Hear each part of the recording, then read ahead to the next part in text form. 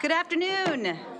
Welcome to this bill hearing for the House Health Committee. I ask for your patience if we encounter any technical or streaming issues. This hearing is being streamed live on the Maryland General Assembly YouTube channel. We do have a few virtual witnesses today, so just bear with us as we switch back and forth. Please note that food and beverages are not permitted in the gallery. Delegates may have drinks at their desks as meetings can run long, and we want to encourage hydration. Please make sure to turn off your cell phones at this time or turn them to silent.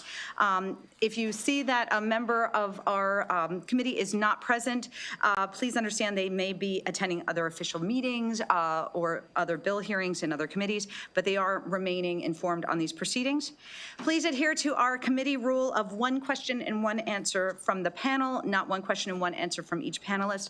And please make sure that your questions are shorter than the answers. We are going to be going in the following order today. House Bill 1365, followed by 1129, 1223, 1233, 1167, 1485, 1109, 1023, 1291, 1357, 1004, 1264, 1523, obviously dependent on availability of the sponsors. And please remember that witnesses are not time limited in their testimony, but please keep it within reason so we don't have to revisit that rule. And all witnesses have 2 minutes. We are going to start with House Bill 1365. This is Health Occupations and Insurance, Menopause, Provider Training and Coverage Requirements. This is our Speaker, Peña Melna's bill, and I believe Aaron Hopwood is here on behalf of the Speaker, who's also has bill hearings in a couple of other committees. So Aaron, welcome back to Health, and if you would like to bring your panel, and you can start your testimony when you're ready.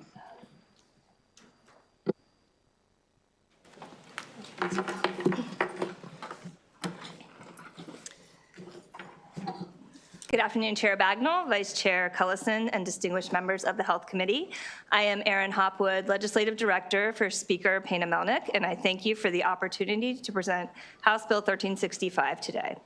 This bill is designed to improve the quality of women's health care by allowing certified or licensed healthcare providers who are required to complete continuing education to receive double credits for that education on menopause and menopause-related symptoms. The bill requires MDH to identify at least one training program that may be used by providers for this purpose, and the bill requires insurance coverage for menopause treatment. Perimenopause often begins in a woman's early to mid-40s. Menopause typically occurs between ages 45 and 55, with the average age of onset being 51 to 52. In Maryland, women within this age range represent approximately 12.3% of the female population, which is a significant portion of our community that deserves informed and evidence-based care. I would like to tell a story that reflects the lived experience of many women and underscores why this bill is so important. Last June, a close friend of mine who was in her 50s went to her primary care provider because she felt off. Her initial blood work came back normal and her concerns were dismissed. 1 month later, she woke up believing she was having a heart attack and went to the emergency room. After extensive testing, she was told her labs were reassuring and was referred to a cardiologist, a neurologist, and a gynecologist. Each specialist told her everything looked fine. Meanwhile, she wasn't sleeping, her blood pressure was elevated. She described feeling as though her body was constantly stuck in fight or flight mode. And between June and October, she had blood drawn 13 times. Each time, she was told nothing was wrong. At every appointment, she asked a simple question: could this be related to my hormones? And each time, the possibility was dismissed. Instead, she was prescribed anti-anxiety medication on 3 separate occasions and told she was experiencing panic attacks. After changing both her primary care provider and her gynecologist, she was finally prescribed hormone replacement therapy. Within 2 weeks, she began to feel like herself again, and her symptoms improved. For months, no one had discussed menopause as the potential cause of her symptoms.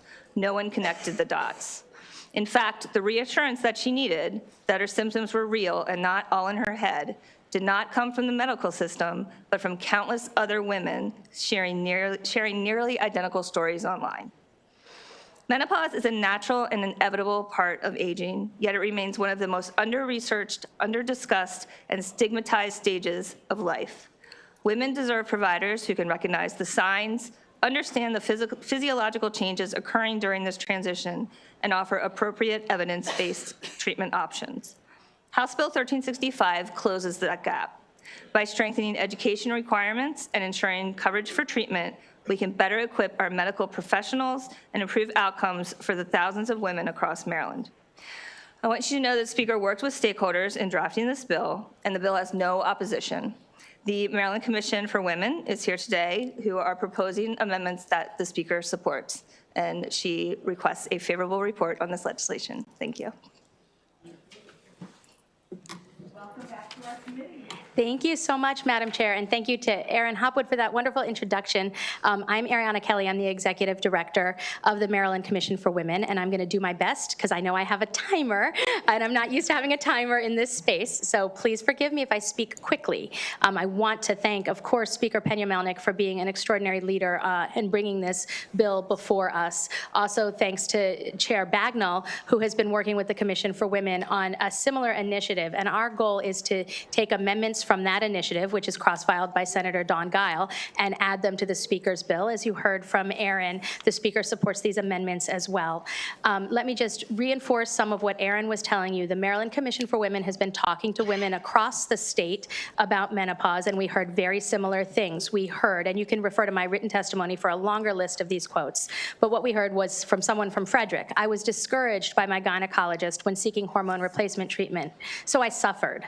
I had night sweats, lack of sleep, irregular periods, and I was told, this is just how it is. Someone from Prince George's said, I can't help but wonder how many women do give up and stop trying like I had after multiple desperate asks for help seeking menopause treatment. Women's lives depend on this changing. We heard from someone from Carroll County that said, I had to find out about HRT from a YouTube influencer. And of course, someone from Montgomery County saying, this lack of knowledge regarding women's health is unimaginable this day and age. So I'm very, very excited that the Speaker is prioritizing this. The amendments from the bill that Chair Bagnall and Senator Guile was working on are in specifically, number one, to ensure that a menopause specialist and the Executive Director of the Maryland Commission for Women be added to the State Advisory Council on Health and Wellness. Number two, the study that the Maryland Commission for Women wants to do to evaluate opportunities for state policy initiatives to improve the health and economic security of women experiencing perimenopause and menopause.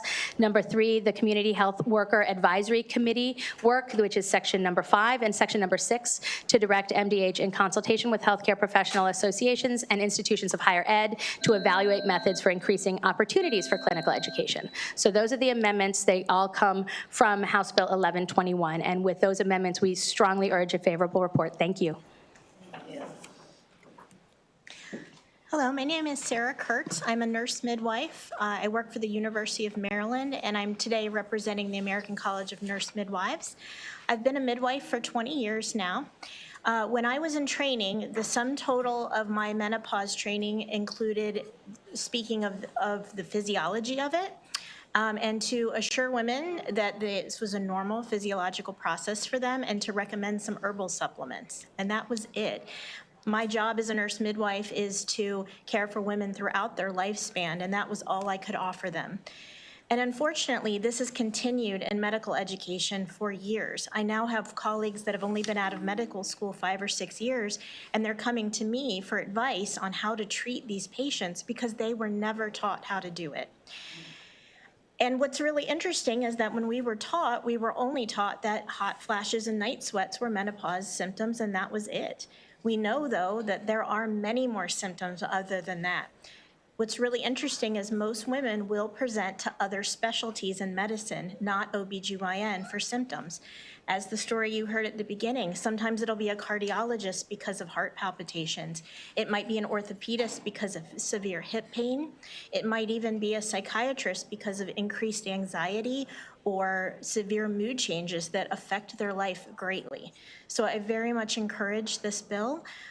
We thank you for your time. Please give practitioners and other people, even pharmacists, the opportunity to understand the treatment and give us opportunities to better care for the women of Maryland. Thank you for having me.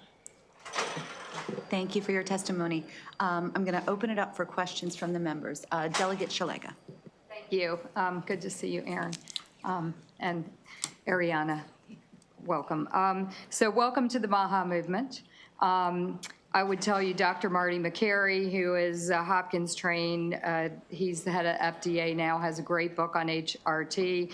Dr. Casey Means is now the Surgeon General, she as well. And they talk a lot about a study that was conducted that tied HRT to heart disease and heart attacks in women. And it's taken decades to debunk this. And so this is a big part of the problem. When women go to their physician and ask about HRT, they say, well, you know, it could be dangerous to your health, when we know indeed it's not. So, you know, it's very optimistic that we're turning the corner on this. But I want to ask you, Aaron, about the cost sharing. So in the letter from the Maryland Healthcare Commission, second page, it talks about increasing premiums and cost sharing. Can you tell us who is in the cost sharing? Who will this affect? It's not going to affect the 6 million lives. Obviously, not all of them are women in menopause, but you know, it's only a certain part of those that are insured that this will affect. Can you remind us of who that is? Yeah, so the members of the fully insured market, and it would be everyone in that market, 13 cents per member per month. So the fully insured is who? How many lives is that? Oh, number of lives? I can get that answer for you, but I don't know the exact number of lives in the fully. Okay, and then beyond that, it would be state health insurance people too. So this is not going to be effective for everybody, because not everyone is in. Actually, it's a tiny, like 10%, I think, of the 6.1 million. So if we, it would be 12.3% of the 12.3. But eventually, It may be less. all than women would be in Sure. that category. No, because if they're not in the fully insured, if they're Well, self-insured. I'm sorry, if they're in it, but they- all women in that category would be. Yes, all women in would be that category, benefited but by the just, bill. you know, because I have a lot of concerns about mandated Mm-hmm. benefits, and I think there are 13 of them in bills this year, Mm-hmm. so, and I'd love to get those numbers. Thank you. Okay. Delegate Hill. Thank you very much, and thank you all for being here. I'm going to address this to former delegate and Executive Kelly. There has been a shift, as was testified, in how we view biologically identical hormones. And can you speak at all to how the science has evolved so that the change is not just, as I understand it, not just that we're taking the warnings away, but we have scientific evidence that there are safe ways to administer? Is that a science-based change, or is it? Yes, it is a science-based change, and as you know, unfortunately, I am not a clinician, although I served on this committee, posing as one for many years, and I did chair the Health Occupations Committee, subcommittee, so I think that to the point we heard from Sarah, the clinicians are going to benefit tremendously from updated information based on a reassessment of that study that Delegate Shalega was talking about, and new information. I had my endocrinologist, actually in a regular visit that was not to discuss menopause, bring this up to me and tell me that, you know, his understanding, so again, this is coming from my endocrinologist, was that they have a better understanding of the importance of hormonal treatment for women in the earlier stages of menopause, and that by looking at the data in that way, they could really understand that HRT could be very beneficial with very minimal risks, understanding that the earlier study had looked at the entire population, including women into their 60s and 70s who had had a change, again, not a clinician, but as he explained it to me, it has to do with what builds up in your arteries and things like that, and that those changes from being postmenopausal for too long and then taking HRT had influenced the data. So that is my basic understanding, but we can certainly get the committee scientific evidence from a doctor and on that, but that's my understanding, and that's why the clinical training and updated clinical training is so important. All right, thank you very much. Thank you, Madam Chair. Thank you. Seeing no other questions, I noticed that there wasn't a letter from the carriers. Can you speak to those conversations and also to the broader implications of this bill, because it's beyond insurance, correct? Correct. So the bill also incentivizes licensed or certified healthcare providers in the state who treat menopause and perimenopause to take continuing education on perimenopause and menopause, and they would get double credits for taking that. So it's an incentive. In terms of, the carriers. We worked with carriers. The speaker had stakeholder meetings like she always does when drafting her legislation. The carriers were involved, and they are comfortable with the legislation. I was told that I could tell the committee that. Thank you very much. I see no further questions, so this concludes the testimony from this panel. We do have a favorable, which is Secretary Sullivan.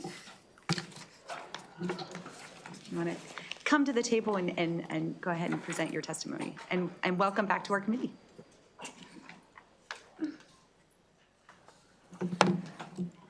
Wonderful. Thank you so much. And good afternoon, Chair Bagnall, Vice Chair Cullison, and members of the Health Committee. I am Dr. Meg Sullivan, the Deputy Secretary of Public Health Services at the Maryland Department of Health. And thank you for the opportunity to testify today in support of House Bill 1365, Health Occupations and Insurance, Menopause, Provider Training and Coverage Requirements. The department supports House Bill 1365 because improving clinician education in menopause care is essential to ensuring high-quality, patient-centered care for women. Menopause can cause a wide array of symptoms that complicate both the activities of daily life and other health conditions. Symptoms can be effectively managed, yet many providers currently receive little formal training in menopause management. This gap in training has real consequences. When clinicians lack current evidence-based knowledge, patients may experience delayed diagnosis, fragmented care, unmanaged symptoms, and/or treatment recommendations that are out of date. Improving provider education ensures that menopause symptoms are recognized early, discussed openly, and treated effectively. The department's Women Health Action Plan commits to ensuring that all women in Maryland achieve and maintain their highest level of physical, mental, and emotional well-being. Comprehensive menopause care is essential to fulfilling that commitment. House Bill 1365 strengthens provider capacity by encouraging menopause-related continuing education and directing the department to identify appropriate training programs. By supporting clinician education, this bill will help increase the members of Maryland providers that are equipped to deliver informed, compassionate, and evidence-based care to women during midlife and beyond. And for these reasons, the department respectfully urges a favorable report on House Bill 1365. Thank you. Thank you for your testimony. Are there any questions for this witness? Seeing none, thank you very much for your testimony. We do have one more panel, which is favorable with amendment. If I can get LaShawn Stint, Michelle Seary, and Tisha Edwards. You can come to the table and begin your testimony when you're ready.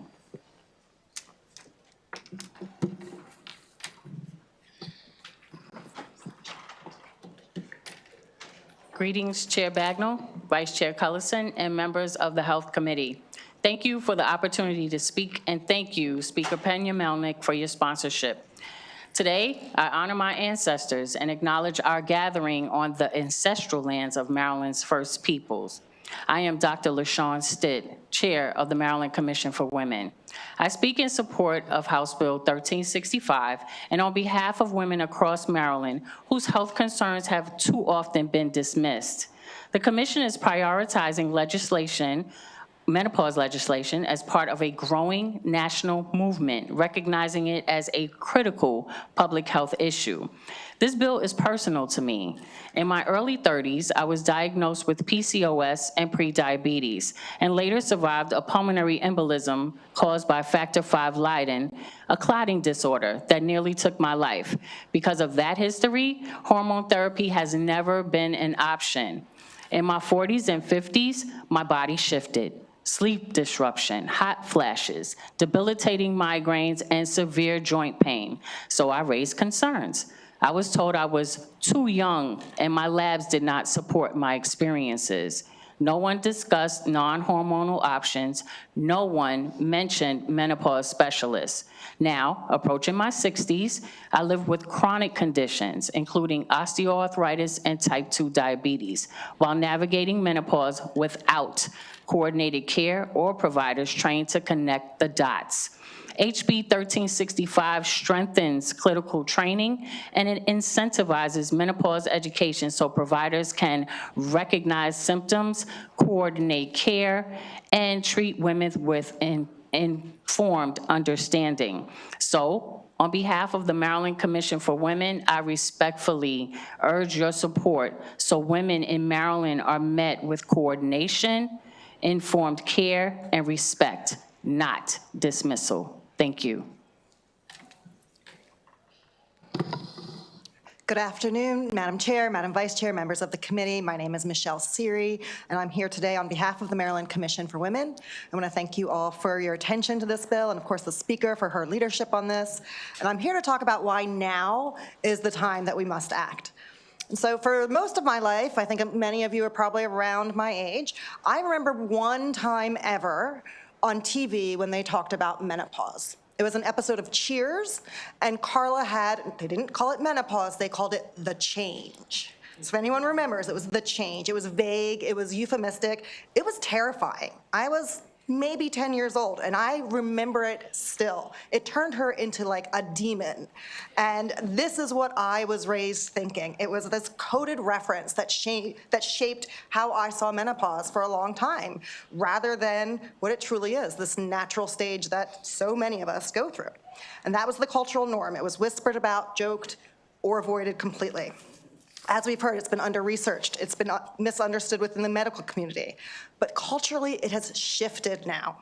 Recently, I was leaving for a girls' weekend with my college girlfriends, and my teenage son came and asked if we were all just going to sit around and talk about cougarty. Cougarty, if you don't have a 16-year-old at home, is cougar puberty. It is a term for what we are now going through in life. And so the answer was yes, that is absolutely what my girlfriends and I sat around and talked about. But it was really a powerful experience to share that with all of them. But what struck me was that even teenage boys right now have language, however creative, that reflects this stage in life. That is not the case 30, 40 years ago. Menopause is being discussed in the media, on social media, in the workplace, everywhere you turn, because women are demanding that they be heard on this issue. So what I'm really here to say is that if our culture, if our teenage boys are ready to say the word, then it is obviously the time for our healthcare system, our insurance system, to catch up. So I'm here to ask for a favorable with amendments. Thank you so much. Good afternoon, Chair, Vice Chair, and members of the committee.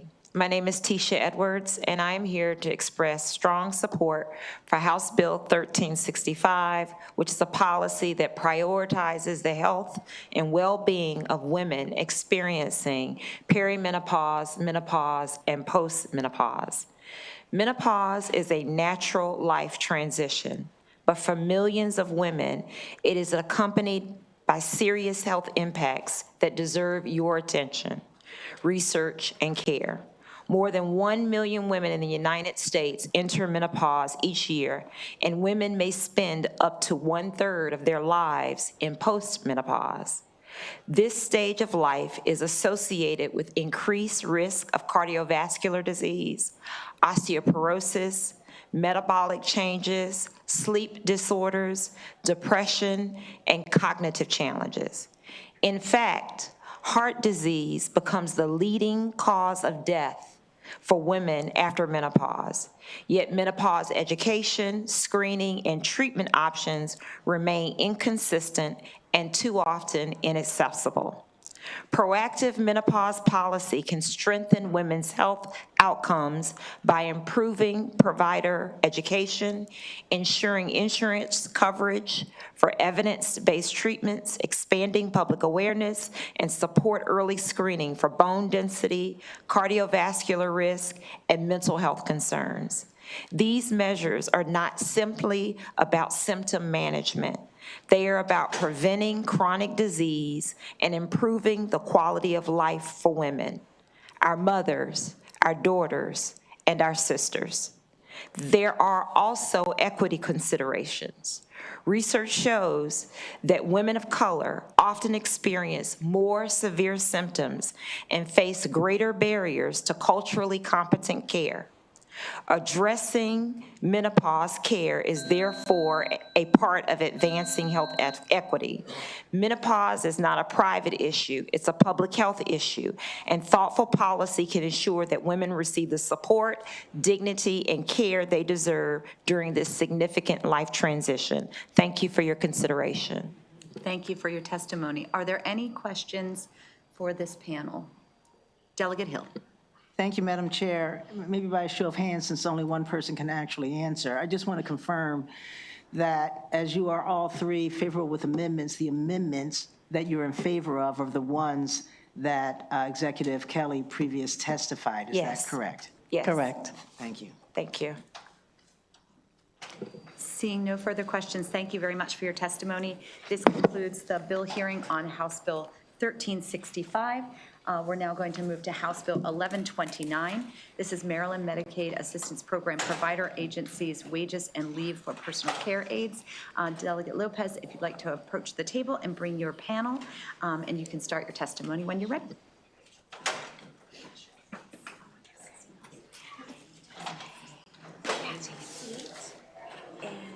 You might have to do a switcheroo. I can talk and then just jump back, so that way somebody gets my mic. Yeah.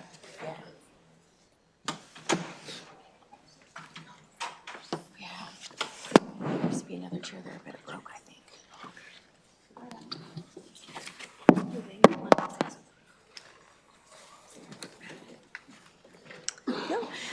Good afternoon, Madam Chair, Madam Vice Chair, members of the Health Committee. For the record, I'm Delegate Leslie Lopez, representing District 39, here to present HB 1129, a bill that is about something far bigger than just numbers on a page.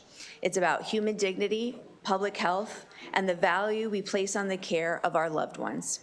Personal care aides are the backbone of our home health care system. They help our seniors get out of bed, dress for the day, prepare meals, and stay connected to the world. They do this work in our homes, where the stakes are high and the hours are long. This work is physically demanding, mentally taxing, and emotionally intensive. Yet despite the challenges, many aides earn wages near the legal minimum and face the impossible choice of going to work sick or losing income. This is a risk not only to themselves, but to the patients who depend on them. So here's what this bill does. This bill raises hourly wages to $2 above the state minimum. This is a critical step towards complying with the CMS guidance that by 2030, either 80% of Medicaid reimbursement or $20 per hour goes directly to these workers. To put that into perspective, the state minimum wage is $15 an hour, and that's currently 59% of the Medicaid reimbursement rate for this work. We cannot wait until 2030 to make progress. The workforce cannot wait, and the state cannot wait if we want to meet CMS's goals. You'll hear from legal and community experts, as well as home health workers themselves, and they've made it clear. This bill is urgent, it is necessary, and it is just. Their voices remind us that our policies are not abstract. By raising the wage floor and guaranteeing earned sick leave, we stabilize our workforce, protect our patients, and start closing the gap between CMS's goals. Maryland can do better, and Maryland must do better. HB 1129 is how we continue to ensure fair wages, safer care, and dignity for those who sustain our communities and for our loved ones. Thank you, and I urge a favorable report. Good afternoon, Chair Bagnall, Vice Chair Cullison, and members of the committee. My name is David Rodwin from the public interest law firm of Murphy Anderson, and I'm working with the Maryland chapter of the National Domestic Workers Alliance on this bill, and we're very grateful to Delegate Lopez for championing it. I think one way to think about this bill is modest but meaningful. Modest, it has no fiscal note in recognition of the fiscal climate that we're in. It's focused just on a subset of the Medicaid-funded home care workforce. It doesn't cover DDA workers. It's just workers under the Office of Long-Term Services and Supports. And modest because it works within existing funding constraints to meaningfully improve job quality for these workers.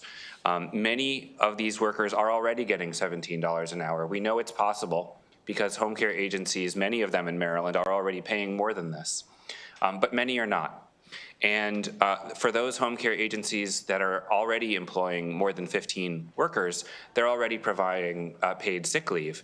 But Maryland's sick leave law, the Healthy Working Families Act, says that if you employ fewer than 15 workers, that leave can be unpaid. And there are many home care agencies in Maryland that provide care through these Medicaid programs that employ fewer than 15 workers, some of whom you'll hear from today. The Medicaid access rule is very complicated. It takes effect, the key provision we're talking about today, in 2030. That provision is sometimes called the 80-20 rule. And it says that of the amount that the state pays home care agencies for care, 80% of that amount, which is currently $25.58 an hour, 80% of that has to go to workers' compensation. In Maryland right now, we are not on track to meet that goal. This bill will help us get on track and help meet it when it takes effect in 2030. And so with that, we ask for a favorable report. Thank you so much.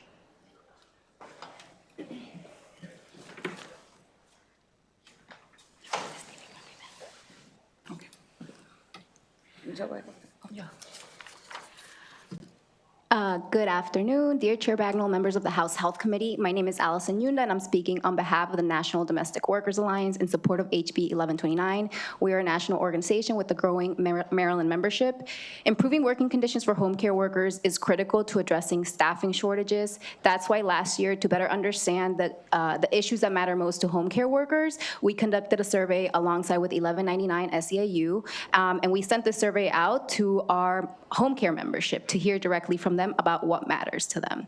Overwhelmingly, those who responded identified higher wages as their top priority, and at NDWA, we also conducted additional consultations with our members who emphasized that strengthening sick leave protections in Maryland is equally important to them. $17 home care wage floor is achievable for Maryland personal care aides this year, and many RSAs are already paying above this floor, but not all. A $17 per hour wage floor for PCAs allows Maryland to set wages that compete with other industries and nearby home care markets like in Washington, D.C., where the minimum wage is $17.95. From my firsthand experience, talking to home care workers is what I dedicate my profession to. In Maryland, when I conduct outreach and find home care workers, a majority of home care workers that I talk to are working in D.C. They choose to live in Maryland and commute to DC because the wages are higher in DC. And when I ask them, would you work in Maryland? They say, of course, but I have to pay my bills. Sick time protections are just as important. The Maryland Working Families Act gave some workers paid sick and safe leave protections, but these benefits aren't afforded to workers whose employer has 14 or less employees. Home care workers are often forced to choose between taking a day off when they're sick and falling behind on their bills, or working ill and putting their patients at risk. It's the sacrifices of these workers that props up our Maryland's long-term care system. Members of the committee, you must take action now to transform care jobs. For these reasons, we urge a favorable report for HB 1129. Thank you for your testimony. And just for the record, can you restate your name? Allison Yunda. Okay, thank you so much. Yeah. And for our next speaker, we requested, she'll be speaking in Spanish, so we requested additional time to allow for interpretation. Yeah. Estimado Presidente Bernas y miembros del comité. Dear Chair Bagnall and committee members. Mi nombre es Teófila Liriano. He trabajado como cuidadora en el hogar desde 2005. He trabajado para algunos estados como New York, Virginia y Maryland. My name is Teófila Liriano, and I've been working as a home caregiver since 2005. Over the years, I've worked in several states, including New York, Virginia, and Maryland. Siento un gran orgullo por mi trabajo como cuidadora en el hogar. Cuando llego al hogar, veo al paciente como mi familia. Le pregunto cómo amaneciste, si necesitas ayuda. Le tomo el azúcar le tomo el azúcar o la presión si lo necesita. I take great pride in my work because home care is essential to me. When I arrive at my client's home, I treat my patient like family. I greet them, ask them how they're doing and what they need help with. Then I take their blood pressure or blood sugar or attend to their other needs. También les recuerdo el medicamento, lo baño o hago otras necesidades. I also remind them to take their medicine, and if they need to use the bathroom, I take them. After that, I sit down with my patient and have a conversation with them.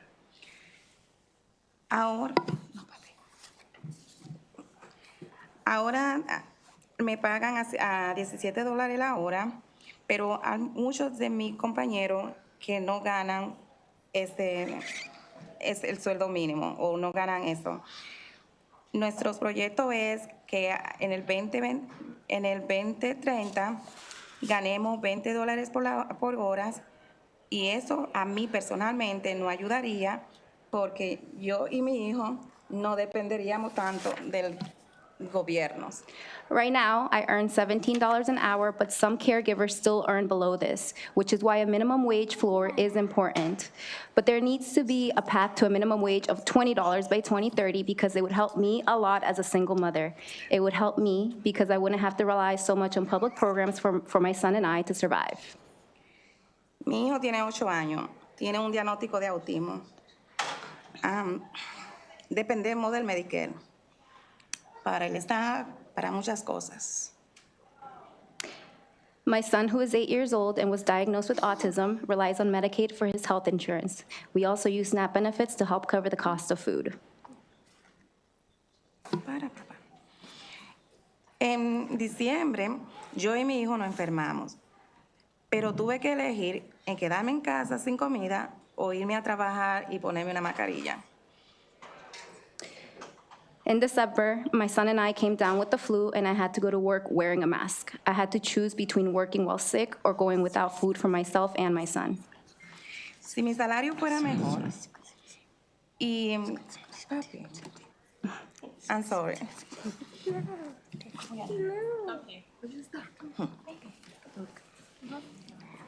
Si mi salario fuera mejor y si tuviésemos tiempo de enfermedad, fueras esencial para mí y mi familia, y yo sé que para miles de personas que trabajamos como cuidadora del hogar. También le pido, por favor, que voten por la ley HB 1129, por favor. If my wages were better and I had paid sick leave, my son and I could be more independent and not rely so much on public programs. For these reasons, I urge the committee to vote in favor of HB 1129. Thank you. Thank you for your testimony, and thank you for your patience and sharing your mama with us today. She's doing very, very important work. I'm sorry. Are there any questions from the members for this panel? Delegate Taveras. Muchas gracias por su, a Teofilia, muchas gracias por su cooperación.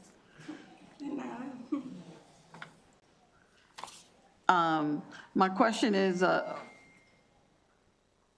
¿qué otros beneficios ustedes reciben? What other benefits do you guys receive? Nosotros tenemos el ENAS. Yo no he aplicado para un disability porque nosotros creo que mi hijo puede ser independiente. So we haven't applied for disability because I believe that my son can be independent. Pero tenemos solamente, por ahorita tenemos el snack para él. But right now we have SNAP benefits. So, can I just follow real quick? Yo nada más quiero tener entendido que el sueldo que usted recibe ahora no es suficiente para cubrir todos sus gastos y usted tiene que depender del gobierno para sostenerse, ¿correcto? Sí. Nosotros, lo que pasa es que yo estaba casada, por ejemplo. Ahorita estamos solos, mi hijo y yo. Pero sí, necesito por ahora mismo, estoy aplicando para pagar la luz y eso. Porque no, mi sueldo no da. Let me translate. So my question was, I just want to make sure and make clear that her salary is insufficient for her to be able to cover all her basic daily needs. And so therefore, she needs to depend on government safety programs in order to be able to sustain herself and her family. Gracias. Gracias por estar aquí con nosotros hoy. Thank you for being with us today. Delegate Hill. Thank you, Madam Chair, and thank you, Delegate Lopez. So there was some opposition from Lifespan who are saying that the Medicaid reimbursement rates that they're getting are barely, covering their cost and that they don't have it from there. So I don't know if you, Mr. Rodwin, can address their concerns. Sure, I can just say that this piece of legislation puts us in compliance with the CMS guideline that has to be achieved by 2030. And that CMS guidance says that that these workers either get paid $20 per hour or an 80% rate of reimbursement. So we're helping these folks along who are not currently compliant. And you heard from my friend here on our sponsor panel that many are, but there are some that are not. And so largely, I think people are compliant, but this just codifies that process. Okay, may I ask a follow-up? Mr. Rotman, did you want to add anything? Yeah, and thank you, Delegate Hill. The fiscal note provides some helpful numbers as well, I think, in that regard. There are about 1,200 licensed home care agencies in Maryland currently enrolled in providing Medicaid-funded services under these programs, and they're doing it because they're making money off, doing it. They're all making enough to continue doing it, and so I think that the funding coming in is certainly sufficient to encourage enough providers to get out there and accept Medicaid funds.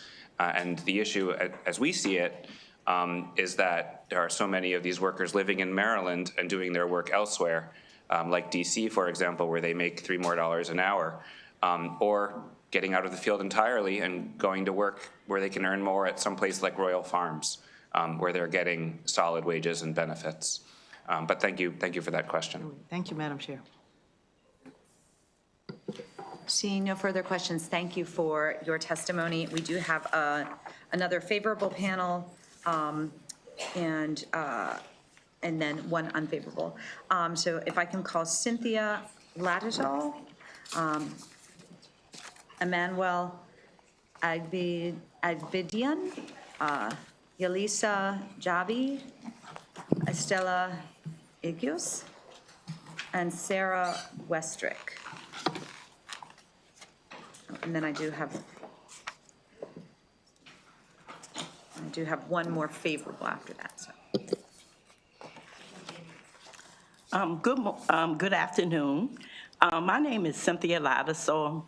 My journey with care for others began with my own family. I cared for my husband for 18 months. Caring for him helped me realize my passion for caring for others. After COVID, I had applied for a home care position at an agency. They contacted me to hire me, but I turned it down when they told me their starting rate was $12 an hour. I was shocked. All they told me that was what the state was paying. I have bills to pay, and I could not accept that. So I went to work for a patient who was private pay, who can survive on $12 an hour. I believe that everyone deserves quality care regardless of whether they can afford to pay out of pocket or rely on Medicaid. I have spent the holidays like Christmas, New Year's with my patients instead of with my own family because they are just like my family. Even though in 2026, the wages for Medicare fund home agencies are not enough to sustain myself or my family. If they were, I would be gladly work for one. Paid sick time is just as important. It would allow caregivers to rest, recover, and avoid spreading sickness to every person who are most at risk. Seniors and people with disability deserves better care and more invest in home base. For me, this is a calling, not about the money, but we do need to survive. For this reason, I urge you all to vote in favor of HB 1129. Thank you. Thank you, Chair, and thank you, members of the committee, for hearing me out. My name is Emmanuel Agbidian. I'm a caregiver as well. I personally observed and saw my parents' health decline and dwindle till they passed away, needing care. As a caregiver, my job entails assisting the individuals with their ADL, transferring them from wheelchair with the oil lift, just making sure they're having the best time, putting a smile on their face, interacting with them. And sometimes it gets really difficult and strenuous where we do go through we do go through abuses, not due to the fault of our clients, because their health is dwindling, but, we get physical abused, we get verbally abused a lot of times, and we still just have to just take all that in to preserve dignity for themselves and ourselves. But moreover, the wages are just not cutting it for us. Because it's one thing to live from paycheck to paycheck. I could understand that to do that. But when you live from paying Peter to Paul and Saul on a monthly basis, and you start making deal with your cell phone to pay the next month, and that incurs you an extra bill of $40, it's just robbing us of our dignity. That's all we're asking for right now, to give us a wage that just keeps up with time, where we're able to live from month to month or time to time. Also, to talk about the sick leave we don't have. I don't understand why that is, because it just endangers not just us, but the clients as well. Because we get sick and then we still go to work because we can afford to stay off work.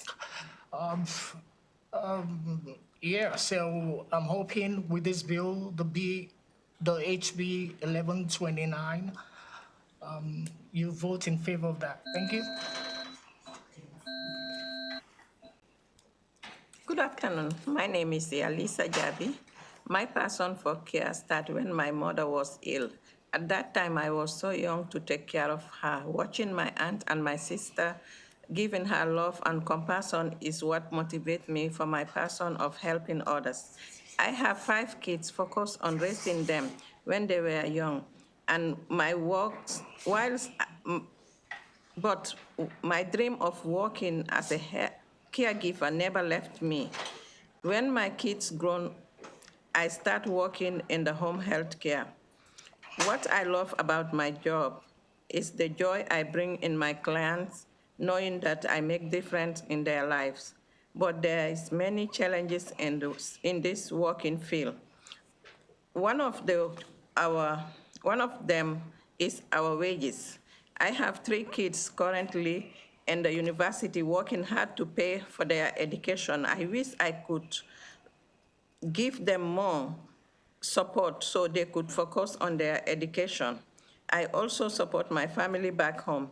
Many people have left this care to look for a better paying opportunity, even they love the job. I myself focus on living on my own business, but I stay because of my client. I care about my client deeply, and I make a sacrifice for them. Their love means a lot to me, but a higher wage and a sick time protection will go a long way. For those reasons, I urge you all to vote for favor of HB 1129, and thank you.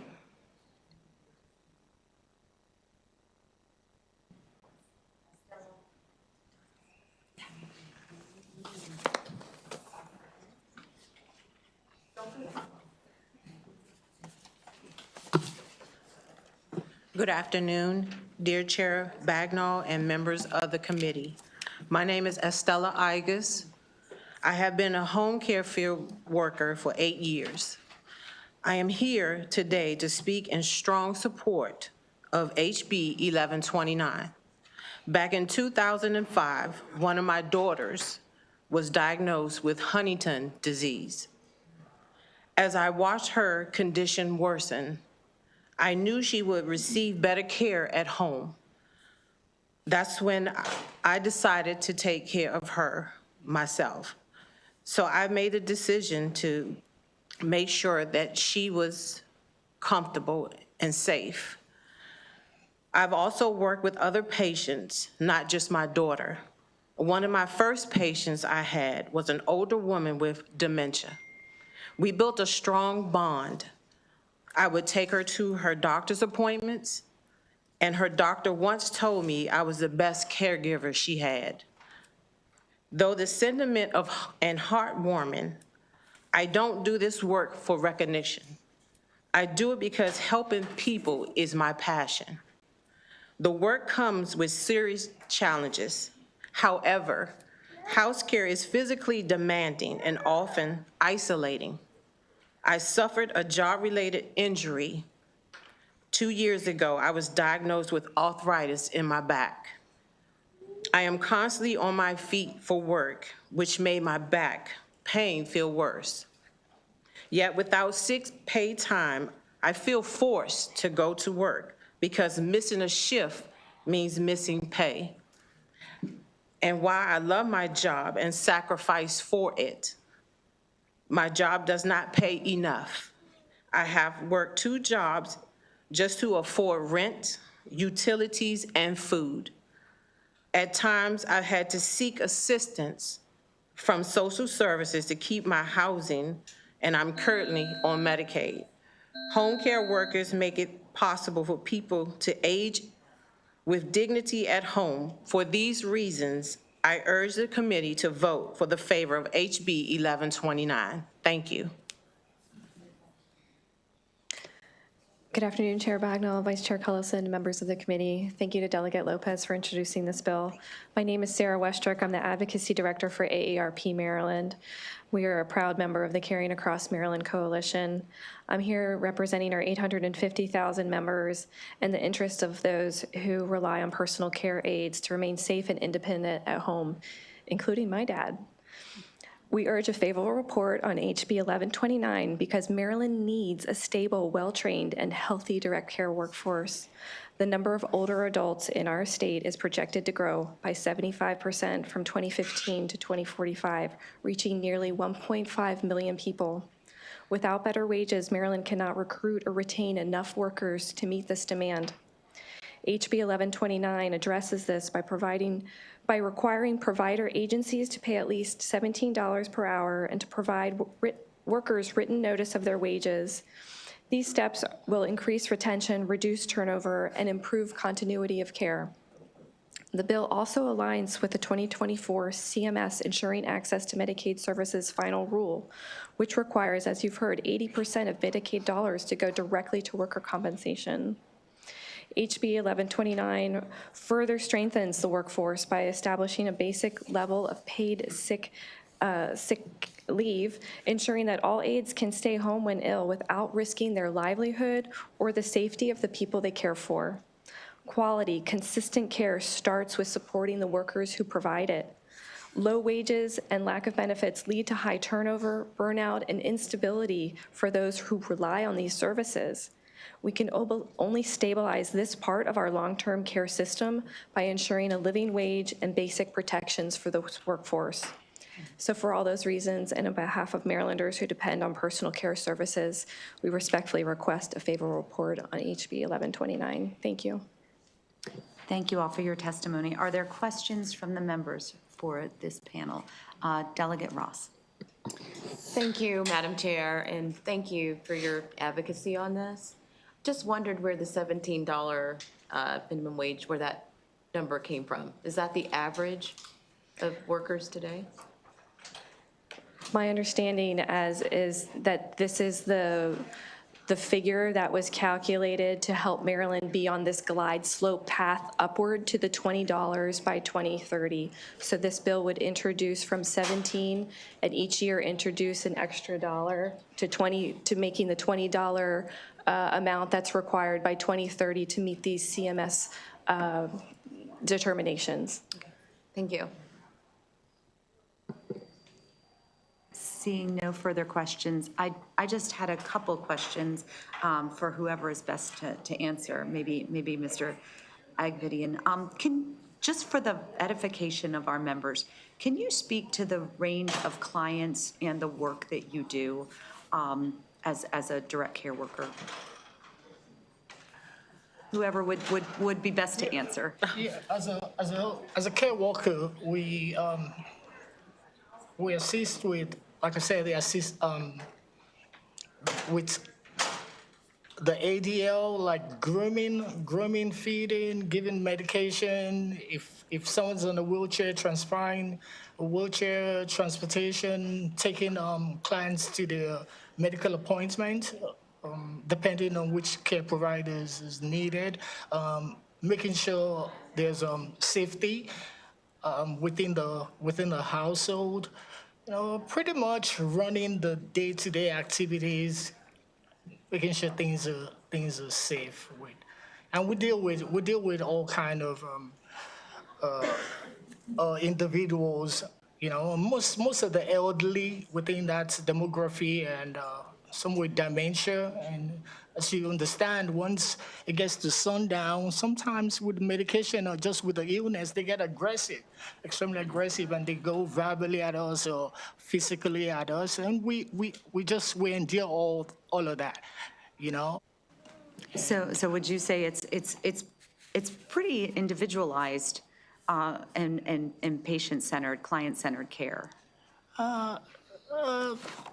Kind of, sort of, depending on where you're posted to. Thank you very much. Thank you for your testimony. And just one other question, but by a show of hands, how many who are speaking today had to take off work to be here? And are you representing, multiple people who couldn't be here today?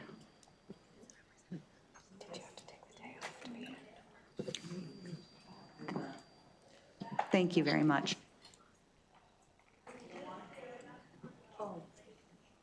Seeing no further questions, thank you all very much for your testimony, and thank you for taking the time to be here today. We do have one more favorable and then one unfavorable. I have Callie Schumitz.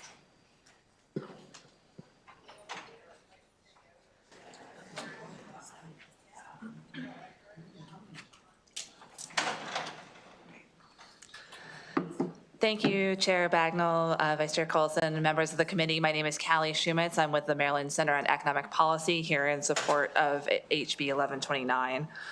As you've heard today, home care workers are a vital part of the social infrastructure that keeps Maryland going. They provide essential services to aging Marylanders and Marylanders with disabilities, but the state struggles to meet the need for these workers.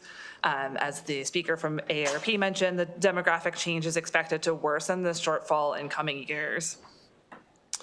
HB 1129 would improve long-term care access and quality in Maryland by guaranteeing Medicaid-funded home care workers a $17 minimum wage and earned sick days. And poor wages, benefits, and working conditions are among the top barriers to recruiting and retaining a sufficient workforce.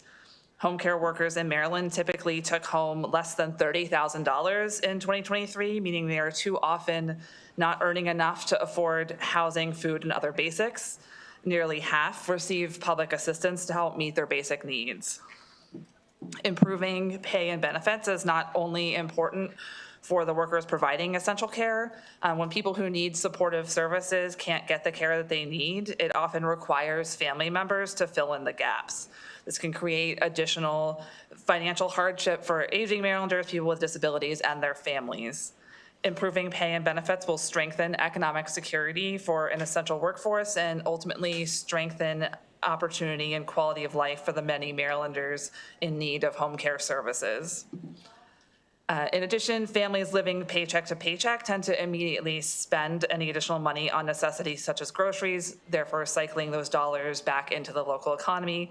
And guaranteeing home care workers access to earned sick days would reduce aging Marylanders' exposure to communicable disease and potentially mitigate one driver of healthcare costs. We would ask for a favorable report. Thank you. Thank you very much for your testimony and great timing. Are there any questions from the members for this witness? Delegate Hill. Thank you. There was a question in the unfavorable testimony that you may be able to address. If not, just that's fine. It says that last year we set up interested parties advisory group that are supposed to be advising and consulting on Medicaid payment rate sufficiency and ensuring an adequate access to service categories, and that this bill, in its effort to make the 2030 mandates, is jumping over that process. Are you familiar? Can you speak to that?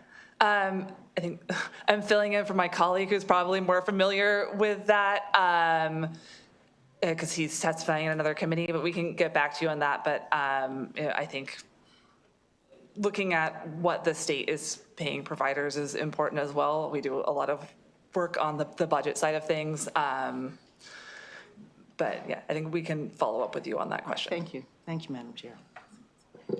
Seeing no further questions, thank you for your testimony. And we have one unfavorable witness, Dana Kaufman. You want to come to the table and give your testimony?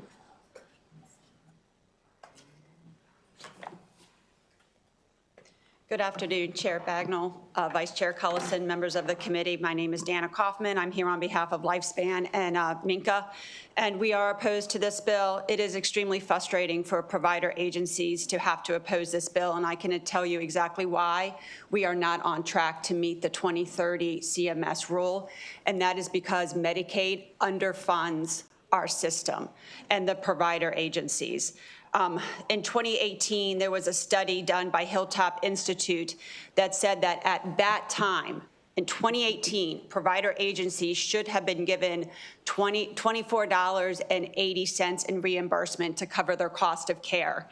8 years later, we are being paid $25.58. So in 8 years, the increase has been 78 cents. If you were to just do a 3% inflation every year, which is probably too low given the inflation that we have been facing, the rate of reimbursement should be about $31.42. And for the second year in a row, provider agencies have gotten 0% rate increase. So if you don't pay us, we can't pay our providers, our workers. I also want to point out that after the 2018 study, there was a 2020 Joint Chairman's report that required the health department to put out a 5-year plan to close that gap. We are still waiting for that plan.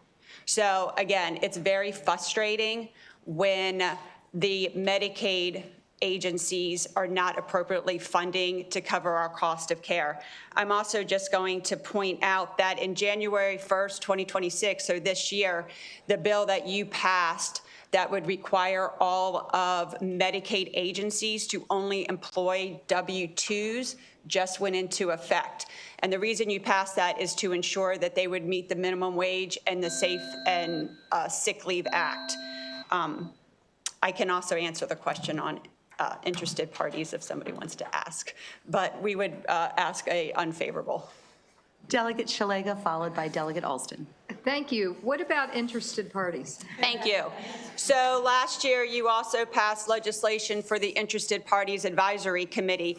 And as you heard earlier, that bill establishes an advisory group. I don't believe that they've met, but it has representation from direct care workers, but it literally says, with advising and consulting on Medicaid payment rate sufficiency and ensuring adequate access to applicable service categories. And that hasn't happened yet. So again, we're putting a bill forward that requires and mandates a $17 basically minimum wage for this category without ensuring that the funding is there to cover it. So at the very least, shouldn't we wait for the very thing that you put into place last year to come back and report to you? Seeing no further questions, can you just articulate one more time the 5-year plan that was supposed to be, that was 2020? It was 2020, and I will be happy to send that JCR language to the committee. I have it. But so after the 2018 report came out that showed the cost differential between the cost of care and the level of reimbursement, I do not think anything happened in the 2019 session, but I will double check. But the 2020 JCR report required the health department to basically put together a 5-year plan to close that gap based on the 2018. Part of that was to also, the department said it was going to hire a consultant to do that. I do not believe that that consultant was ever hired. And again, we have no 5-year plan. Thank you very much. Delegate Hill. Thank you, Madam Chair, and I apologize for not buzzing in sooner. Ms. Kaufman, Dana, so you've heard the testimony from the proponents and the sponsor and the people who are working in this field. And you've heard and you've expressed the concerns of the agencies that are hiring them, and you also know we've got this 2030 date looming. I'm just curious, do you have a suggestion of a solution? Because we've got people who need to get paid. You're saying we've got constrained resources. So if we don't do this, what do we do? Well, I guess my concern is, so one, you have heard that, market demand is actually requiring agencies to pay higher than minimum wage. So a lot of them are paying 17, but there's a difference between letting the market control and mandating. So as far as, well, what do we do in order to meet the 2030? We've got to start making sure that Medicaid underfunds everything. And that is where I think that the state, to be totally honest, needs to make sure and prioritize Medicaid against all their other programs. But, I'm going to be doing the same thing over in the Senate today, where, we can't mandate something and put that burden on the providers when the state is not doing its job. And I don't think that the state is doing its job with our Medicaid providers to make sure that the costs that they are incurring to be Medicaid providers, because frankly, there's a lot of home care agencies that don't take Medicaid. And we don't want to get into that position either. Thank you very much. Seeing no further questions, thank you for your testimony, and thank you for following up with our committee on that requirement, that joint committee. We are going to jump a little bit because we still have Secretary Sullivan here, so we're going to move to House Bill 1109, which is the Public Health Reform Act. So I'm going to approach the table, and my amazing Vice Chair is going to take over so that we can make sure that our Madam Secretary can leave.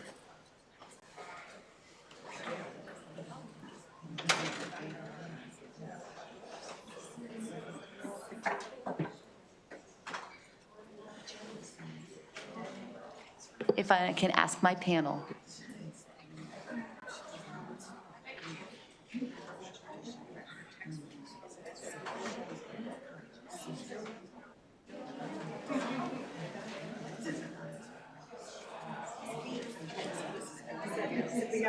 We got all of us. And Sid, I wanted to make sure that Dr. Brewster, just pull up another chair. And you're here for questions on Well, I wrote something up if you want me to give a testimony for the registered. Fantastic. There was going to be more information.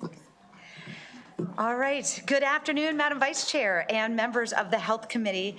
For the record, I'm Delegate Heather Bagnall, District 33C, Anne Arundel County, here in strong support for House Bill 1109, Public Health Reform Act. You have my written testimony, so I will summarize. 3 years ago, in response to lessons learned from the pandemic and in an attempt to modernize and prepare for the future of public health and build better relationships and communication between our state and our local health departments and community partners, this committee, in our previous incarnation, passed the Commission on Public Health to bring together expertise across our entire public health system to assess gaps in Maryland's public health infrastructure and make recommendations to address the needs it found to the General Assembly and the administration. The Commission completed its review and recommendations in 2025 and issued its prescribed report in October of that year. And you all got a copy of that report and a briefing on the amazing work that the Commission conducted, and also on the crosswalk in the work that the Department of Health began in preparation for implementing the recommendations. House Bill 1109 seeks to implement some of the recommendations described in the report, extend the lifespan of the Commission, and create the framework to realize the vision of an integrated, world-class public health system. The initial Commission report highlighted the need for investment in personnel across the public health workforce. So House Bill 1109 creates 2 new mechanisms designed to alleviate some of the strain resulting from shortages. A public health workforce investment fund, which is a dedicated pool of state money set aside for the training and education of health professionals, and the Maryland Medical Reserve Corps, a volunteer service that will supplement the work of on-the-clock professionals during crises such as disease outbreaks and natural disasters. House Bill 1109 also modernizes the code to improve efficiency and accountability at the local level. The bill streamlines the process by which local health departments contract with providers and vendors by expediting the Department of Health approval process for contracts related to service provision, and requires the Department of Health to develop electronic health record systems in tandem with local health departments to improve coordination. Additionally, House Bill 1109 prohibits heads of local departments from receiving compensation for concurrent service on the board of a hospital, and also clarifies their fiduciary responsibilities. The Commission report highlighted several key areas of need, including equity and information technology. To that end, House Bill 1109 requires the Department of Legislative Services to assess and communicate the health equity impacts of proposed legislation, and adds the Secretary of Information Technology as a member, adding expertise needed to evaluate existing information technology protocols. Most importantly, the bill expands the charge of the Commission and extends its work to 2028 to evaluate progress and make further recommendations to fully accomplish the goal of a responsive, efficient, quality healthcare system for all Marylanders.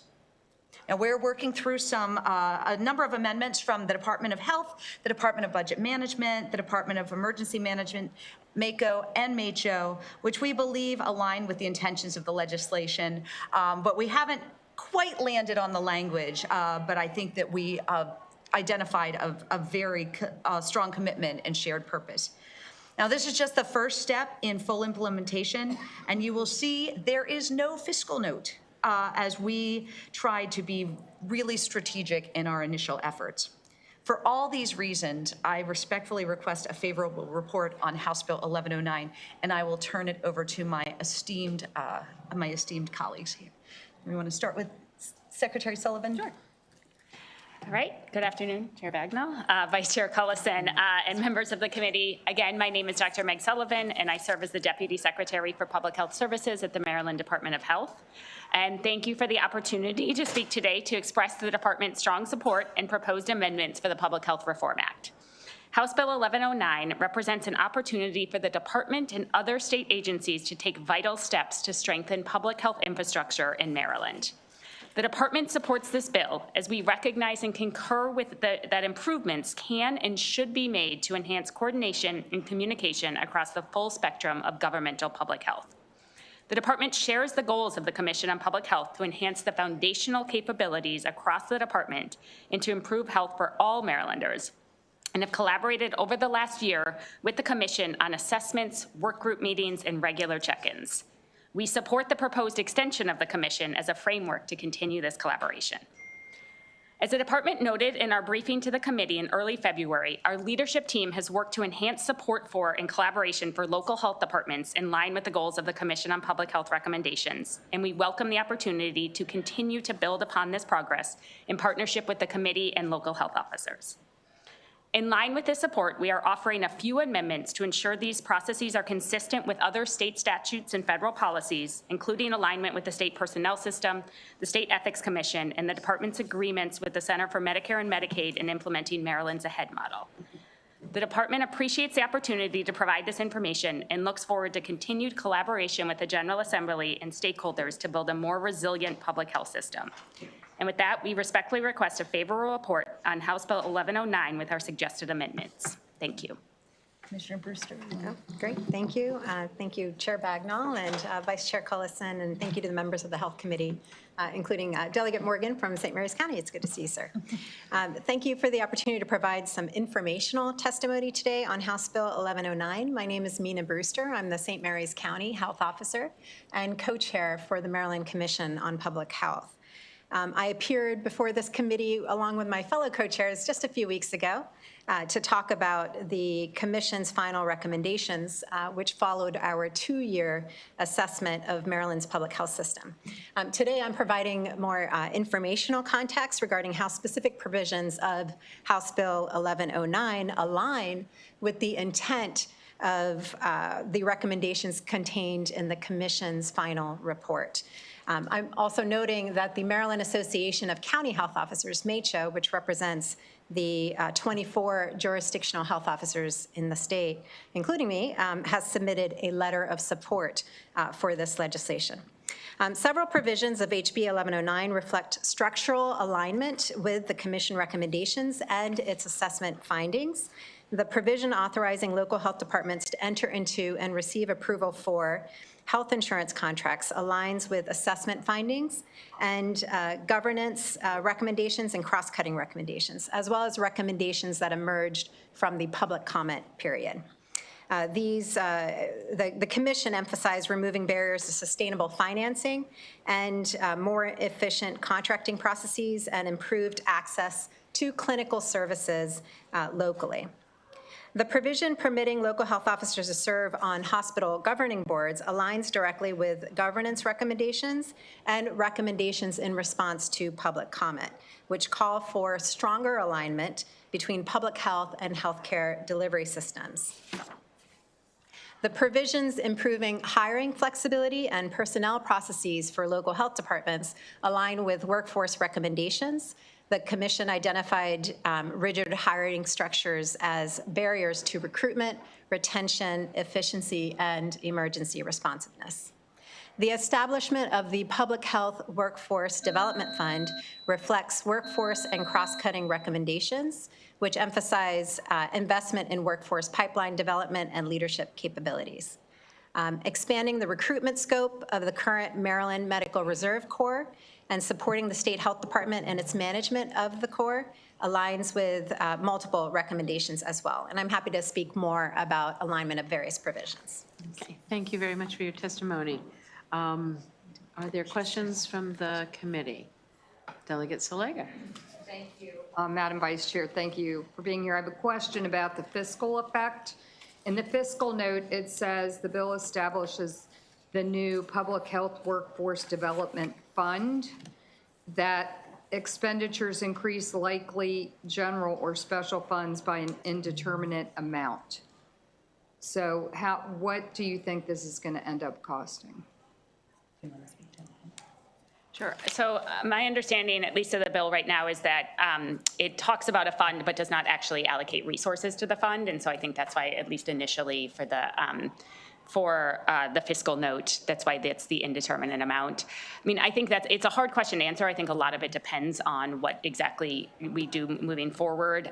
We did offer a little bit of amendments to that language to try and clarify again where the funding would come from and what that amount would be. But I think what we are focused on right now is first implementing a lot of the other provisions of the bill which don't have a fiscal note, and then I think specific for that, thinking about how we can build the workforce with kind of as minimal resources as possible. And through an assessment process. So what's the assessment process? You said you have an amendment that speaks to that. But the amendment, Somebody has to pay for it. Like, it's not magic. yeah, the amendment doesn't speak specifically to the assessment process. I think it more has to do with a technical amendment about the fund itself and some of the wording in the statute. I would imagine the assessment process, and I would look to my co-chair of the commission as well, I think would be in close collaboration with them to try and determine what are the highest priorities and then how we can balance that with the resources we have. And that's part of the continuing work of the commission. Thank you. Delegate Hill? Thank you, Madam Vice Chair, Madam Chair. Thank you for the bill. Thank you all for all the work. This has been a yeoman's task. I was hoping someone could explain a little better, go into a little bit more detail on how the changes that you're putting through will improve the Medical Reserve Corps. I know a lot of us sign up for it. We go through the training. We never get called. I'm not clear on how these changes are going to make that a more effective, efficient, and useful entity. Would you like me to? Sure, thank you for that question, and it's an important one. And this is one that actually had much discussion through the assessment process of the commission. Was the perception publicly, and when we're trying to recruit volunteers for the Medical Reserve Corps, that perception is critically important. But the perception was, because it's called the Medical Reserve Corps, it really only is recruiting clinicians or people with some kind of clinical certification. And so we notice at local levels that we don't have as many volunteers from our communities signing up for this important service because they don't see obvious alignment with that service. And so that, I think that was the reasoning for changing the name to health versus medical, and the idea of ensuring that there is appropriate coordination at the state and local levels to support that volunteer surge pipeline is really important as well. So that provision within the bill actually reflects a couple of workforce recommendations that were intended to make our public health system more resilient and better prepared to respond in times of emergency. Thank you. Any other questions? Dr. Brewster, good to see you again. Thank as you well. so much for coming and for the work you're doing down there in St. Mary's County. Thank you. So you were going to speak a little bit more about the alignment on some of these programs. Could you follow up on that a little bit, please? Thank you, ma'am. I appreciate that.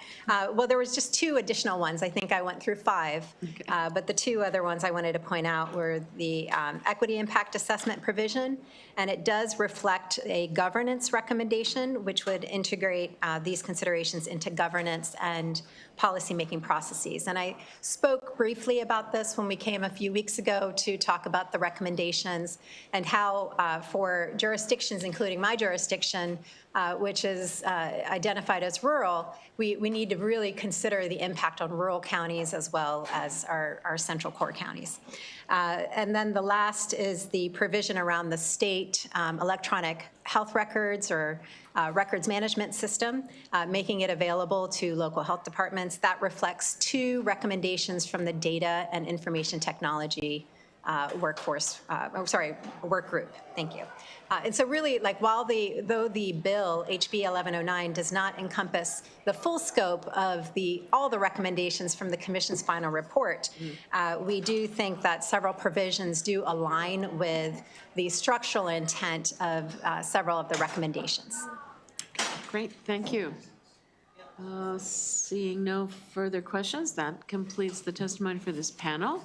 We do have one unfavorable witness, that's Laura Bogley. If you would come up to the table, please. Is Laura Bogley in the room?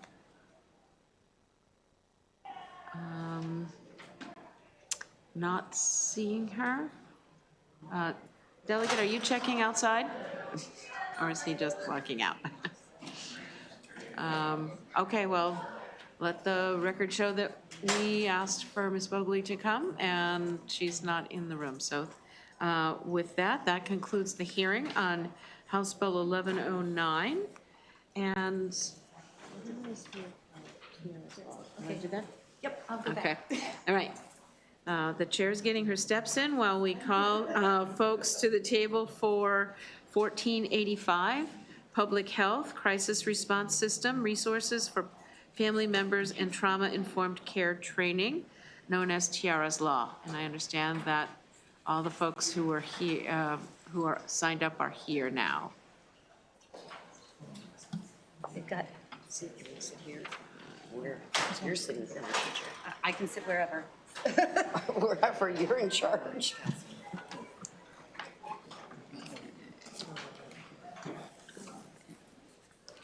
Sorry. No, you're good.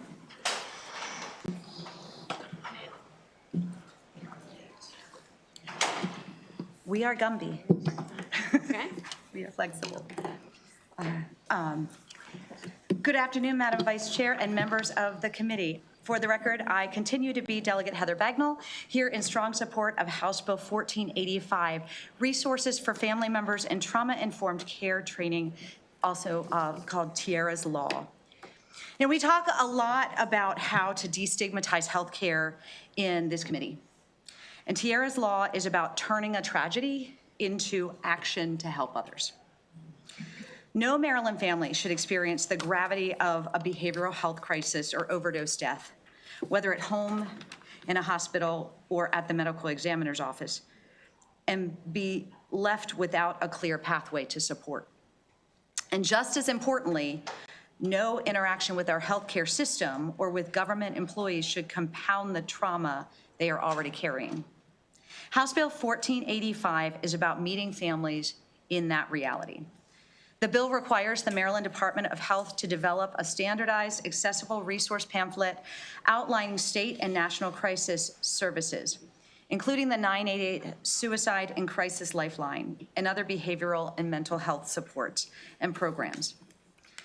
In specified circumstances, that information must be provided to family members, whether the point of contact is an EMT in a home, hospital personnel, or employees of the medical examiner's office. This ensures consistency across settings. It ensures that whenever a Marylander encounters the system in one of life's most devastating moments, they receive clear direction. The bill also directs the department to review trauma-informed care training for relevant healthcare professionals and report back to the General Assembly, because emergency response is about more than intervention. It is about how we communicate in the aftermath, the tone we use, the clarity we provide, the recognition that families are absorbing shock, not just information. Now, Maryland has invested in crisis infrastructure with 988 mobile crisis teams and statewide behavioral health services. But resources only matter if they are placed directly into the hands of families in a form they can return to later when the fog begins to lift and the questions finally surface. This legislation does not create new bureaucracy. It does something both modest and deeply humane. It ensures that when tragedy strikes, even in the most private settings of a home, Maryland provides not just response, but guidance. Now, if you're wondering about the nature of this tragedy, you'll be able to hear from my panel, but you can also turn to page 2 of the bill. Whereas following Ms. Brown's death, stigma associated with substance use contributed to the mistreatment of her family and friends, exacerbating their trauma despite the medical circumstances underlying her condition. Whereas Ms. Brown's family was not provided meaningful information, guidance, or survivor support resources by first responders or the Office of the Chief Medical Examiner. And the only documentation provided to her mother was a receipt for Ms. Brown's body.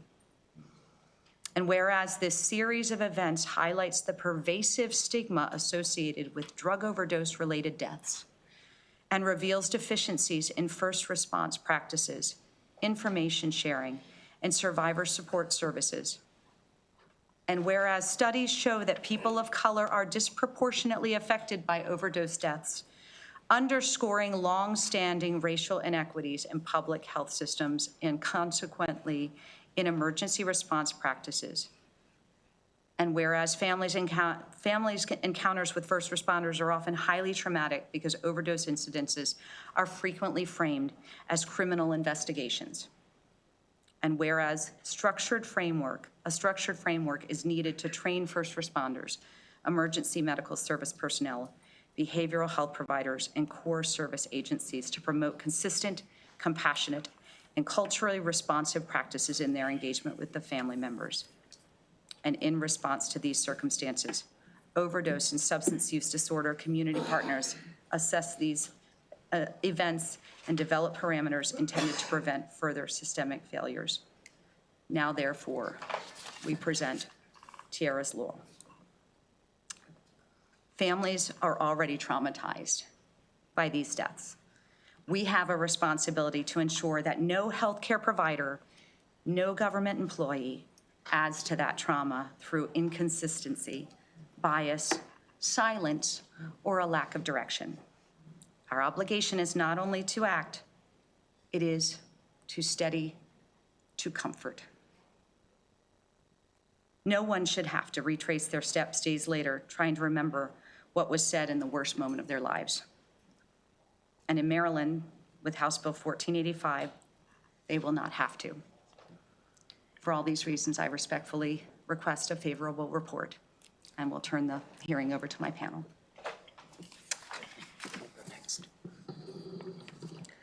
Good morning, everyone. My name is Tiffany Scott. I'm the mother of Tierra Brown. She was age 28, who resided in Baltimore, Maryland. Tierra experienced a medical emergency on May 17th, 2020. And during that time, I was engaged by law enforcement, EMS, fire, and the coroner's office. That's a pivotal time as a parent, to stand over top of your daughter and be questioned by law enforcement and not provided any resources. I asked for a favorable report today for House Bill 1485 because 988 is a tangible and necessary tool, and we know that it's effective, and we also know that it works. After my daughter received, I received the notice that my daughter had transitioned, I was provided nothing. We were provided nothing but sorry for your loss and a receipt for her body, a yellow receipt that I keep with me. No one has to face an emotional loss alone. 988 is available and actually works. Data shows that there were 56,000 calls came in to 988 between January of 25 to January of 26, 56,000. Ask yourself how many came in for families. How many resources were provided to the families? There was a study that showed that 74% of individuals were asked and stated that they would utilize 988. We know that it works. It has a multidisciplinary team that can come out with access and report and support. I sat in my apartment along with my spouse and family for 14 days after my daughter's loss, in a cloud, in a fog, not able to navigate.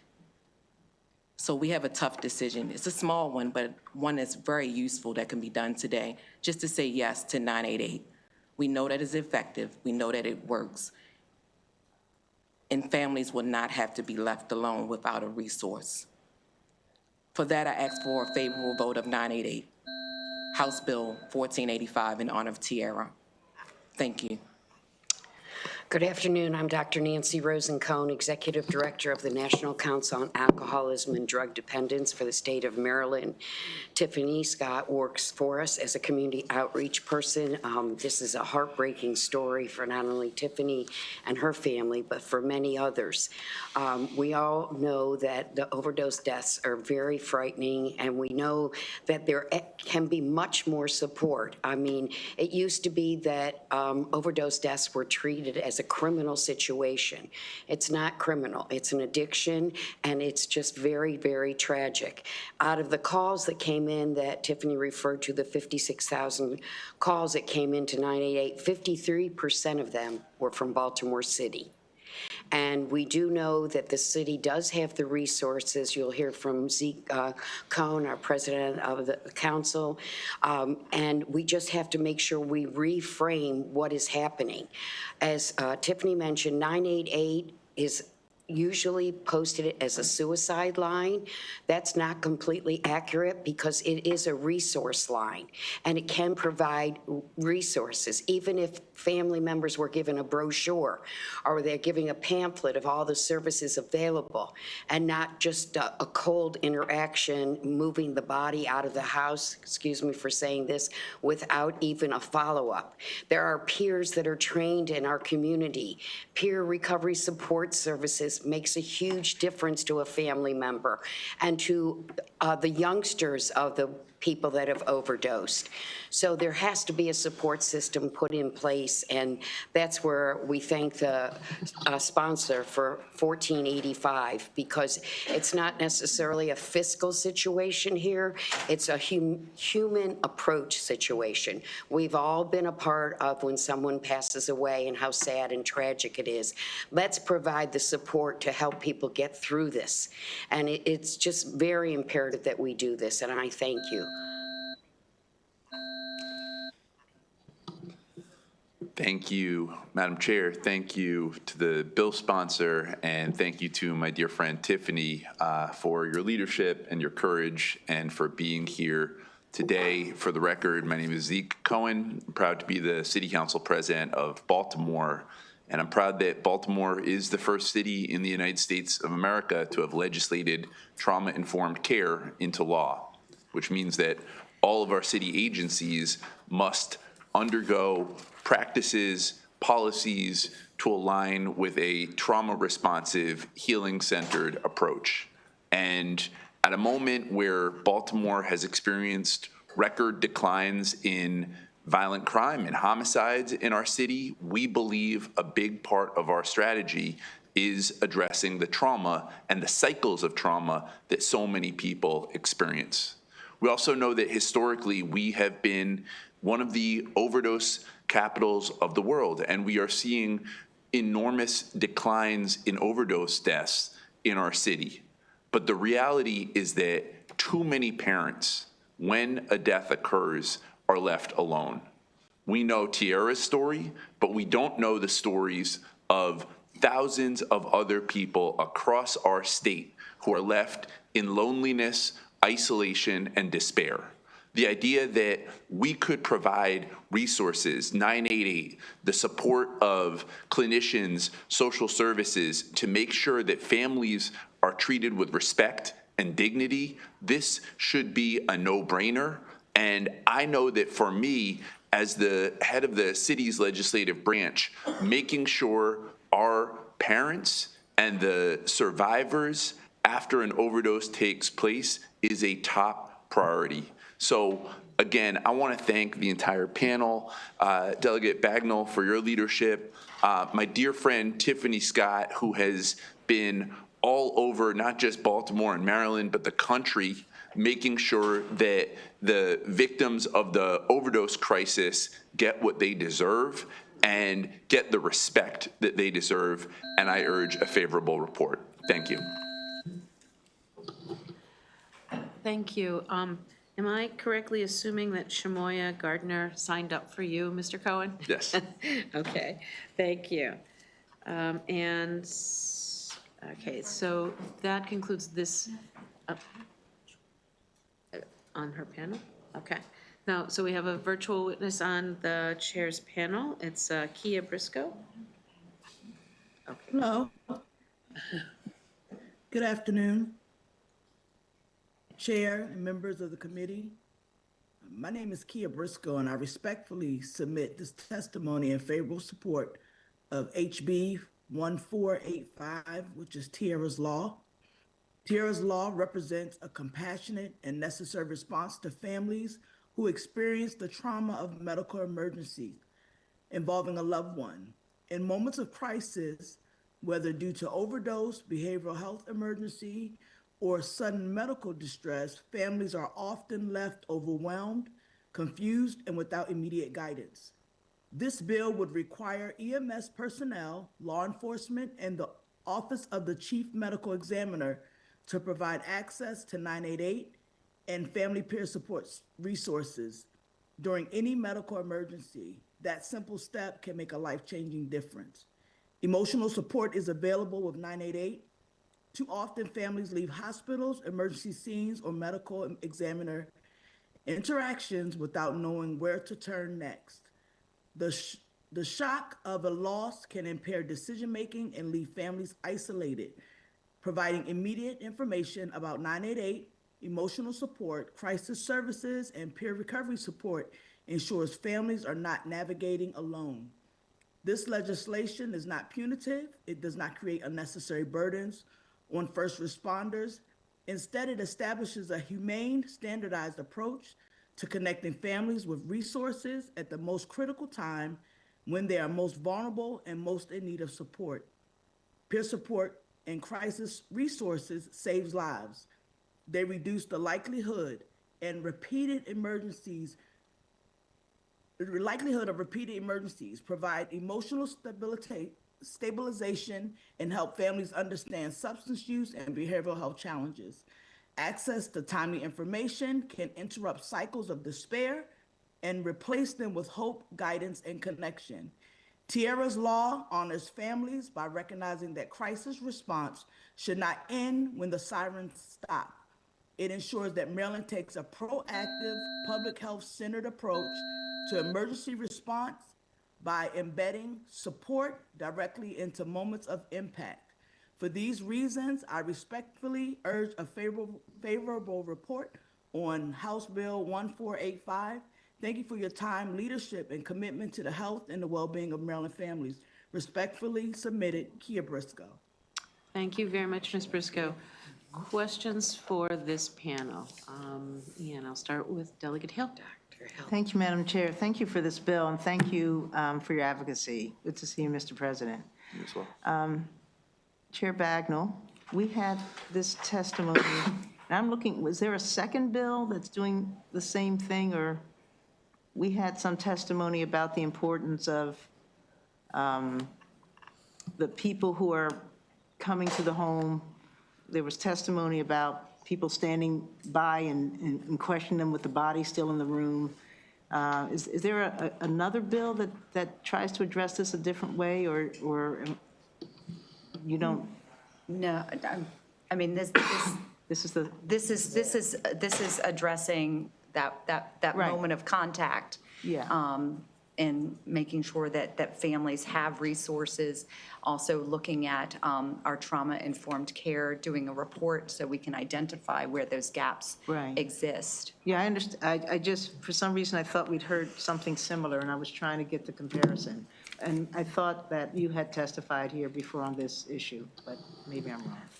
I did not. However, although it's dated for 2020, these issues are still occurring.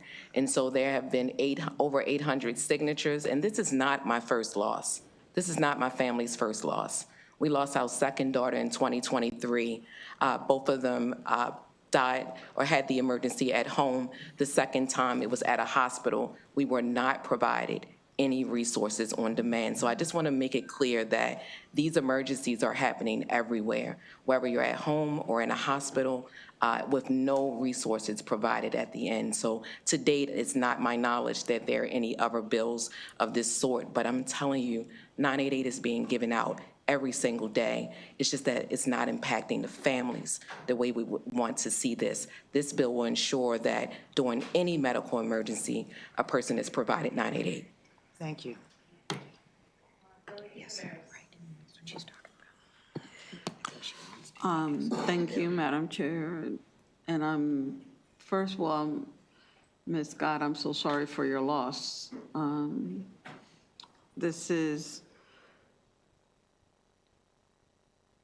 an important bill. My question for you is, well, Chair Bagnell too, is how do you guys make sure that the data that's being provided is recent and up to date?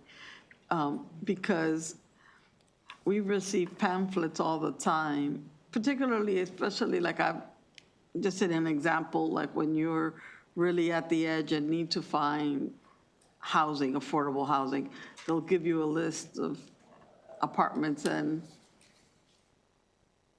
it's none of them are accurate, you know? And I'm just saying, when you are really in need, it's further disheartening when you have been given a pamphlet where every link there or every resource there is dead on arrival, right?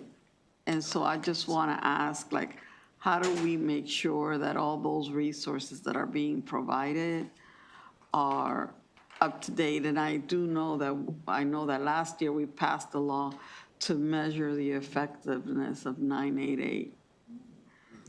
So that's something that, just to keep in our minds. As a 988 ambassador, what I can state is the resources that are provided are on demand and 24 hours a day. And so those calls are being answered by a crisis response system, and the data is being monitored. The data that I provided to you is from Behavioral Health Systems Baltimore, which has a wonderful dash panel that is interactive. You can see not only the calls that come in, but also the interventions and the crisis response that goes out. And so the resources that are provided are there and needed and necessary. And so they are valid and they are tangible. And so people can not only talk to someone with the emotional support, which is highly needed. A lot of times, calls aren't diverted to a crisis response team. So you're able to speak to someone, you're able to be linked and connected to a resource if someone needed to come out. For me and my family, we needed someone to come out. 988 was not available in 2020, but it was available in 2023, and so we weren't able to get that resource right on demand. I was aware of it afterwards. That's what encouraged me to become the ambassador for it. I understand how it works. I know that it works, and we link and connect people all the time. And from the Trauma Informed Act, we are doing it every single day. And so the stress ball, the magnet, the thing that you can put on in your refrigerator reminds us that 988 is available to us, not only young people, but also old teenagers as well. They can text or call 988 and receive any resource available on demand. Delegate Ross? Thank you, Madam Chair. And these are, and again, my condolences to you. You are an amazing advocate for this, truly. Thank you. So these are individuals, actual people who will answer the phone. There's no AI, there's no bots. There's no this is AI. real people. No AI. No AI. These are call centers. This is a 24-hour call center. Great, thank you. Seeing no other questions, I want to thank you all for being here today. Ms. Scott, I hope that you take some solace in the fact that your loss will help others and that your advocacy is tremendous, and we are grateful for it. And we do have one more witness, a favorable witness. So if Mr. Rabbit will come up to the table, Dan Rabbit, if he's still here. I think he's at another, on the Senate side. He went over to the Senate side? My understanding is he's in judiciary. Judiciary. Oh. Yes, Well, then I'm sorry for him. No. Well, then, without him being here, that concludes the hearing on House Bill 1485. And, Madam Chair, do you want to go to your last bill now? No? Come back up.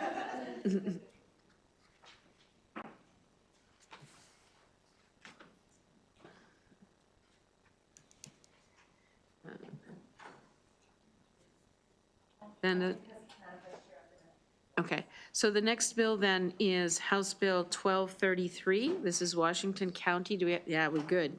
Washington County Mobile Food Service Facilities and Semi-Permanent Food Service Facilities, Toilet and Lavatory Facilities. And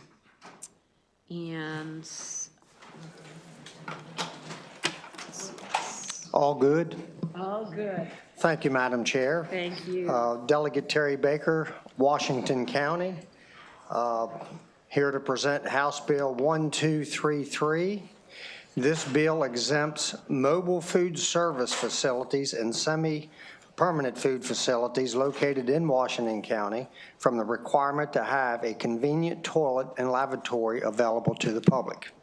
How this bill came about is just like probably everyone here in your delegation districts. You have food service facilities that travel around your community and they have a good that they would like to sell. So we had a mobile unit on a parking lot with permission selling coffee and pastries, and they would put out a picnic table, a couple of chairs, so if you got your coffee, you had a place to mix it up. These are pretty much stop, grab, go shops, and they were told they could not have picnic tables or chairs, but they could still sell their goods. So if you wanted to go to one of these facilities, take your own chair, take your own table, there's nothing that could be done as far as providing a lavatory. So that was the reason we wanted to bring this bill forward. We're looking and hoping for your support on it, and it's a very important, meaningful bill to our community, our small mobile businesses. We have letters of support from our entire Washington County Senate and delegations, and many support letters from the businesses within that community. And again, it's just a Washington County bill, and we would really appreciate your support on this bill. So are there any questions? Any questions? Delegate White Holland. Thank you, Madam Chair, and thank you, Delegate, for bringing this bill. I wanted to know if you would be so kind, if you could expound upon your response to the letter of opposition from, I believe, this is the Maryland Conference of Local Environmental Health Directors. And so they laid out the removal of the restroom requirements for these semi-permanent facilities as proposed as it conflicts with the International Plumbing Code that they've listed. And so can you just expound upon that and see how this, and share a little bit more about your response? Well, the only thing that I would have to add to that would be that we have met with health people in Washington County, and we were pretty much told that there would just have to be an amendment made in the regulations here within the Department of Health. So as far as everything you're saying, we're doing what we thought we were told to do. And again, you can take your own chair, your own table. The facilities can remain. It's just, again, it's not a in-house facility. Everything's done outdoors. So we have little ice cream trucks that go around. They sell ice cream. They have to stop for a period of time to be able to sell. And these are mobile. They don't have to stay in one location.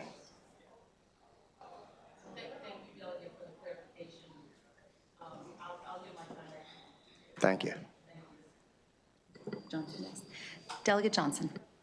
Madam Chair, and thank you for the bill. It's interesting to try to get businesses up and running, keep them running. But have you had any feedback from the restaurants in your area? I mean, this is a bill that could kind of keep kind of a creep bill where people keep putting out more and more chairs, more and more tables, and they're kind of circumventing the requirements, and they're actually being a mobile restaurant, really. So have you heard any word back from restaurants in your area? None, no, sir. Okay. Thank you, Madam Chair. Mm-hmm. And again, this is just small food trucks, might be a trailer. If it's anything of any size, they're going to have to go through the permit inspection. But since these are small mobile food units, they don't have to have a building permit or anything like that. None of that's required. Delegate Hill, followed by Delegate Hutchinson. Thank you. Delegate, I understand this is very local. We passed out of the House a week or two ago HB 272, which deals with toilet facilities and actually deals with the exact statute and chapter. And I think it would be helpful if you could look at that bill. Okay. And see if that, even though the wording is quite different, if that actually addresses the issues, in which case you might not need this bill at all. We will do that. All right, thank you. Delegate Hutchinson. Thank you, Madam Chair. I actually was going to that was going through my mind. I couldn't remember the bill number that we had. It was deja vu going on again. But just so to clarify this so I understand it, so this is the simple as there's a food truck, wants to go out and sell food, and because he or she, the owner, puts out tables, they're now requiring that you have to have a toilet. Correct. If there wasn't tables, no toilet needed. Correct. Okay, thanks for the clarification. But you could bring your own. You can bring your own. And some of these facilities actually do need a little table sitting there, because if it's coffee and you want to put some sugar and cream in your coffee, you know, you need to have a place to prepare it so that you can get back in your car and head to work. You're welcome. Seeing no further questions, this concludes this panel and also this bill hearing on House Bill 1233. Now we're going to go to House Bill. Thank you so much, and appreciate anything you could do for us. Thank you very much. We're now going to go to House 1223, which is farmers markets, street food, vending zones, requirements. This is the Prince George's delegation. Is there someone from the delegation who's presenting this bill?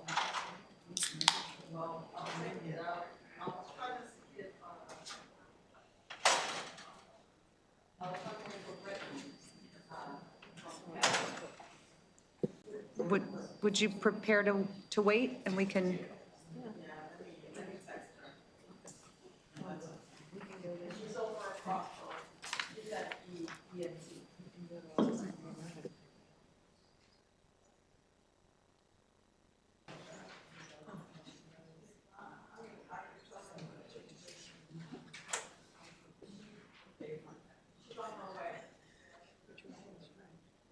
Do we have Delegate Rose or Delegate Roberts or somebody from their office?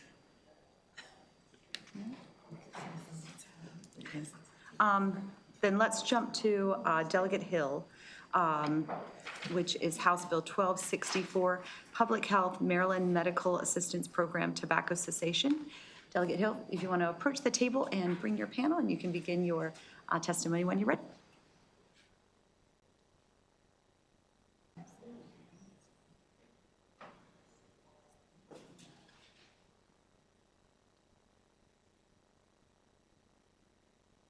I don't think if there's a panel here. So I'll have to be enough. Thank you.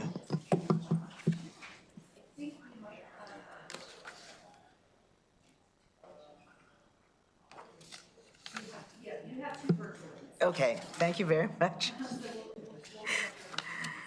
All right. You are in fact enough, but you Thank do you. also have witnesses. Thank you very much. It's another simple bill, so I urge a favorable report. Thank you very much. All right, so for the record, Terry Hill presenting House Bill 1264, Maryland Medical Assistance Program Tobacco Cessation. So what this bill says is that we want the Maryland Medical Assistance Program to cover both counseling for smoking cessation and to also cover the medications for smoking cessation. It's really that simple. The data is pretty clear that you increase the effectiveness of smoking cessation programs when the two are combined to about somewhere between 32 and 36%. And our medical assistance program does cover some of these services, and I think the main point, I'm not reading from my written testimony because you have it in front of you, but the main point is that, as the department notes and the fiscal notes, there are savings at the other end. So the fiscal note itself says, state effect to the extent the bill's prohibition on prior authorization increases utilization of tobacco cessation, counseling, and related prescription medications, Medicaid expenditures, which are, of course, 60% federal and 40% from the state, increase by an indeterminate amount, depending on who actually takes part in the program or takes the prescription for the medication. But it says any additional expenditures may be offset by long-term savings from reductions in tobacco dependence. With that, we know that tobacco is a leading cause of preventable illness and death, not just lung cancer, which you all know about, but oral cancers, esophageal cancers, bladder cancers. It's also leading cause of COPD and other respiratory illnesses, strokes, circulation problems, the leading cause of amputations of the lower extremities. So it has just overwhelming health impacts, as well as affecting maternal and infant health outcomes. Shout out to the chair there. So when we have an opportunity to help people who are trying to quit smoking to be successful, knowing that the majority of people who are trying to quit smoking have to try multiple times to be successful, it seems to make practical sense and financial, economic sense to help them be as successful as possible the first time. And that's what this bill essentially does. Thank you. Thank you for your testimony. We're going to bring up Alex Casper, if you want to go ahead and unmute and begin your testimony. And then we've got Panagis Galiatsatos right after. Dr. G may actually not be able to testify. He had another appointment, but he would be representing the American Lung Association as well. Madam Chair, members of the committee, thank you for the opportunity to provide comments. My name is Alex Casper, and I'm the Director of Advocacy for the American Lung Association. We are here in strong support of House Bill 1264 and thank Delegate Hill for bringing the bill forward. You have my written comments, so I'll be brief. I will echo, Delegate Hill talked about the importance of access to care for our Medicaid patients. We're here to talk about the importance of access to comprehensive barrier-free quit smoking benefit, including all FDA-approved medications and the 3 forms of counseling to help quit tobacco. Tobacco use remains the leading cause of preventable death in the United States, killing an estimated 490,000 Americans and 7,490 Marylanders each year. 7 out of 10 people want to quit. 25% of Marylanders who are enrolled in Medicaid smoke, and according to the Lung Association's State of Tobacco Control, healthcare costs attributed to smoking are $2.7 billion annually. Maryland received a B grade for access to cessation services, with some enrollees facing barriers to access, including prior authorizations and step therapy requirements. You will hear from providers about challenges these barriers can be when they're trying to get their patients access to the 10 treatments that are all considered first-line treatments. House Bill 1264 seeks to remedy gaps in coverage and ensure all Maryland Medicaid enrollees have barrier-free access to cessation services. And for this, we ask a favorable report from committee. Thank you for your testimony, and let the record show that Panagis Galiatsatos is not in the waiting room, and Ms. Casper spoke to the fact that Dr. Galiatsatos has another commitment. Do we have any questions for this panel? Vice Chair Cullison. Thank you, Madam Chair. I'm glad you're still there, Delegate Hill. Do you, in your preparation for this bill, do you have data that shows, beyond anecdotal, the savings that we as a state achieve by the people who are taking advantage of the cessation services and We can get that for you. medications? We have the numbers of successes and percentages, but we haven't seen the actuarial studies, but we can certainly get that. I'm sure that data is available. Madam Chair, so you've seen the letter from the Health Department. It's a fairly significant number. They say if 15%, they anticipate 15% greater utilization, and they are talking about increase in $1.2 million. That's split between federal and state. But Thank you for pointing that out. I actually had not had a chance. My bill got called so quickly. yes, so I think if we can have some numbers, that would be helpful. Great, thank you very To much. look at the upstream value. Absolutely, Thanks. thank you. Seeing no further questions. I'm not sure if I can answer that question because we actually provided those numbers in our... It's usually one question, one answer. But I had a question. Did you have anything additional to add in terms of the previous question? Sure, thank you, I appreciate it. I didn't mean to interject, but we did in our written testimony that has been submitted on behalf of the Lung Association as well as our partner organizations. We do talk about the cost savings, and it's about $53.6 million in Medicaid costs the year following a 1% decrease in the smoking rate. So for every 1% you decrease the smoking rate, you're saving about $53 million in healthcare costs. So I'm not sure if that's helpful, but there is definitely that's cost savings from a healthcare perspective. That is very helpful. And do you have like documentation that you could share with the committee that defines those numbers? Sure, that is in our written testimony, and the citation is there as well, and we're happy to circulate it after as well. Thank you very much. Thank you for your testimony, and thank you for interjecting with an answer. No, I'm truly thanking you. That was very informative. Seeing no further questions, this does conclude the bill hearing on House Bill 1264, and I did see Delegate Roberts walk in, so we're going to jump to House Bill 1291. This is Public Health Maryland Medical Assistance Program Continuity of Care. Delegate Roberts, if you want to come to the table and bring your panel, and you can begin your testimony when you're ready. You can sit over here.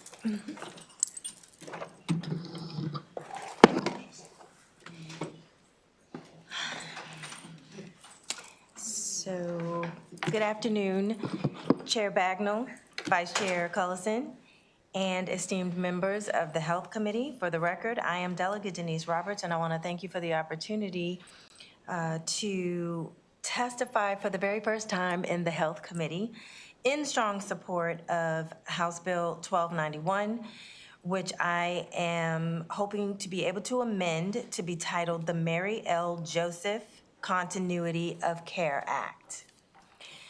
This bill addresses a very specific and very human problem when an older Marylander on Medicaid in-home services suddenly loses their services because of a paperwork or systems error on the state's side. There is no clear uniform rule that says your care will continue while we fix our mistake. Families are left scrambling, daughters, sons, spouses, and home health aides trying to figure out who to call, whether they can keep the aid coming, and how to keep an 87-year-old parent safe in the meantime. Mary L. Joseph was one of them, an 87-year-old Maryland woman who lost her in-home services because of a stateside mistake, an avoidable mistake, and ended up in and out of the hospital, ultimately passing away after that disruption in care. Her story is the reason this bill will carry her name, and she stands in for the many seniors who have quietly fallen into this gap. HB 1291 creates a narrow, time-limited safety net around those situations.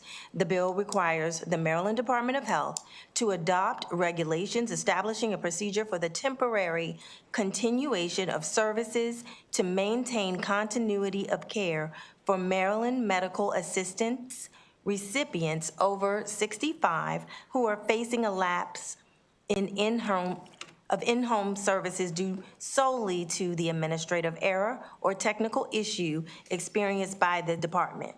These are not recipient mistakes, they are state mistakes. And the cost of the fiscal note is simply the cost of fixing the harm the state itself created. When the state's systems fail, the state, not vulnerable older adults, must pay to ensure continuity of care.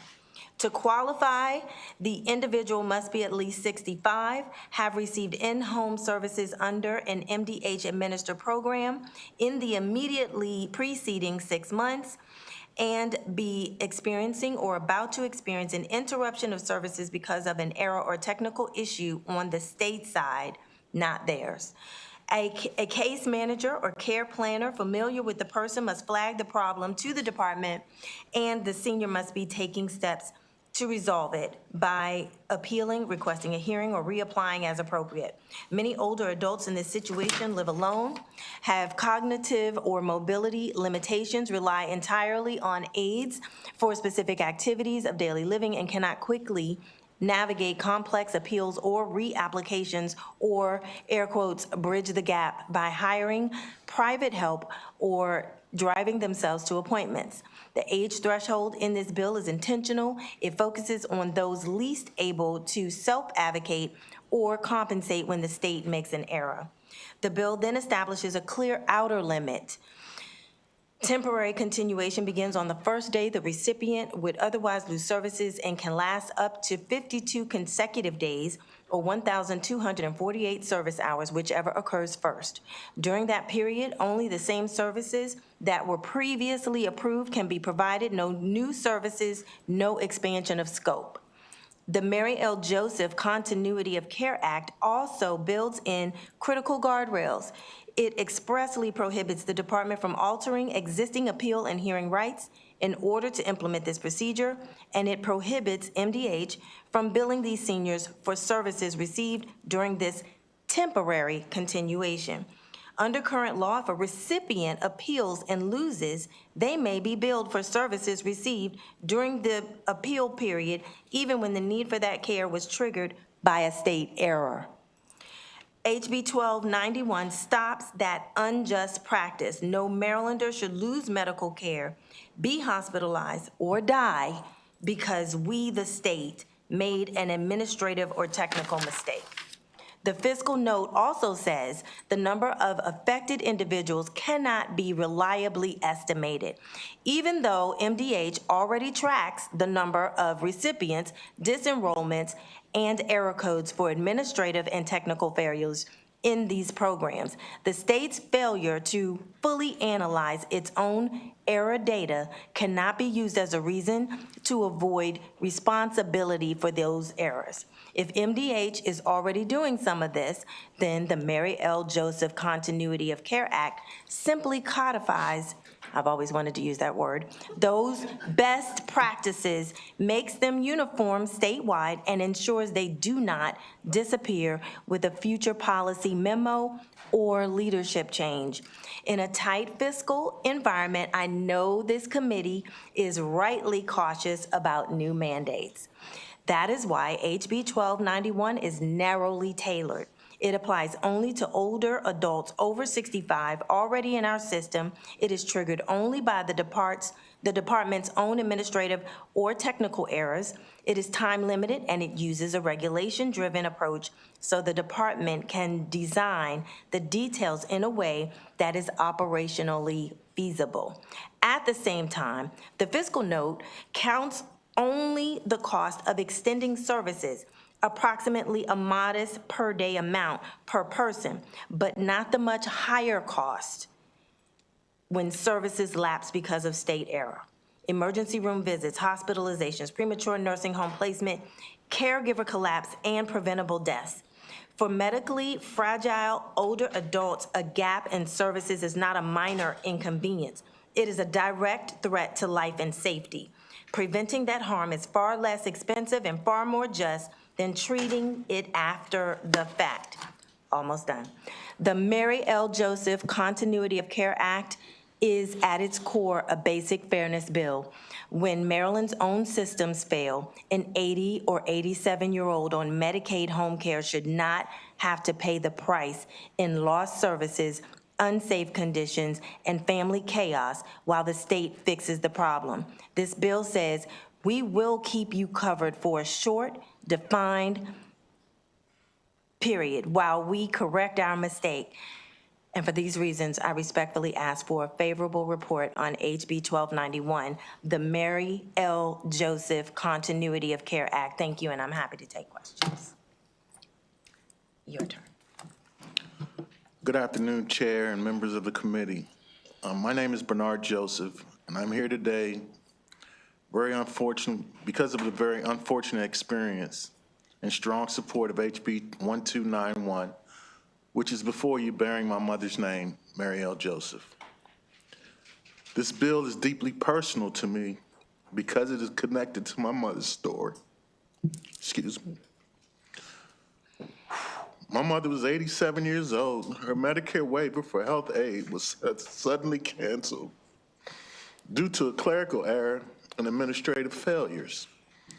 My mother had been in the program receiving an aid for well over 10 years. In September, we received 2 correspondences from the Medicare waiver redetermination section, one stating she was reinstated and another stating that she was canceled. We received these on the same day. After several days of trying to figure out which information was correct, I finally was told that she needed to send 2 documents related to her retirement pension. These documents had been submitted with her original application and had never been an issue in the 10 years plus that she had been in the program. Nonetheless, those documents were submitted 15 days prior to the date given for cancellation. I spent weeks trying to resolve the confusion, making calls, sending documents, and advocating for her, because she was no longer able to advocate for herself at 87. One of my initial thoughts was, if she didn't have me to advocate for her, who would? I sent several emails and made calls, even to several of you on behalf of my mother for 3 months. During that time, she was hospitalized 5 times, all due to difficulty breathing, which her cardiologist made it very clear that anxiety was the root cause. The stress and anxiety of losing her aid, combined with the fear of becoming a financial burden on family and friends who stepped in to help, caused her health to decline rapidly. She needed stability and care, not uncertainty and paperwork errors. My mother passed away 4 months later on February 7th, 2026, at the age of 88. To make matters worse, 7 hours before she died, I received messages saying that she was been reinstated as I was sitting in hospice with her.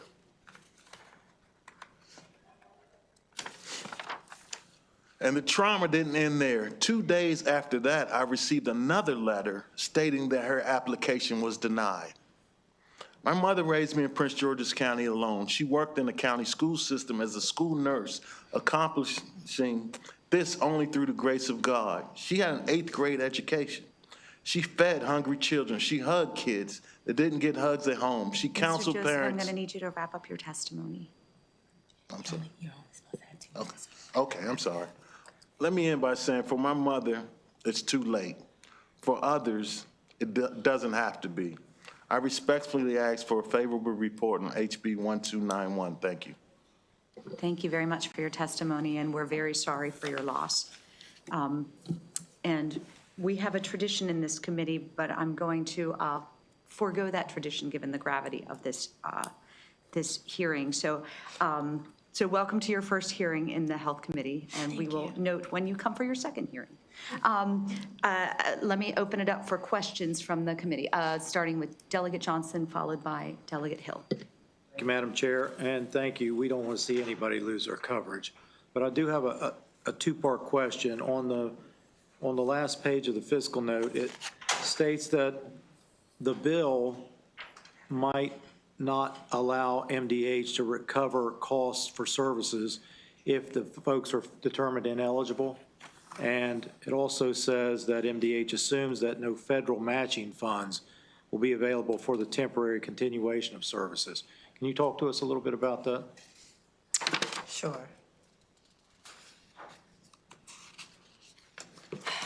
So the fiscal note, in fact, I believe ignores the far greater cost of harm, okay? It calculates only the cost of extending services, approximately $75 per day. But it ignores the higher cost that would occur or may occur when services lapse due to a state error. And let me just back up to say that this bill is only in response to when it is a state error. And it is only covering individuals who have already been receiving services. It does not expand services. It provides a finite time for the department to fix their mistake. And in a situation when the state is responsible for the error and costs end up happening, we must take responsibility and pay for the mistake. That's my response. How about the no federal matching funds while they're working through this for the temporary continuation of services? I'm not really familiar with the federal, would you say magic funds? Matching. Matching Federal funds? matching funds. Again, when it's a state error, if the state can be, if it's possible for the state to be reimbursed during that time, but it's just, I'm of the opinion that the state must provide some way for services to be continued while this situation gets, handled or fixed. I'm just going to ask a follow-up to that question because I think it might help us understand. Did the Department of Health reach out to you, or did they have any conversations regarding their concerns around the federal match dollars? Because there is no testimony from the Department of Health. So can you speak to any conversations that you had with the department previous to this hearing? No conversations regarding federal matching funds. The conversation took place about, what happened.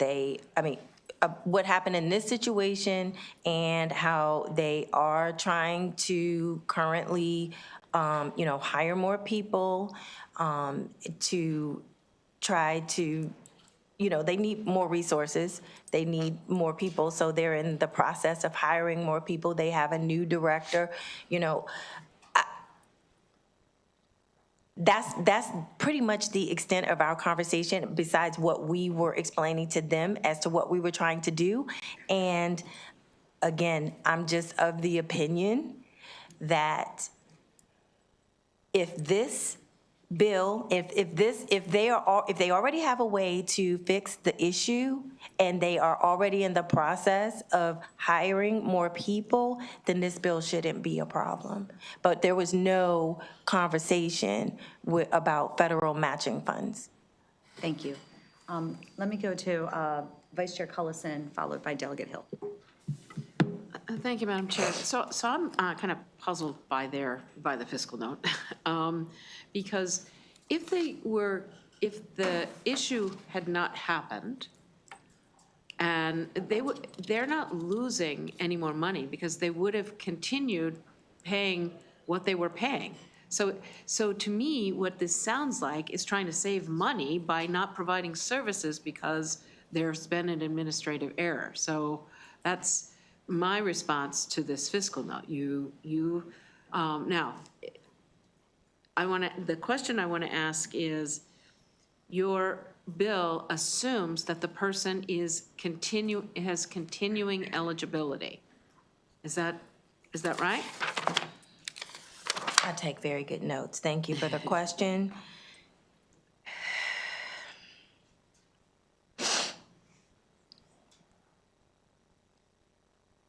So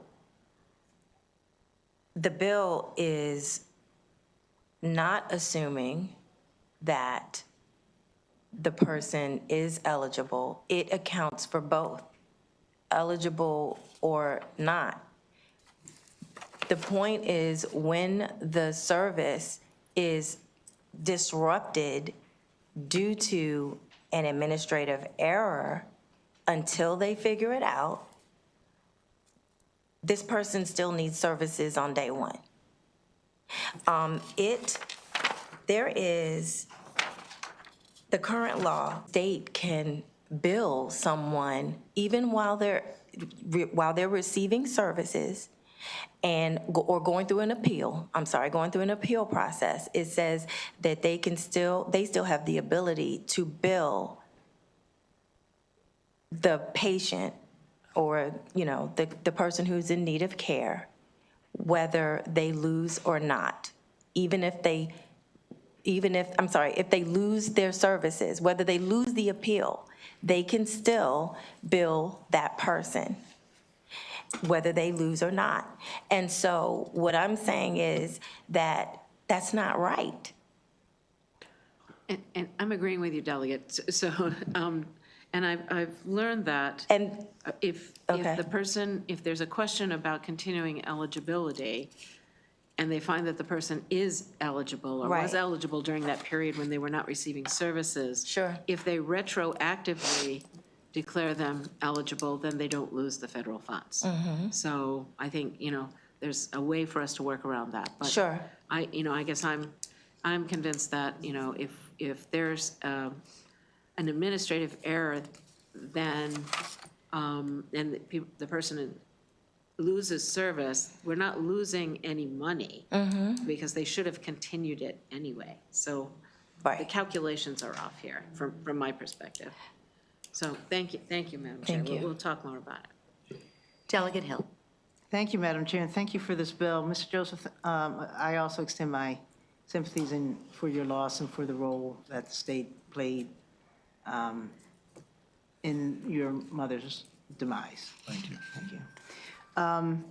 Delegate, so MedChi has said that when they discussed it with the providers, the physicians, they came up with case after case after case after case that are echoed in your bill. And they were interested in an amendment that would broaden it, not narrow it to 65 and older to cover everyone.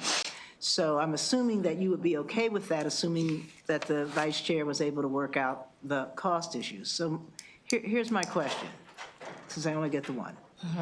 I'm having trouble understanding, even in this one case, whether at the time the services ceased, the state understood that they had made an error, but they were waiting to correct the error before allowing it to go forward, or at that time they thought they were right?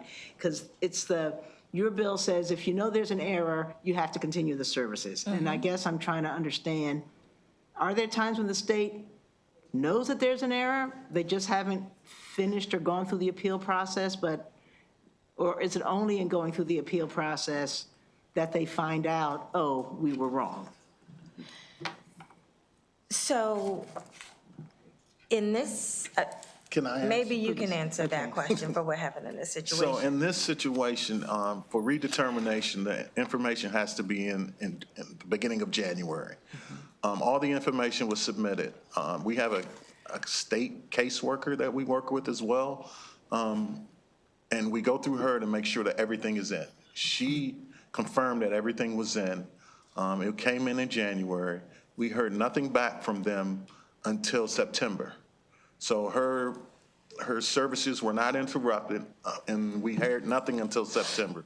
In September, when I received the two corresponding letters, both saying different things, called the state worker to find out what was going on.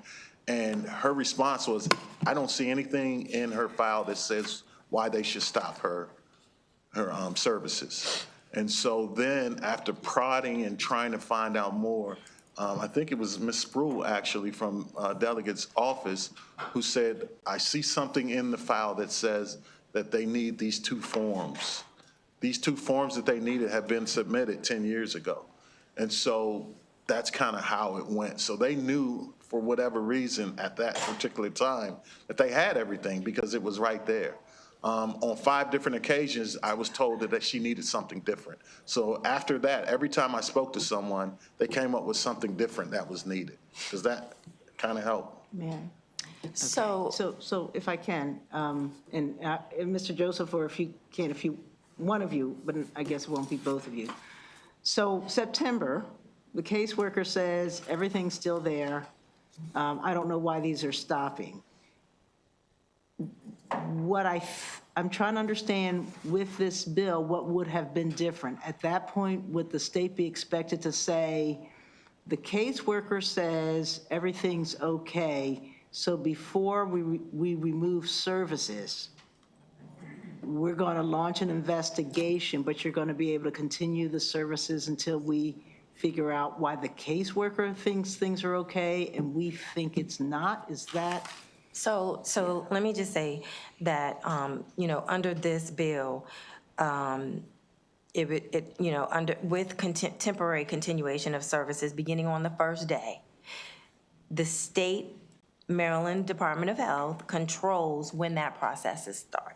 Okay, they decide when an error is recognized, when it is logged, and when the case manager's alert is processed, and when the continuation order is issued. They control the timing. The state also controls the delay and therefore the risk. I have to ask offline.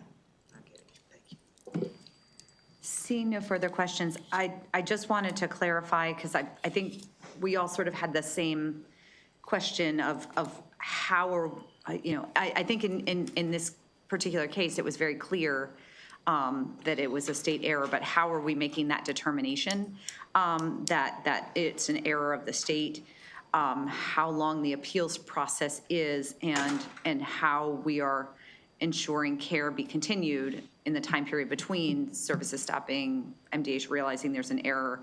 And I think there was a suggestion of maybe looking at an amendment, a clarifying amendment to define that. But does your bill speak to how and who is making the determination that it was a state error that triggered the? It is the state. It was the state. It's the state. I understand in this case, it was the state. No. I'm saying they do. But it's the state that makes the determination that it was the state error. Okay, thank you. Yes. Because I was not clear on that. I'm sorry, I apologize about that. No, you were fine. That was just a clarification for us to understand. Are there any further questions for this panel? Seeing none, thank you very much for your testimony. Thank you. We are very sorry for your loss. And this actually concludes the bill hearing on House Bill 1291. I did see Delegate Rose come in, so we are going to go to House Bill 1023. This is lab-grown meat prohibition. Delegate Rose, if you want to come to the table and bring your panel, and you can begin your testimony when you are ready. Is it okay to bring my? Yes, you can bring your panel. Okay, thank you. I do see that there is some signage appearing, and we do ask that signage only appear for about 30 seconds on our live stream, but we'll make sure that there is a record of it on the live stream. No problem. Good afternoon. For the record, Delegate April Rose, here to speak to you and ask for support on House Bill 1023. This bill is a prohibition of lab-grown meat. Thank you for the opportunity to present today. This bill, if passed, will prohibit selling, offering to sell, distribute, or manufacture lab-grown meat for human consumption. Violators will be subject to civil penalties up to $5,000, and that will be determined in district court. There is no fiscal impact per the fiscal note. What is lab-grown meat? It's meat or a meat product that contains animal tissue cultured outside an actual animal, such as through stem cells. This product is already illegal in Italy and Hungary. France and several other EU countries are skeptical of the use and I believe it's under review. In the United States, Florida, Alabama, Texas, and Montana have banned the product and the process with penalties similar to our bill. South Dakota banned that public funds would be prevented from studying the process. Colorado, Iowa, Mississippi, and Utah have strict labeling guidelines. And Illinois and North Dakota have passed a law conducting a study on the subject. According to studies from NIH's National Center for Biotechnology and Information Studies, along with a study from the Frontiers in Nutrition group, determined the following regarding the nutritional value of lab-grown meat. There's a large cost to developing the lab-grown meat into a product that will resemble meat. And then colorants, flavorings, and nutrients missing from lab-grown meat, such as important minerals and vitamins as taurine, B12, and iron are missing and must be added to remedy the nutritional deficits. Studies as far back as 2012 thus far have concluded that there is no reason to believe that lab-grown meat is more beneficial than natural animal direct meat.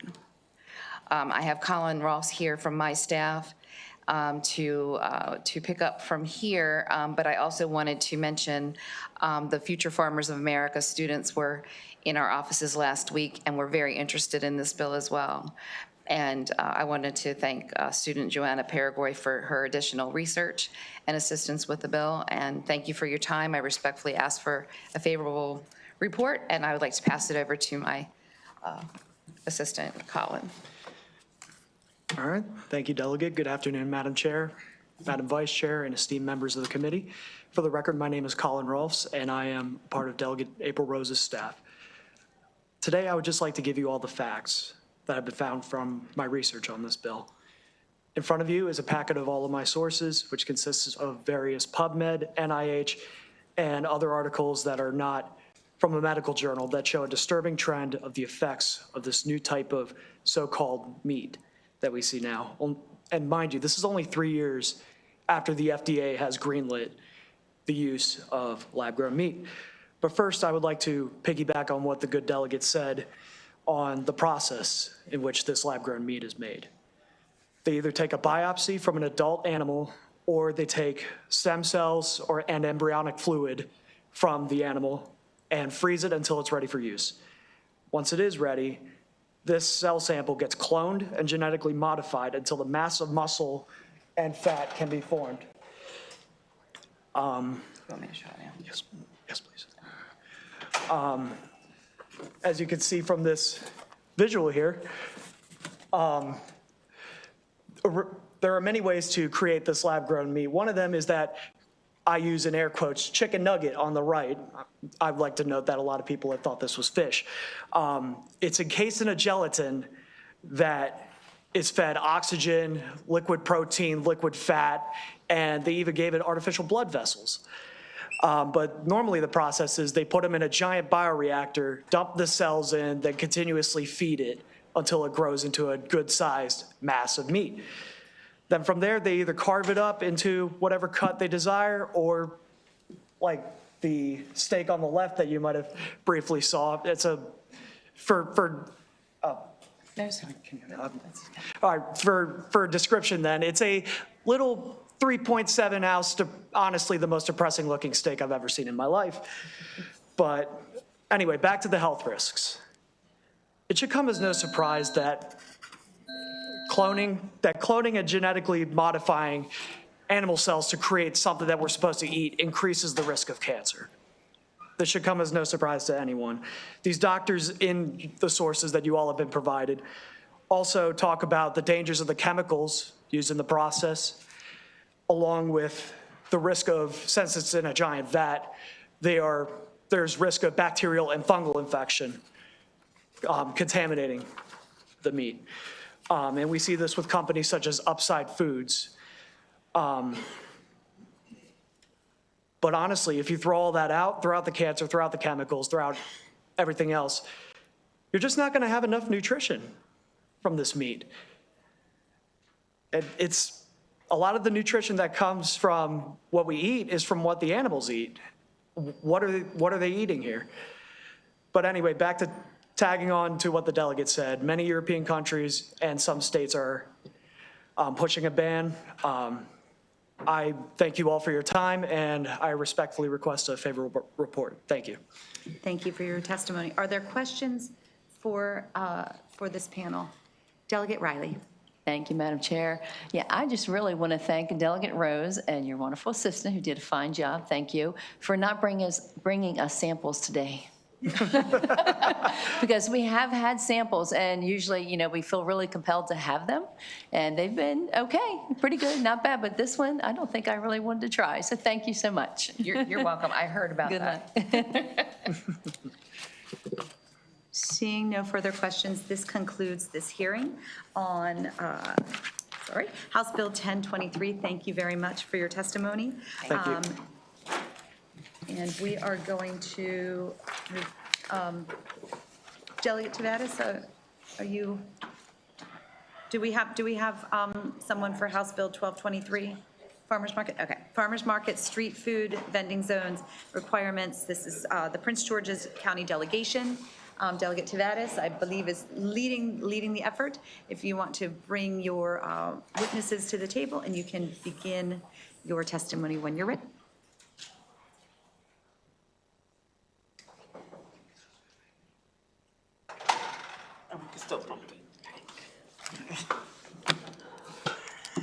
Let's see. So.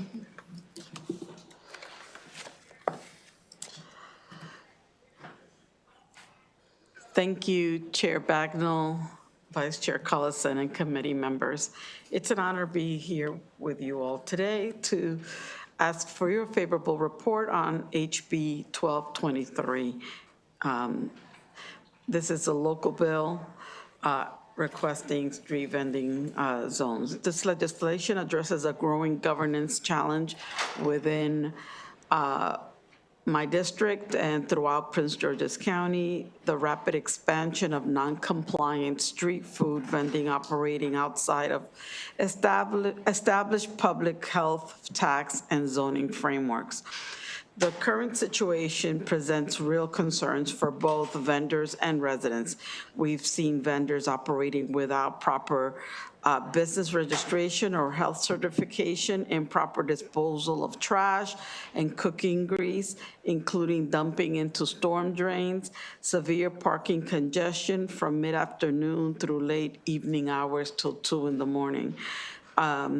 Reports of criminal exploitation, targeting vulnerable vendors, and a decline in neighborhood quality of life surrounded by residents and small businesses, and a lack of parking. Let me be clear, this bill is not about shutting down entrepreneurship, it's about protecting it. HB 1223 creates a structured, lawful pathway forward by authorizing Prince George's County to establish designated street food vending zones administered by a nonprofit organization formed by and for vendors. Under this model, vendors would register their businesses, meet required health and safety certifications, comply with tax obligations, contribute to sustaining the public governance structure.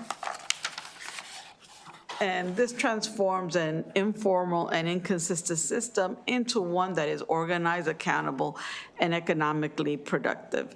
Importantly, this legislation also represents responsible fiscal stewardship. The county maintains several commercial kitchen facilities and several recreation centers that are currently underutilized. Under this framework, vendors operating in these zones will prepare food in certified county commercial kitchens, ensuring full health compliance while activating existing public infrastructure. By implementing structured kitchen access fees, the county can offset operational and maintenance costs and potentially generate positive revenue from facilities that are currently operating below capacity. This is not new spending. It's smarter use of assets we already own. This bill aligns public safety, economic opportunity, environmental protection, and fiscal responsibility. If successful, this pilot farmers market model will increase tax compliance, reduce illegal dumping and stormwater contamination, improve neighborhood quality of life, protect vendors from exploitation, support small business formalization, and strengthen the county's responsible use of public infrastructure. In conclusion, HB 1223 is constructive policy. It brings order where there is disorder and opportunity where there is informality. For these reasons, I respectfully request a favorable report on HB 1223. Thank you for your consideration. Hello, Chair Bagnall, Vice Chair Cullison, and members of the committee. I wish I could say hello to each of you individually because I'm not in here often. I'm the Maryland Director of Chesapeake Climate Action Network, and my name is Brittany Baker. I'm primarily here in my personal capacity. Delegate Taveras looped me into this conversation about a year ago, specifically related to the pollution and stormwater issues that she's seeing in her community related to these street vendors. However, my husband actually works for Crossroads Farmers Market, and as we discussed, I really became an asset to this conversation to talk about how Crossroads Farmers Market is pretty much a prototype of what the delegate is attempting to create in Prince George's County. So my community is about 1.4 miles from the site that the delegate is trying to fix. And in our community, we have a regular farmers market and a street vending zone that's operating in exactly the way that the delegate is trying to create. And that farmers market drives over $500,000 of revenue each year, also has multiple income streams because they literally founded the SNAP Match program where people can come to the farmers market and match their SNAP dollars with $1 of farmers market bucks. And it's really a crown jewel in Tacoma Park. And so the benefits of creating this formal structure for the vending zone are community uplifting. You know, we have a site in our community where our street vendors go to use a community kitchen. We offer them discounted rates, and they're really able to effectively become entrepreneurs all in a 2-mile radius between where they make their food, the customers that they serve, and oftentimes their homes. And then, of course, to some Chesapeake Climate Action Network benefits, it will reduce pollution and solve the stormwater issues in the area. And for those reasons, I request a favorable report on HB 1223.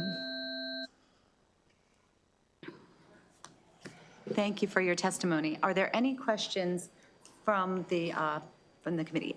Delegate Hill. Thank you.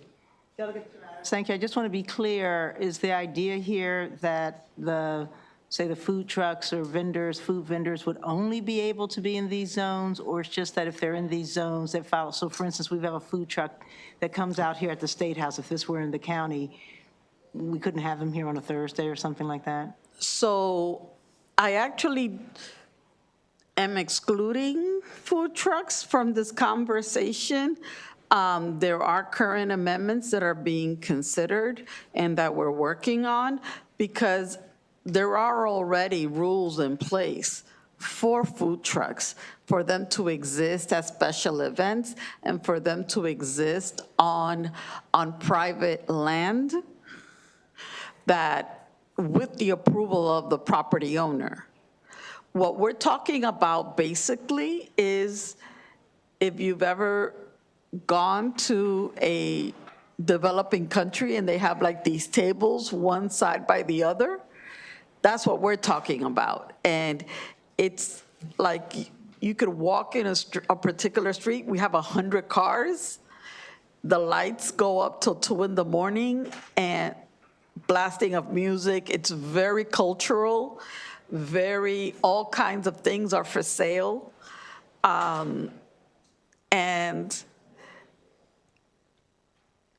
But the thing is that the community is extremely upset because they can't park. They can't go to, it's happening every single day, 7 days a week around the clock. To clarify, so I understand these zones would be set up next to the food market, and they'd have rules to follow that are essentially the same as the food market. What I'm not clear about is whether, because this doesn't say that the only places those vendors would be in those zones, or could they also be in unzoned areas? Is this to limit them to only be able to sell their wares in those zones? It would only be in those zones that are community approved and county approved. Okay, thank you. And Delegate, I recognize that this is filed by the Prince George's County delegation, but we don't have a delegation letter. in our file. Can you request a delegation letter? We have not completed the vetting within the county. Not sure why they placed me so early. But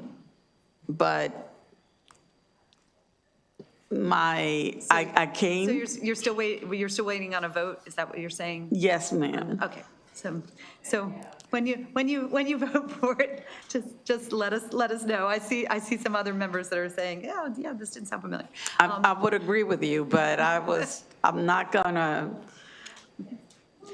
I know my place in the totem pole. So we will, put a pin in it pending that letter. Thank you very much. This does actually conclude the bill hearing on House Bill 1223. Thank you.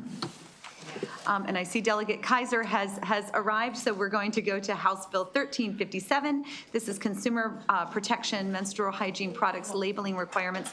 Delegate Kaiser, welcome back to the Health Committee. If you want to come and bring your panel, and you can begin your testimony when you're ready. Madam Chair, I'm still catching my breath from coming up the stairs.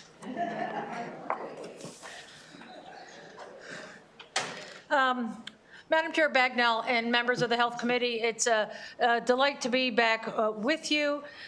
Next to me, I have one of my interns, Audrey Cowles, who is one of my students from the University of Maryland and my intern, and she was in my public policy ethics class last semester. She got an A, and trust me, that's not easy. So just really smart, glad to have her on this. She will be giving the testimony, and I will be answering questions if there are any. Thank you.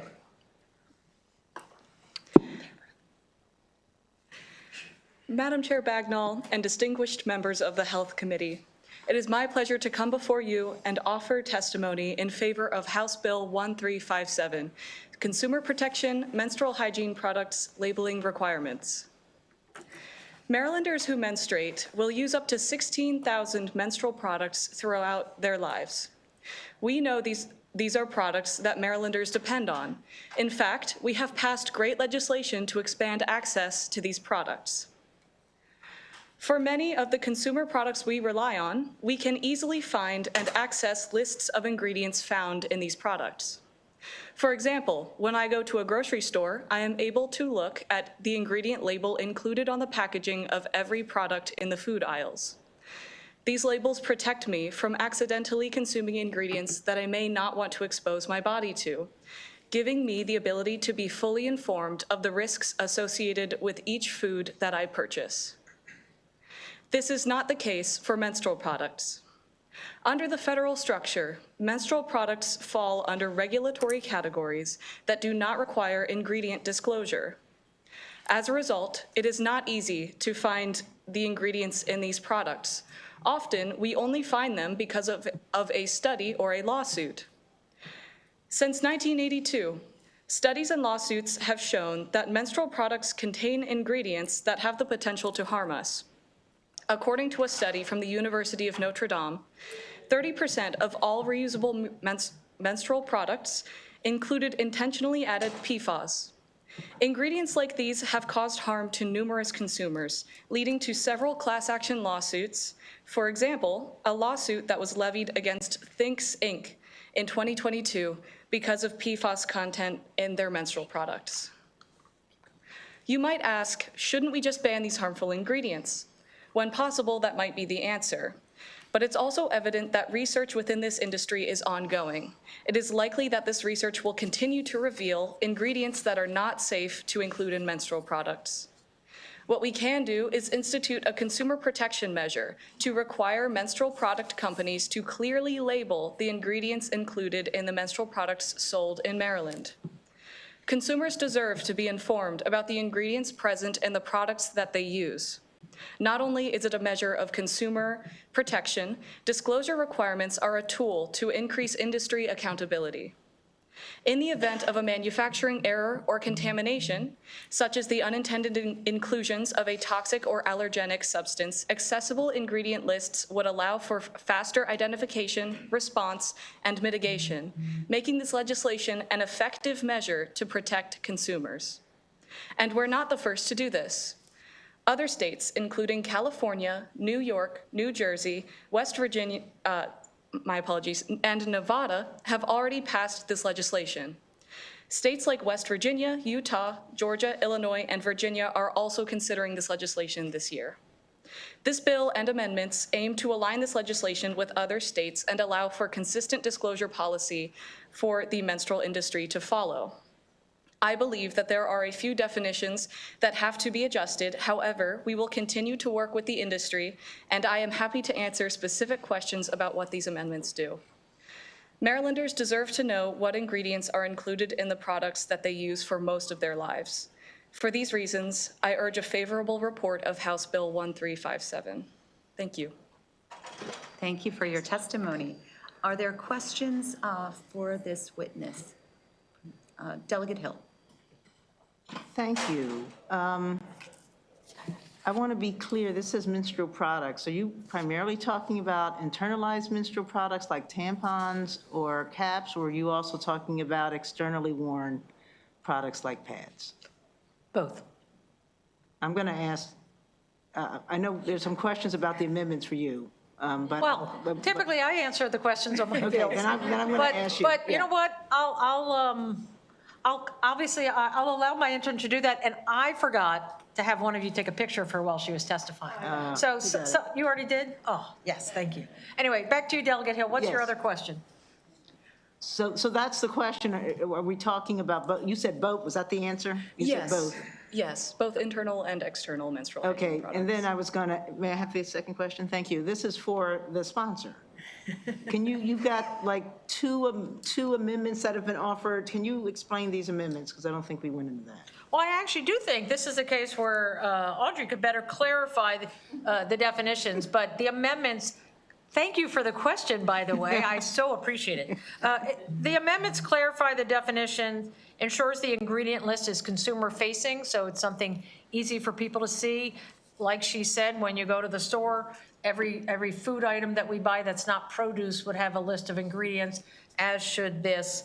And it also establishes a civil enforcement mechanism rather than a criminal. And one of the points I want to make is that these amendments were to align with other states and also were worked on with the Consumer Healthcare Products Association, who does that work in other states. So we wanted to do something similar. Thank you, Madam Chair. I did want to say that the testimony was expertly delivered, and I think she did a great job. Yes. Isn't that so? Delegate Alston. Thank you, Madam Chair. With the disclosures, would it also disclose carcinogens? Delegate, I believe so because of our discussion of PFAS, but obviously the bill is now yours. So please do add that in if you all think that that makes sense. Thank you. Great bill, by the way. Seeing no further questions, I just wanted to clarify. Oh, Delegate Gazzoni. I'm curious if whether you considered expanding this to other sort of similarly situated products, diapers, as an example. Delegate Gazzoni, thank you. I had not, but obviously be glad if that's something you all believes makes sense. I was just curious. Thank you. Seeing no further questions, I just wanted to clarify. One more. Oh, Delegate, you're all sneaking in on me. Delegate Hutchins. It's somewhat of a sort of a semantics question, but why use the word ingredient versus material? I think ingredient food products, I think you're something that's others that's material. Is there significance in ingredients versus material? I don't believe so. Okay, thank you. Thank you for that question. Slowly she turned. I just wanted to clarify the amendments that you spoke to. There was also a proposed amendment in that Consumer Protection Division on clarifying the definition of menstrual hygiene products to include period underwear and like adding a harmonization clause. Are those also under consideration in the proposed amendments that you articulated? What we're going to have the language forthcoming to all of you, but it has 4 main features: changing the definitions, adding consumer facing, changing the enactment date, and replacing the enforcement. So. Thank you very much. Seeing no further questions.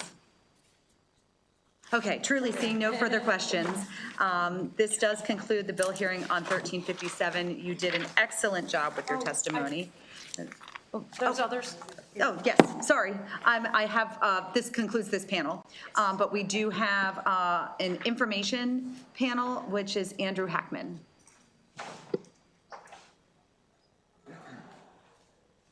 You still did an excellent job. Good afternoon, Chair Bagnall and members of the Health Committee. My name is Andy Hackman here on behalf of the Center for Baby and Adult Hygiene Products, offering testimony for information purposes. We appreciate the work with Delegate Kaiser on the amendments. We represent the entire menstrual products and baby hygiene products industry. As mentioned, there are 4 states that have laws in place for menstrual labeling products, and we are working to make sure that those are consistent. We sell products nationally. Obviously, we can't sell products just in one state. They're distributed across a number of different retailers, so we need to have consistent definitions that mean the same thing from state to state. We'd love to have Congress address this issue, but we all know how effective Congress is these days at passing laws that are consistent and help us get to the right place from a public policy perspective. But we do need some of these definitions aligned so they have the same legal meaning and they can mean the same thing on the package. So we don't have to label this is what it means in the state of Maryland or this is what it means in the state of New Jersey. So we have worked collaboratively with partners in all the states that are considering legislation thus far. Virginia has passed legislation in their House that's very similar to this. And so we are looking forward to working with Delegate Kaiser on continued alignment for those amendments. Again, definition of ingredient, intentionally added are all really crucial. There are attorneys that get very involved when we get into splicing certain definitions and making sure that it means the right thing. So we just really appreciate the work that's gone on so far and can answer any questions about the industry, how we're looking to comply and making sure that consumer products are safe, menstrual products are safe, and that you have the information you need to make informed decisions for your health. So thank you. Thank you for your testimony. Let me open it up to questions, starting with Delegate Hutchinson. Thank you, Madam Chair. Interesting, just thank you for providing that information. So it sounds like the industry is saying that this is not burdensome to them. Is that fair to say? Is that correct? As long as we're consistent, it's not burdensome and having to label different products or say to a particular big retailer, you can't sell this into a certain state and you have to sell it in this state. Those make things challenging from a supply chain perspective. Great, I appreciate you clarifying that. Thank you. Delegate Hill. Thank you, Madam Chair. Follow-up question. How many states does it take until you just put the materials or the ingredients on everything nationwide? Yeah, we're in the process of doing that now, and all of the effective dates are just kind of lining up as we speak. So that's happening. We want to make sure that, from a legal perspective, that we don't get in trouble with compliance if it's labeled differently. So we have to work on each one. But we're in the process of having labeling for all products. It's just a matter of syncing up. Across the country? Across the country, yes. Again, because we'd love to, again, have a federal bill that would create uniform definitions federally and so that we don't have to do this state by state, but we are in the process of making sure the labeling is phased in effectively for each state. May I follow up? You said you ideally want a federal law. I guess what I'm asking about, couldn't you just voluntarily do this and then we wouldn't need any laws at all? We are in the process of doing that to comply with the first of the states. So, yeah. Right, essentially, yes, that will be the case as we get these online. Okay, thank you. Delegate Alston. Excuse me, thank you. Long afternoon. Do you know if the labeling requirements in which you all are looking at will also disclose possible carcinogens in your products? So it would be all intentionally added ingredients. I mean, obviously, if there was a carcinogen or something that was on a list that you were concerned about, that would be disclosed if it was intentionally added. So the short answer is yes.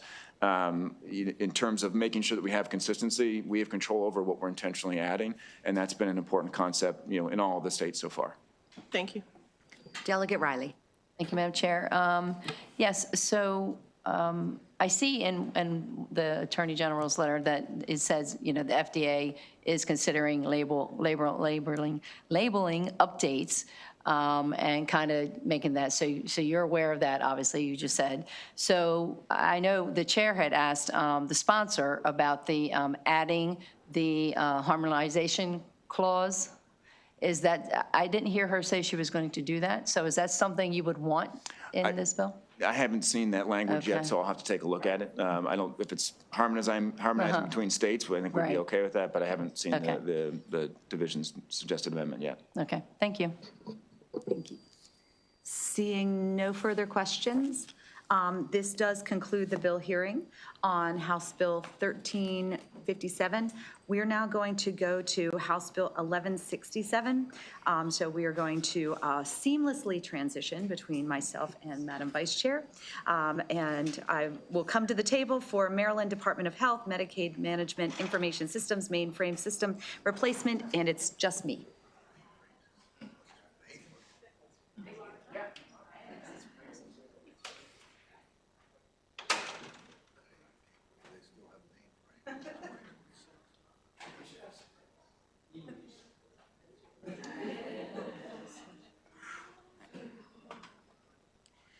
Good afternoon, Madam Vice Chair and members of the Health Committee. For the record, I am once again Delegate Heather Bagnall, District 33C, Anne Arundel County, here in strong support of House Bill 1167, the Maryland Department of Health Medicaid Management Information System Mainframe System Replacement.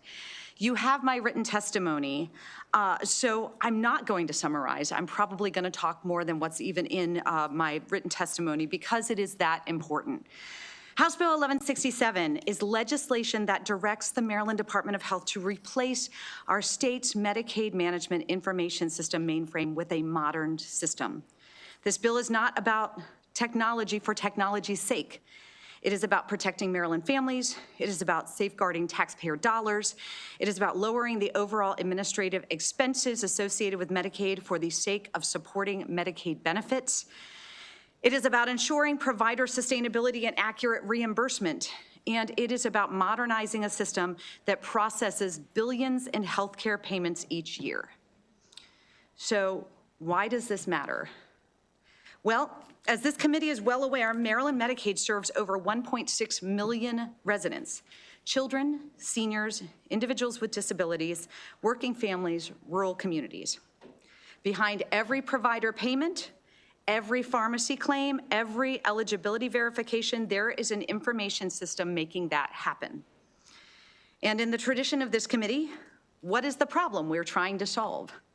Well, our current core Medicaid system was built on legacy mainframe architecture, is expensive to maintain, is increasingly difficult to modify, carries security and operational risk as it ages, and it limits our ability to innovate.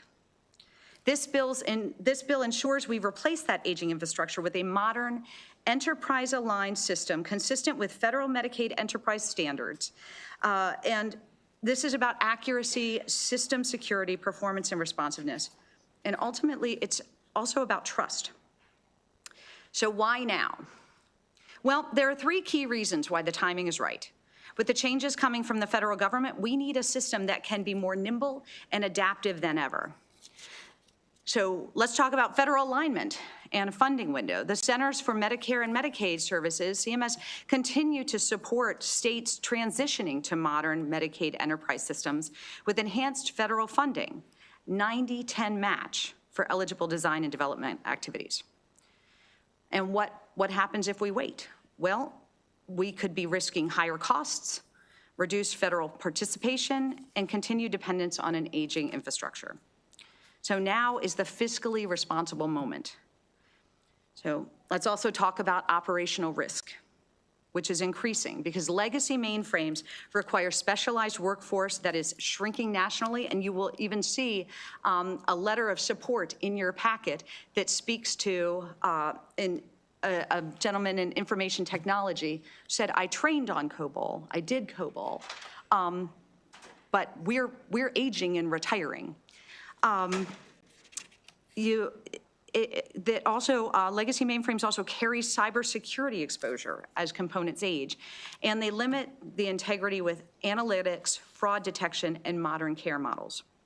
We can't wait for a failure of our system to modernize. Maryland's broader health transformation. This is number 3. Maryland leads the nation in health innovation.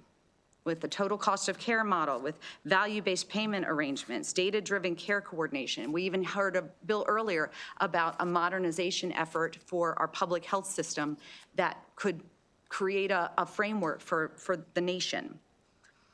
Our Medicaid technology must support that leadership and not constrain it.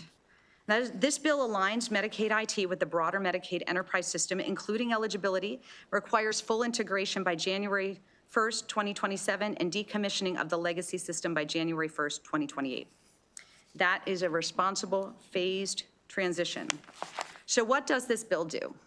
House Bill 1167 requires procurement of a modern replacement system, ensures the new system supports core functions, provider enrollment, medical, dental, and pharmacy claims processing, beneficiary inquiries, reporting, and audit functions. It requires integration with the Medicaid enterprise system, establishes clear deadlines for transition and decommissioning, and maintains CMS oversight and federal compliance.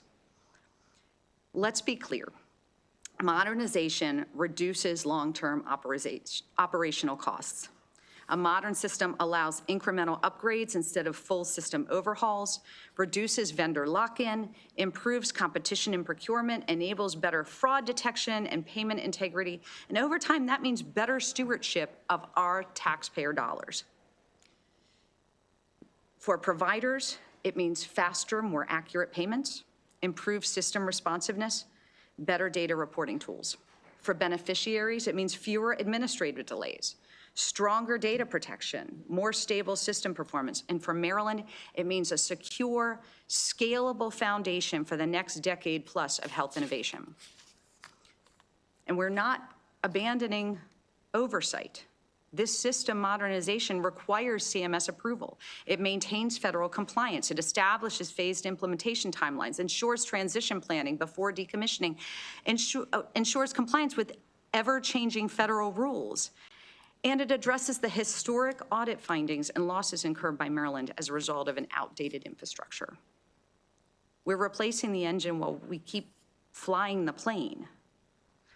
And that's responsible and it's methodical. By 2028, Maryland will have a fully integrated Medicaid enterprise aligned platform, stronger cybersecurity protections, improved analytics capacity, a foundation for AI-driven payment integrity and fraud prevention, and infrastructure capable of supporting future federal policy changes if we move forward. This is not just a replacement, it is an upgrade to how Maryland delivers public health services. I want to take one moment and just refer to the fiscal note, which is a bit confusing. And you will see the fiscal analysts didn't love this bill. It came in at $100 million, which is actually $150 million than the projections that were articulated when I said that we were bringing this bill forward. It speaks to being all state dollars, and it says that federal financial participation cannot be secured for the project within the specified timeframe. It also says that we are not capable of meeting the timelines. But if you turn to page 2, in the middle of the page, it says, planning to replace the legacy MMIS system, which dates to the 1990s, first began in 2008. But the process never advanced to the development or procurement stage and remained dormant for many years. At the time, the estimated cost to replace the legacy system was $111 million. MDH advises that it has now established an overall MMIS modernization roadmap, including MMIS replacement. MDH has neither requested nor received state or federal funding for a replacement of MMIS. So we're leaving money on the table. And if you turn to the last page of the fiscal note, in additional comments, it says, the Department of General Services, which is the control agency for information technology procurements, advises that, at a minimum, procurement of a replacement MMIS would take 18 to 24 months with support from DGS and the Department of Information Technology. Friends, we're already behind the 8 ball on this. So I just want to make sure that we understand, like, this isn't an if, this is a when. We're required to be off the mainframe by 2028. The timeline that has been articulated in the opposition doesn't even meet that timeline. And they said they started with June of 2032. Now they've moved it to July of 2029, starting to consider it by March of 2026. Well, guess what, where we are? We're in March of 2026. So now is the right time for us to move forward so we can meet that timeline, so we can build, and modernize our infrastructure, and so that we can be nimble in responding to the changes that are coming from the federal government.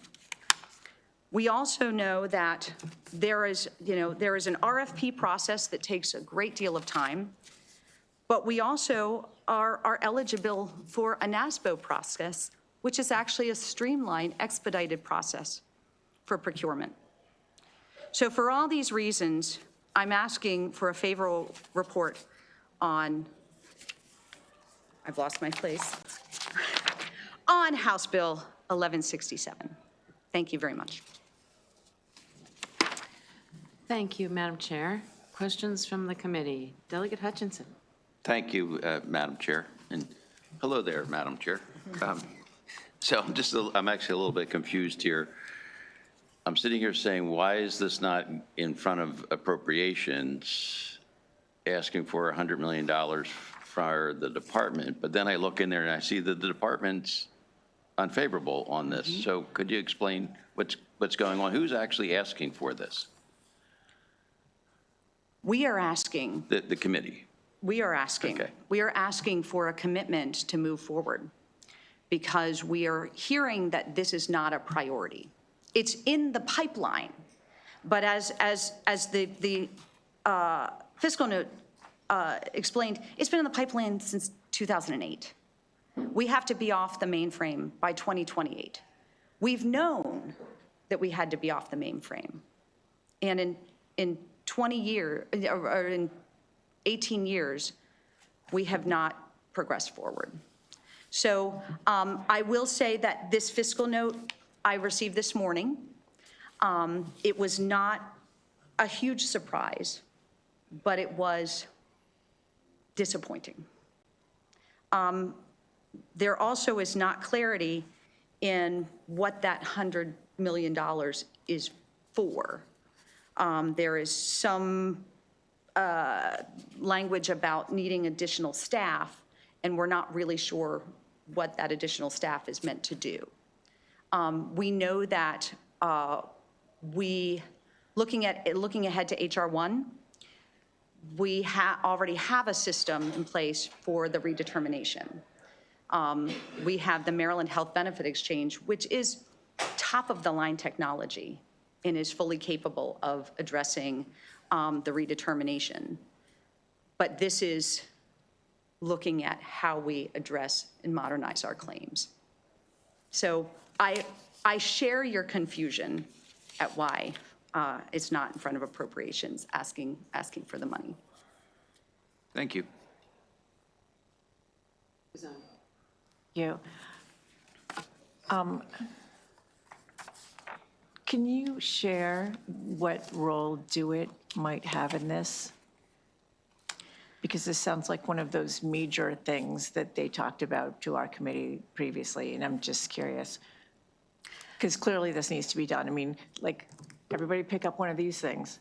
If you have one that is more than 5 years old and this one is getting close, we think it's completely useless and out of touch. And we're talking about a system that has an enormous amount of data and is critical to keeping programs running here that was built in the 1990s and that nobody knows how to program in anymore. It's a pretty big deal. What I will say is that DoIT has raised their hand as having a role.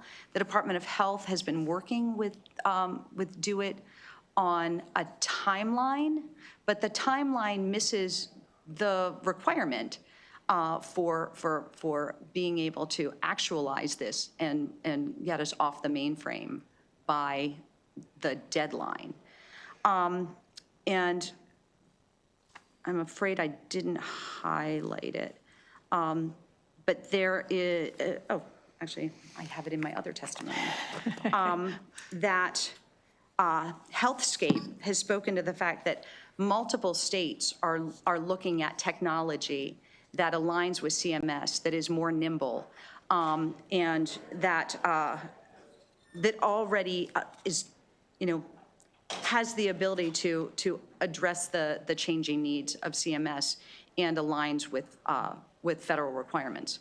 We're not speaking to what system they need to use. We're speaking to the timeline and moving this up as a priority. Can I just, a quick follow-up? So it sounds like this is also not a start from scratch in terms of the system, that there's precedent for systems that we could That is accurate. There is precedent for systems that already align with the federal guidelines and that are already eligible for federal infrastructure dollars. And that was 90% federal money, 10% state money? Yes. When you said 90-10. Okay, just wanted to make sure we were all clear The on feds that. are actually trying to incentivize modernizing infrastructure because they know that this is they know it is a major burden for state governments. I mean, we talk about it all the time in this committee. We always want our program dollars going to programming. We want those Medicaid dollars going to services and to providers. And so infrastructure historically and nationally often takes a back seat. But we can't afford not to move forward. Thank you.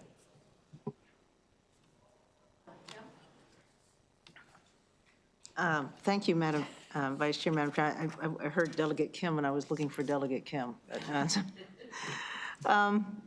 Madam Chair, thank you for the bill. Can you, because I don't see that the Health Department is here to testify.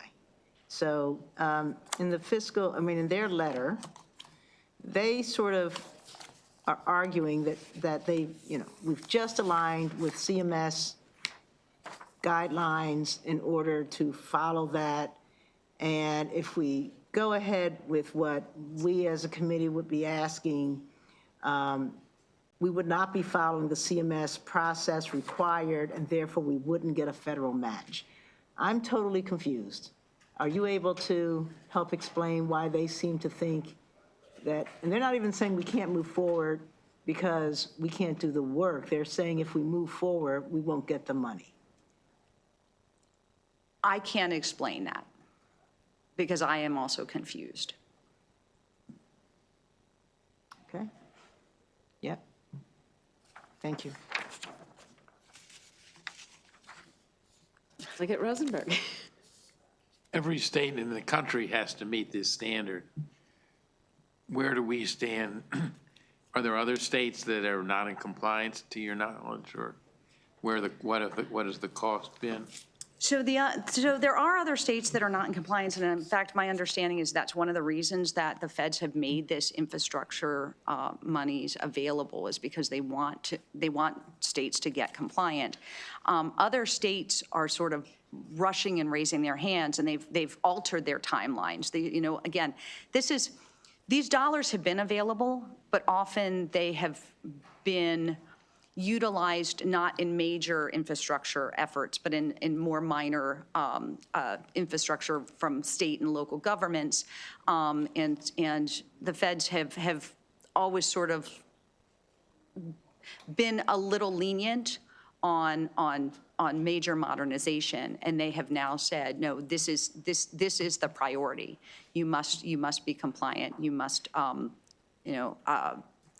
identify these gaps and modernize.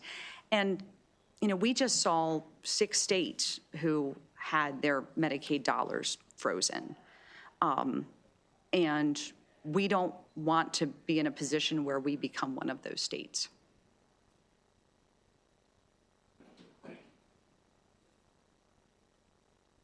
Delegate Taveras. Thank you.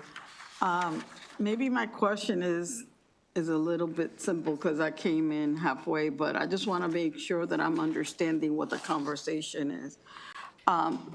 That once we modernize MMIS, we should be able to be reimbursed 90% of those costs. And once we're completed with that modernization,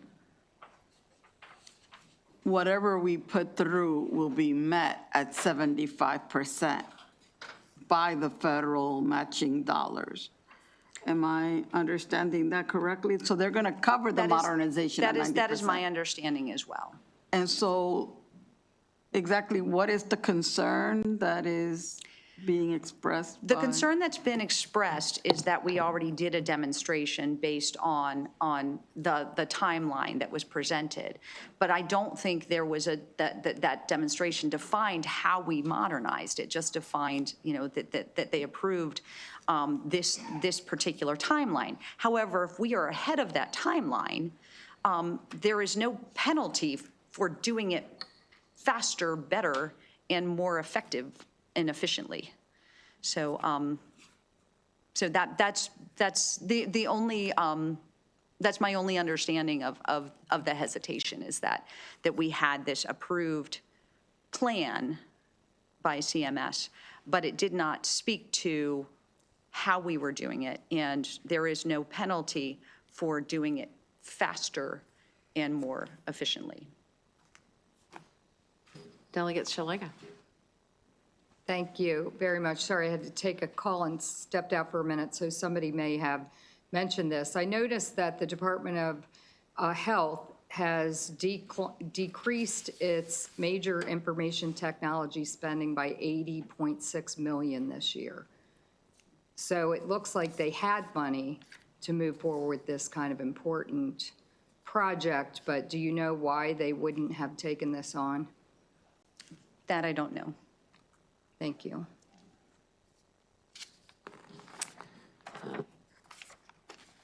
Seeing no other questions, I will ask a quick question, Madam Chair. Isn't it true that our federal matching funds for every single Medicaid payment is reliant on an efficient technological system? It is. And this upgrade will provide us with that technological system, and we will be able to maximize our capture of federal dollars. Yes, and not only will we be able to maximize it, but we will be able to meet benchmarks that are going to be required going forward that actually, incentivize reductions in those deficiencies and errors, and incentivize a reduction in the error rate, but also penalize us if we don't reduce the error rate. So it's pretty essential. Like it's leveraging good money to capture more of those dollars. Right. Okay. Thank you very much, Madam Chair. Oh, Delegate Riley. Thank you, Madam Chair. Madam Chair, if we don't do this by 2028, what is the penalty? Holding the money like you had mentioned, or is there other penalties that we will face? I mean, it's, you're expressing this is a dire urgency. And for the department not to feel that way, and then like you said, give funds away that may have gone to this good project, I'm not quite understanding. So I think there's also a greater concern about a systems failure, because we have to be off the existing mainframe right now by 2028. Like, we're currently sort of, as I understand it, bootstrapped onto the comptroller's mainframe. And as you know, the comptroller's office has been in a major transition. So we have to be off of that existing mainframe by 2028, because it simply will no longer be supported. So what's the department's answer to that?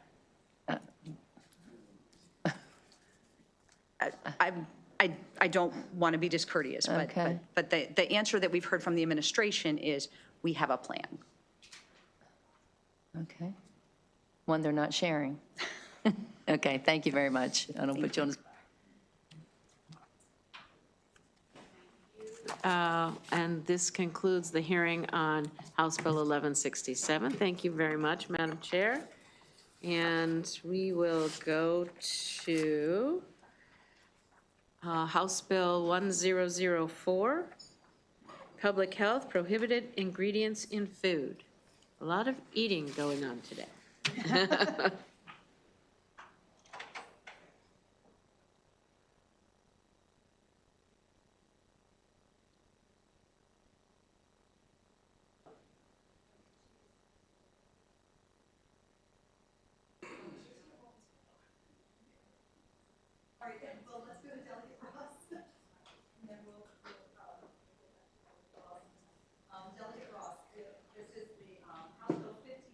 Sorry, Delegate Ross, House Bill 1523. This is Alcohol, Tobacco, and Cannabis Commission, Unauthorized Consumable Products Enforcement and Seizure. Delegate Ross, if you want to come to the table and bring your panel, and you can get started when you're ready. I was squinting to see if that was you.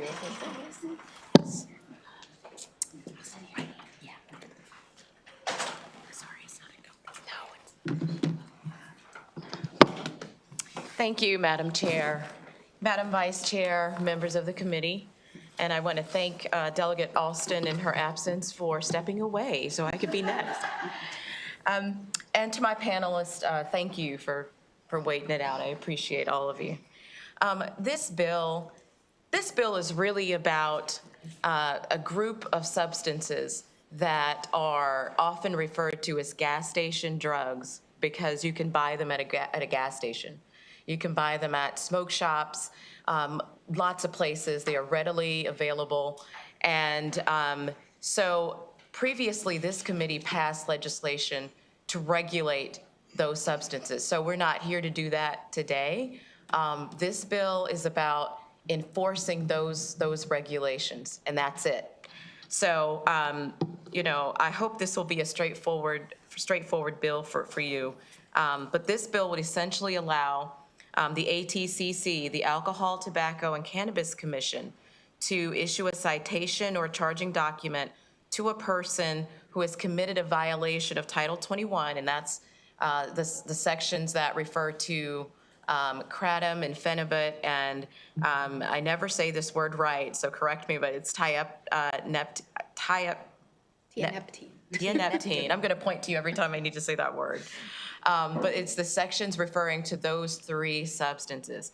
And so this bill would allow the ATCC to confiscate and destroy unauthorized consumable products, as I just mentioned, that are advertised, distributed, or displayed for sale to a consumer in the state as specified in the bill.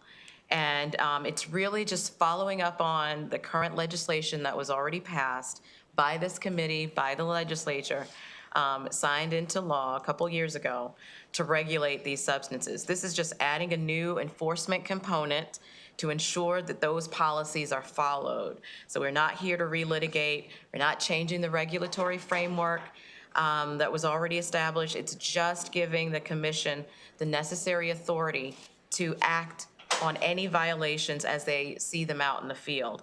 Two important updates I just want to mention. This bill does repeal the previous provision that allowed a defendant who was in violation to sort of claim an ignorance defense, that they were relying on representations from the manufacturer or packer, processor, distributor. This bill does repeal that. And then two, it does require the Department of Health to notify the commission within 30 days of any changes in the regulatory status of unauthorized consumable products. So other than that, no changes to the regulations at all. You'll hear from a commission representative today, a health officer, and we'll share a little bit about you know, how the ATCC will work. But they have confirmed, I've met with the commission, they've confirmed that they can implement the bill's enforcement provisions with existing resources. So there's no fiscal concern with that. The department can implement that 30-day notification requirement with existing budgeted resources. So we've set the regulations. It happened right here in the committee. And now we just need enforcement. And we have an entity that's day one ready to provide that enforcement out in the field. So we're happy to answer any questions today, and I respectfully ask for a favorable report. So I'm going to ask Ms. Bledsoe. Good afternoon. My name is Jordana Blessa. I'm the president of Hygeia Healthcare, a substance abuse treatment facility located in Maryland. We operate a 50-bed detox program. Along with part of my credentials and certifications is I am a substance abuse counselor, certified chemical dependency counselor as well, and I am very passionate about this topic specifically. We are also located in District 8, and we are seeing firsthand how kratom is affecting our patients. Kratom is impacting people of all ages, young adults, working professionals, and older adults. The detox symptoms sometimes are unbearable to witness. I have noticed at our facility tremors, sweats, nightmares, restless leg syndrome, combined with anxiety, and needless to say, the psychological disorder from a mental component of what kratom does to individuals, which I'm sure you are aware of.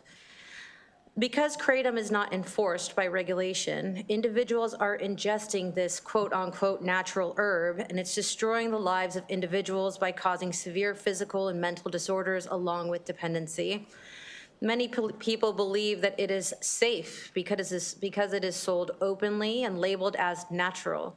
However, what we are seeing in treatment tells a very different story, particularly when regulations that were already established are not consistently enforced. Kratom is very hard to treat.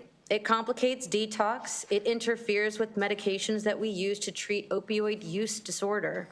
Withdrawal can last longer than expected and does not always respond the way traditional opioids do. Many patients do not even know how strong the product is or what is actually in it, which speaks directly to the gaps in oversight and enforcement of the safety standards already in place. Maryland did pass legislation 2 years ago under HB 1229 to regulate kratom products, yet kratom remains widely available and we are still seeing serious problems related to it in our programs. This tells us that the issue is not the absence of regulation, it is the lack of enforcement of the regulations already established. This problem has not gone away. I want to be clear, kratom's not a solution to opioid addiction. In many cases, it becomes another substance that people struggle to stop using. Please wrap up your testimony, please. This bill isn't about promoting kratom, it is about safety and enforcement. As a treatment provider and a supporter of Delegate Kim Ross, we are asking that enforcement mechanisms with HB 1229 be taken seriously and implemented effectively. All right, good afternoon. I'm Hannah Dyer, Deputy Legislative Officer for Governor Moore, joining you today in support of House Bill 1523. The committee should have also received earlier today a letter of support from the First Lady. This bill will build on the work that the legislature, and particularly this committee, has done in prior sessions to regulate substances like kratom, phenibut, tianeptine, and other unauthorized consumable products. These products, which have increasingly found their way onto the shelves of gas stations and convenience stores, exist in a federal regulatory gray area and are often deceptively marketed as energy boosters or anxiety relievers. In 2024, the governor signed into law the Kratom Consumer Protection Act to implement consumer protections around labeling and potency for the sale of kratom products, and also prevent the sale of kratom products to individuals under the age of 21. Last year, the legislature passed similar consumer protection requirements for phenibut. House Bill 1523 will take the next step by creating a proactive enforcement mechanism that will be built into existing practices operated by the Alcohol, Tobacco, and Cannabis Commission. ATCC is already routinely in these retail locations for other enforcement activities. This bill will further leverage the existing regulatory authority in the Maryland Department of Health to enable our public health experts to identify future unauthorized consumable products to make the state more nimble in responding to emerging public health risks. I'd also like to draw the committee's attention to two technical amendments, which I will make sure the committee council has after this bill hearing. And thank you, and I urge a favorable report with the technical amendments. Thank you. Good afternoon. My name is Tony Gedden, and I'm the health officer for the Anne Arundel County Health Department. And Good afternoon. My name is Tony Gedden, and I'm the Anne Arundel County Health Officer. And I'm here to support House Bill 1523. This bill is really important, and I want to thank this committee for starting this work in the regulations, because as we know, these substances are really targeting our most vulnerable residents. And when we think about the public health approach that we need to take to substance use, making sure that people know what they're ingesting and what it means for their bodies is really important.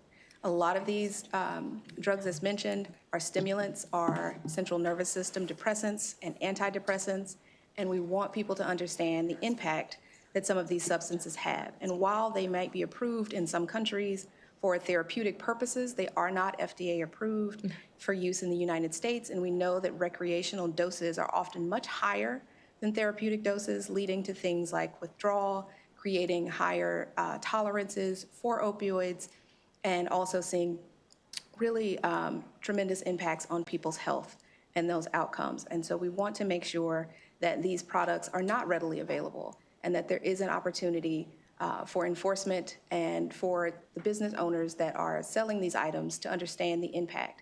We also know that some people are taking them assuming that there are health benefits to them. We want to make sure that residents are aware that if you think this is for weight loss or anti-anxiety medications, that you're actually going through appropriate channels to receive that health care and not using these substances to do that. So we ask for a favorable consideration of this bill and these gray market products to really not be used. And for those reasons, we ask again for a favorable report for these unregulated and dangerous drugs. Thank you for your testimony. Delegate Ross, did you also have a Jeffrey Kelly on your? I do. He's here from the commission. Would it be okay if he comes up? Go ahead and come forward and give your testimony.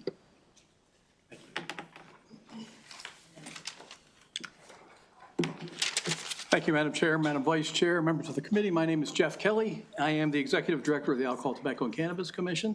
I'm not going to add a whole lot more than what's already been said, except that this is so close to what we already do regarding contraband tobacco products, alcohol products, and even more so, the illicit THC products. With the bill you passed last year regarding THC, you required certain things to be on labels and you prohibited certain types of advertisements. This bill does that. It makes it relatively simple for us to go into these places and identify what is meant to be contraband product and remove it from the shelves, and we can do it quickly. And just to give you a sense of how effective that can be, if you go to our website, atcc.maryland.gov, there's a link to THC enforcement, specifically a dashboard. All the work that's been done there that's on that dashboard happened just since July 1 when the bill about labeling and advertising went into effect regarding THC last year. I think we can bring that same kind of effectiveness to this kratom, the phenobut, and tianeptine. And as mentioned, we can do it with, we're in these places already. In the stores we're in, we're already seeing the product. It's just another thing to add to the list that we inspect for. So if you ask us to do it, we're going to be able to do it. You give us the allocation that, or the appropriation we've requested through allocation for 27. We don't need any additional funding for that, and I think we'll be able to be effective. And I'm here to answer any questions you have. Thank you for your testimony. And let me start. I'm going to start with Delegate Johnson, followed by Delegate Kipke. Thank you, Madam Chair, and thank you, Delegate Ross, for the bill. So we're just adding some new items to the list that they already have the authority to confiscate, seize, and destroy. So my question is on the penalty side of it, and I guess this would be for Jeffrey. The penalties for these non-compliant folks and unlicensed folks is a misdemeanor and up to a $5,000 penalty. Is that strong enough? That's a great question. I get asked that a lot, and I can't give you an answer simply because while, and I'm using THC now as my barometer, while the THC was lawfulized, legalized back in July 1, 2023, our ability to enforce really didn't take effect because of an injunction we were operating under until just this past October, which banned us from taking a lot of enforcement action. And then that coupled with the additional enforcement authority, or tools, I should say, that you gave us last year regarding labeling and advertising. All of that to say, we're just starting to go to court on these now. I don't know how the courts are going to fall on this for us, and I don't know what impact that's going to have for some of the businesses. Certainly, some businesses have said that's the cost of doing business, is to pay a $5,000 fine. We'll see if that holds out. And I expect by this time next year, we'll have some data on how effective it is. And that's great to hear you say that. Is there any way after you, maybe before we come into session next year, give us a little report or feedback on that? I would So love if to. we need to do something, we'll have that session to do it. I would love to do that, and I can tell you there's so many interested parties already in wanting to raise penalties. I just can't support it with data. Yeah, okay. All right, thank you. Thank you, Madam Chair. Sure. And I see the Hannah Dyer from the governor's office taking copious notes right now. Delegate Kipke. Thank you, Madam Chair. First, I want to thank Jeff Kelly, my constituent, who does a great job. We had vape shops in the district marketing to kids, and he got in there and took care of business for us. And I just want to express appreciation on behalf of many parents in my district. To the delegate, you'll recall that when we had bills related to this subject in the past, the committee allowed kratom to be legal because there was, while it's debated on both sides, there was so much testimony from people who claimed that it helped them get through their addiction. Is it your intention with the passage of this bill to make kratom illegal? I can tell you today, that's not the goal, but I think that I could easily see how over time, that we could go in that direction. This bill is certainly not seeking to do that. And it's not something that, at this point that I'm even thinking about. But I think, a part of this is that it operates in this regulatory gray area where it's not illegal nationally.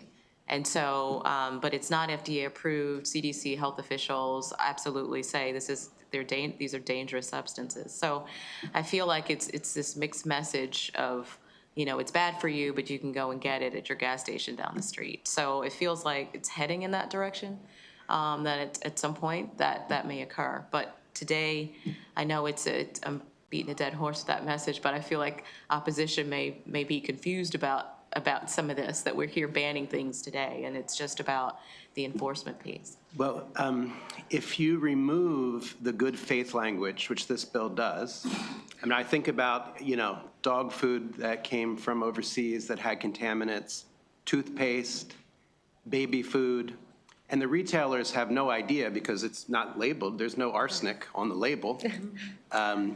So if you remove the good faith language and you add civil liability, I think you'd be crazy to offer this as a product for sale in your store. And, the phenibut and the other word I can't remember. I'm not the only one who couldn't say that. Yeah, we very Let's try intentionally. now.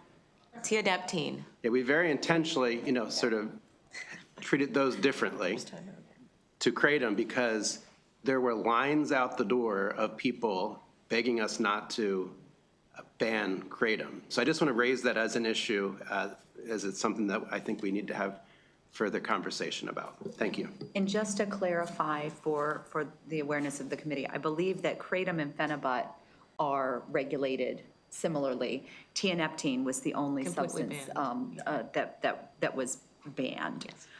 So let me go to Delegate Hill, and then I have a follow-up question. Thank you, Delegate, and thank you all for being here and for your advocacy.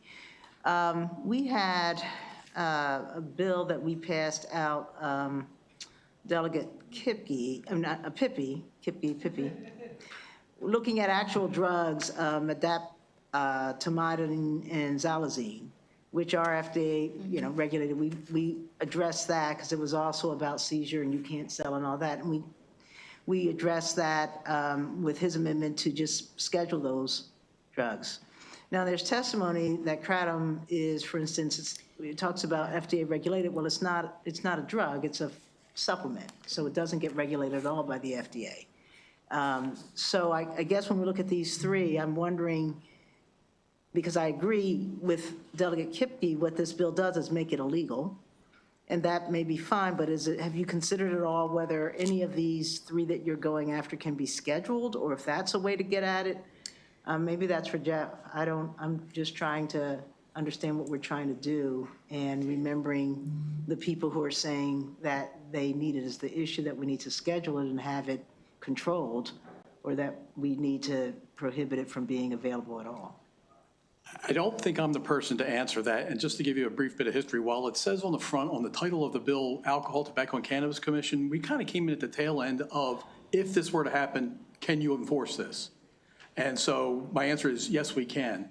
But that is all really dependent on really Department of Health in partnership letting us know some of the items that they consider to be bannable or contraband product that we should be enforcing. Okay. So we aren't differentiating between the products or the uses, but rather just the practicality of us being able to take enforcement action on it.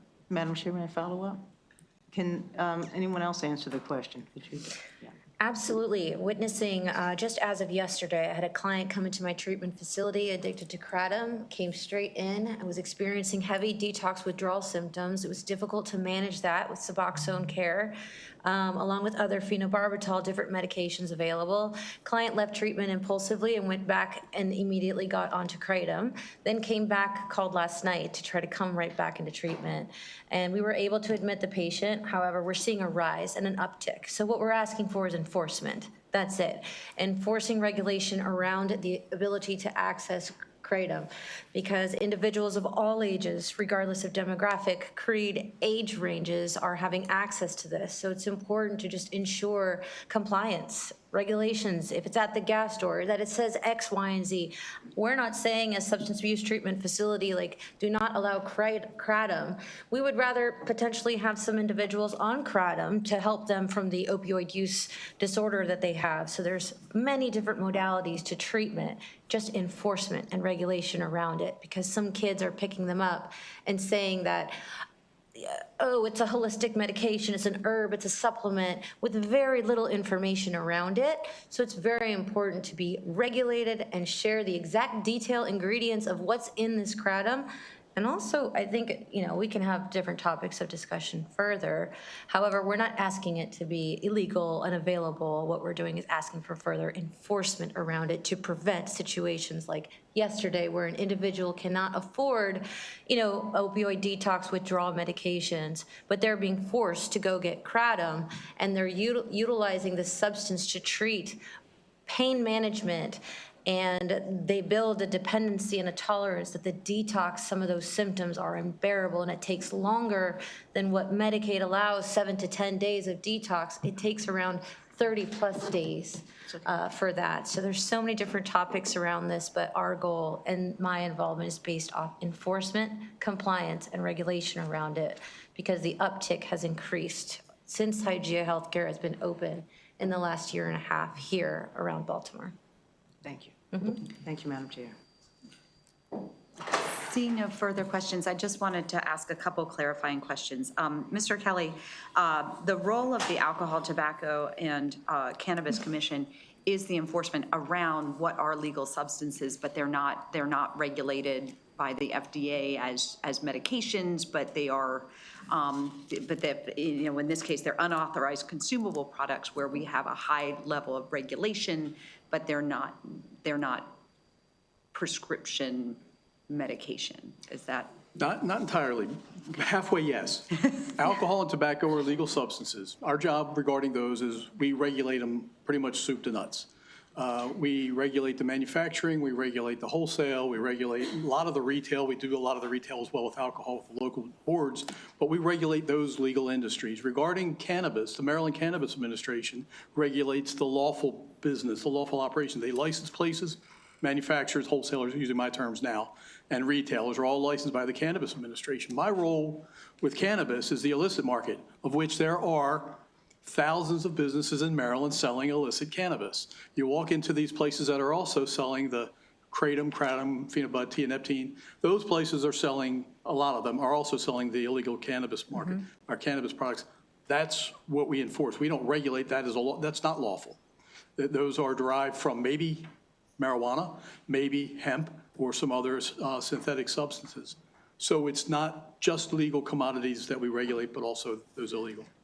So that's helpful because obviously when we're talking about the enforcement of these three substances, kratom and phenibut are regulated, but legal substances. And the regulatory authority, enforcement authority that you're looking for is different than tianeptine that is banned in the state of Maryland. So do you see any challenges with the bifurcated enforcement of these different substances, since it seems like you're already well acquainted with bifurcated enforcement around these other substances? Exactly, Madam Chair. For that reason, I don't see that. It's going to be a matter of us becoming educated into what is illegal or contraband product, and then learning to identify it in the field in these businesses. I really don't see an issue. Thank you very much. Seeing no further questions, this concludes this panel. I do have a favorable panel, which is Sharon Baharoff. If you would come to the table and give your testimony. And Dr. Gittes, it's always a pleasure to see you in our committee, our health officer.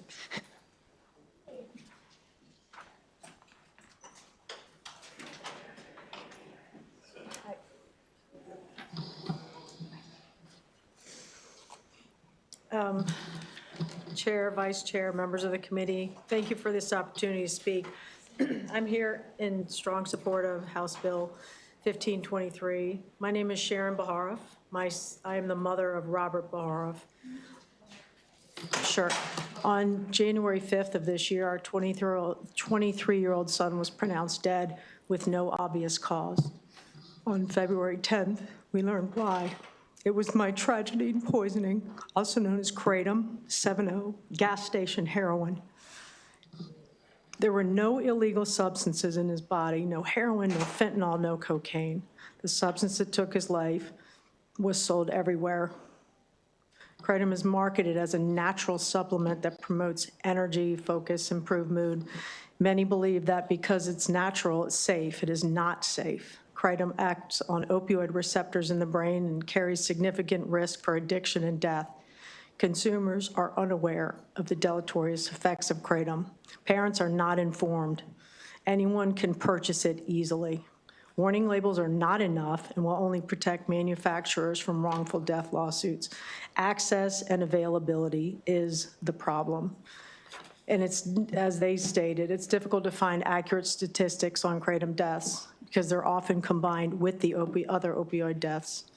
All the federal agencies, NIH, CDC, FDA, recognize it as harmful and potentially deadly. Robert's life mattered. He was much more than a statistic. And if sharing his story can help move this bill forward and spare one family, then I will continue to speak. Respectfully request a favorable report, House Bill 1523. Thank you very much for your testimony, and we're very sorry for your loss. Are there any questions for this witness? Delegate Kipke. Thank you, Madam Chair. I'm so sorry for your loss. I'm sure you're completely devastated. What I've learned about this is that there's kratom that's sort of natural and has lower levels of the active ingredients. And then there's other products out there marketed the same way that is more toxic, much more toxic. Do you know, was there any evidence left behind of what your son got access to? Maryland does a positive negative test, and they took his blood and sent it to a national lab for quantitative. If they don't, they will never know, from what I was told, and maybe that'll change when I get results back, but we will Was there any just know. packaging that you were able to find? The police have everything. Okay. Everything in an unattended death is a crime scene these days. I understand. If you ever get access to it, if you, please share it with us or with the committee, Yeah. and we'll share. Absolutely. Thank you. Yep. Seeing no further questions, thank you very much for your testimony.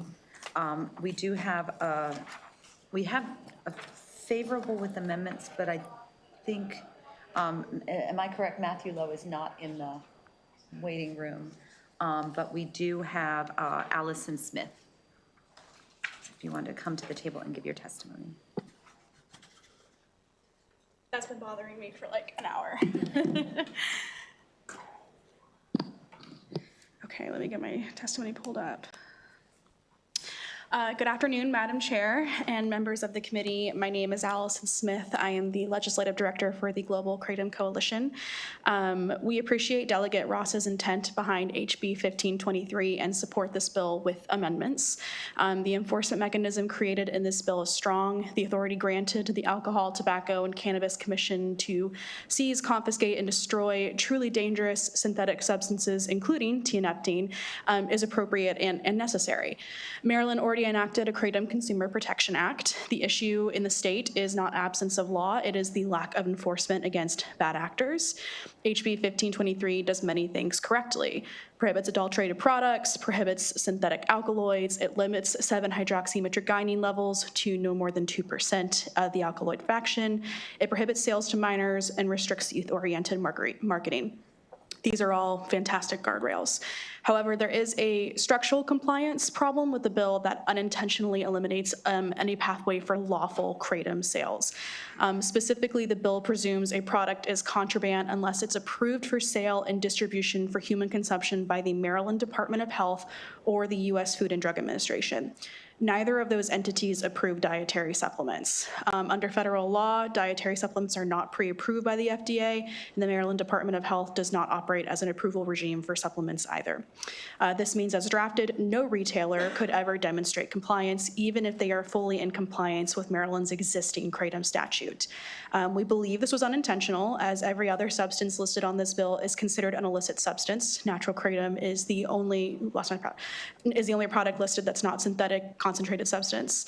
We ask you to correct the structural flaw by restoring the proper compliance standard that a product is lawful if it complies with Title 21, Subtitle 2E. This amendment would preserve enforcement authority against synthetic or adulterated products while maintaining a lawful pathway for regulated natural kratom products. I can keep going, but I see my time's almost up, so I will yield and answer any questions. Are there any questions for this witness? Delegate Kipke. Thank you, Madam Chair. Is there anything else that you'd like to, any thoughts that you need to complete? If I can finish this really quick. I'll try to read through it. Basically, you know, if this passes as is without an amendment, HB 1523 would effectively nullify the existing KCPA that was passed in 2024. And so we're just asking that you strike the requirement that the FDA or Maryland Department needs to approve all of these substances. The existing structure will still remain in place where you're banning these concentrated synthetic substances that are a danger to the public. You'll still have access to natural products. This law will just give it more teeth. We just request that amendment to be added, that language to be amended. Thank you very much. Seeing no further questions, this concludes the favorable with amendments panel. We do have one in-person and one virtual unfavorable panel. So let me start with our in-person. I've got McLean Haddo, Jack Henningfield, and Lisa Lowe. If you want to come to the table and go ahead and give your testimony.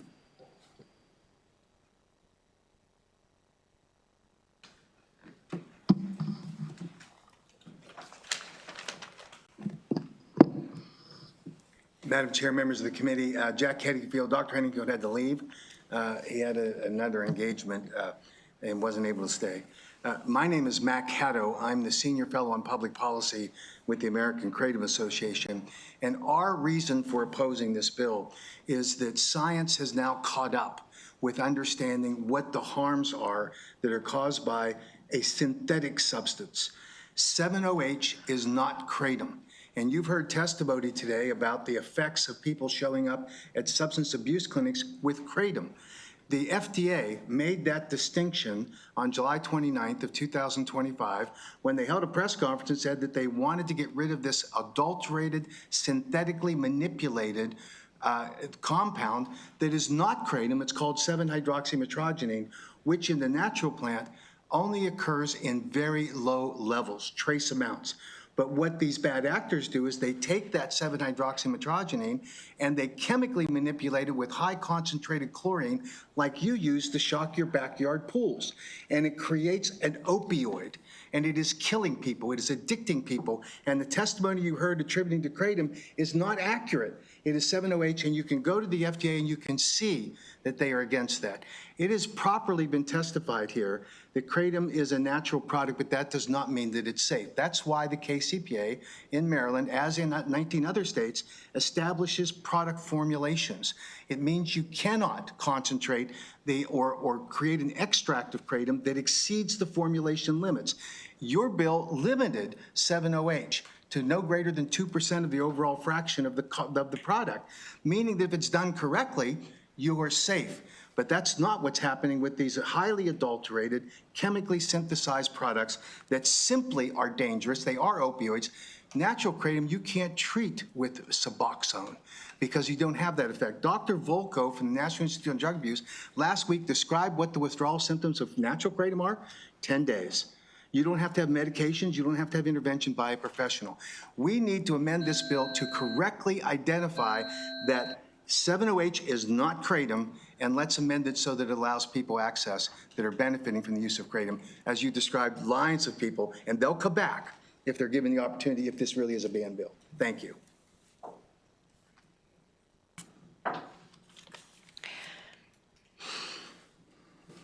May I speak? I'd like to reiterate what the last two kratom proponents have said, and I would like to ask this committee to defer to Matt Cadow. He's the national expert in the country with regards to this bill. I'm sure he'll be happy to give out his information. I'm worried that this bill is one more attack on any alternative to the pharmaceutical industry's solution to addiction to opioids. The science has been clear that kratom is a viable, successful, and accessible alternative to very dangerous and highly addictive pharmaceutical drugs, opioids. Many people use these drugs. Thousands of Marylanders use kratom to detox themselves off of heroin, methadone, other opioids.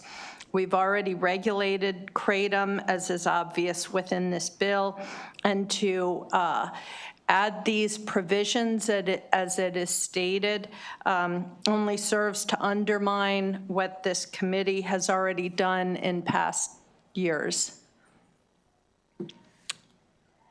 And thank you for your very astute questions, Delegate Kipke. Thank you for your testimony. I'm going to go ahead and open it up for questions from, let me start with Delegate Riley. Thank you, Madam Chair.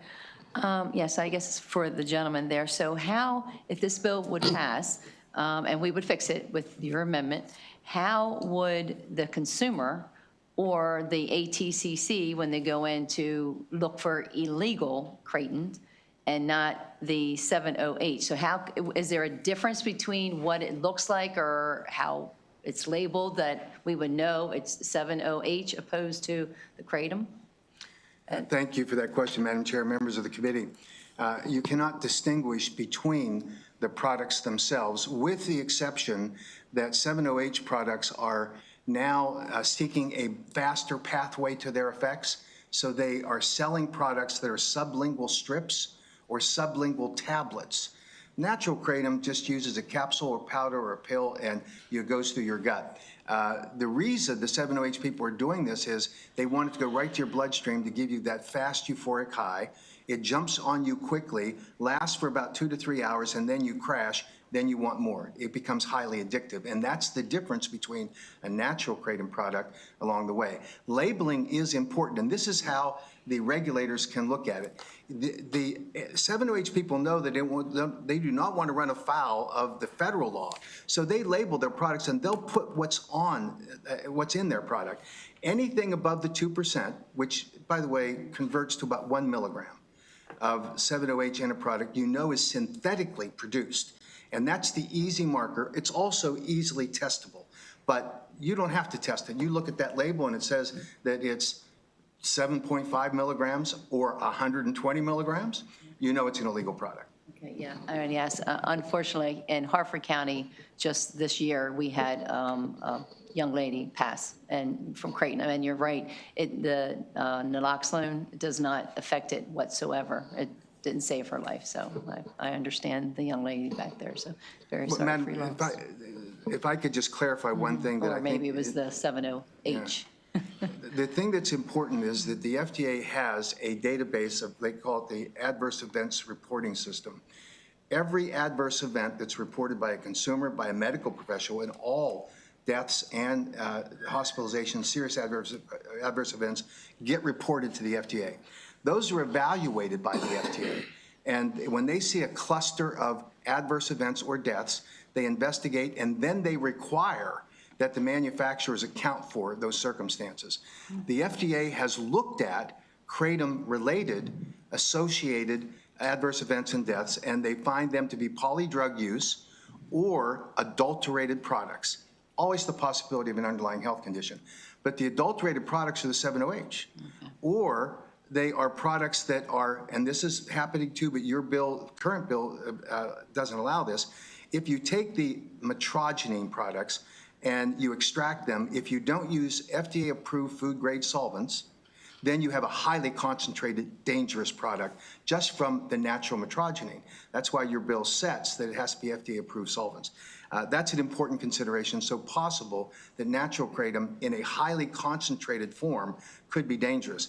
But 7-OH is sweeping the nation, and that's why the FDA has recommended to the Drug Enforcement Administration that 7-OH, not the natural kratom in trace levels, the concentrated, chemically manipulated 7-OH should be banned as a Schedule I substance under the Controlled Substances Act. Thank you. Thank you, Madam Chair. Seeing no further questions, this concludes the testimony of this panel. Thank you very much for your testimony. We do have one unfavorable virtual panel. So if I can, and just to confirm, John Torsch is not in the waiting room. Okay, so if I can bring up Michael Fasano, Venus Usher, and John Cleveland. And Mr. Fasano, if you want to unmute and begin your testimony. Good afternoon. My name is John Cleveland, here testifying on behalf of Holistic Alternative Recovery Trust, or HART, in opposition to HB 1523 as written. We specifically oppose provisions effectively banning the sale of products containing kratom and 7-hydroxymetragenine, or 7-OH. In 2024, Maryland passed the Kratom Consumer Protection Act, and we agree that it was imperfect. On the one hand, that bill engaged in outright protectionism by banning kratom products containing 7-OH above a very minor threshold. This was a giveaway to kratom leaf producers worried about losing market share to safer and more popular products. On the other hand, the bill did not go far enough. It is HART's position that all kratom products should be removed from any establishment, like a gas station, which is not age-gated. Rather, these products should be confined to 21 and up brick and mortars like smoke shops. That's how you protect young people.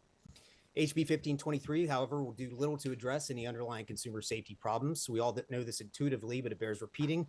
Prohibition doesn't eliminate demand. It simply drives underground or outsources regulation to other states. Kratom sales shouldn't be banned for any number of reasons, but namely the following. The cat is out of the bag. 20 million people in the U.S. use kratom and 7-OH therapeutically for purposes like pain relief and harm reduction. Now, adverse events related to kratom products do happen. Mr. Haddow mentioned the FDA's adverse event reporting system. There are over 700 deaths associated with kratom in that system. There are 9 associated with 7-OH.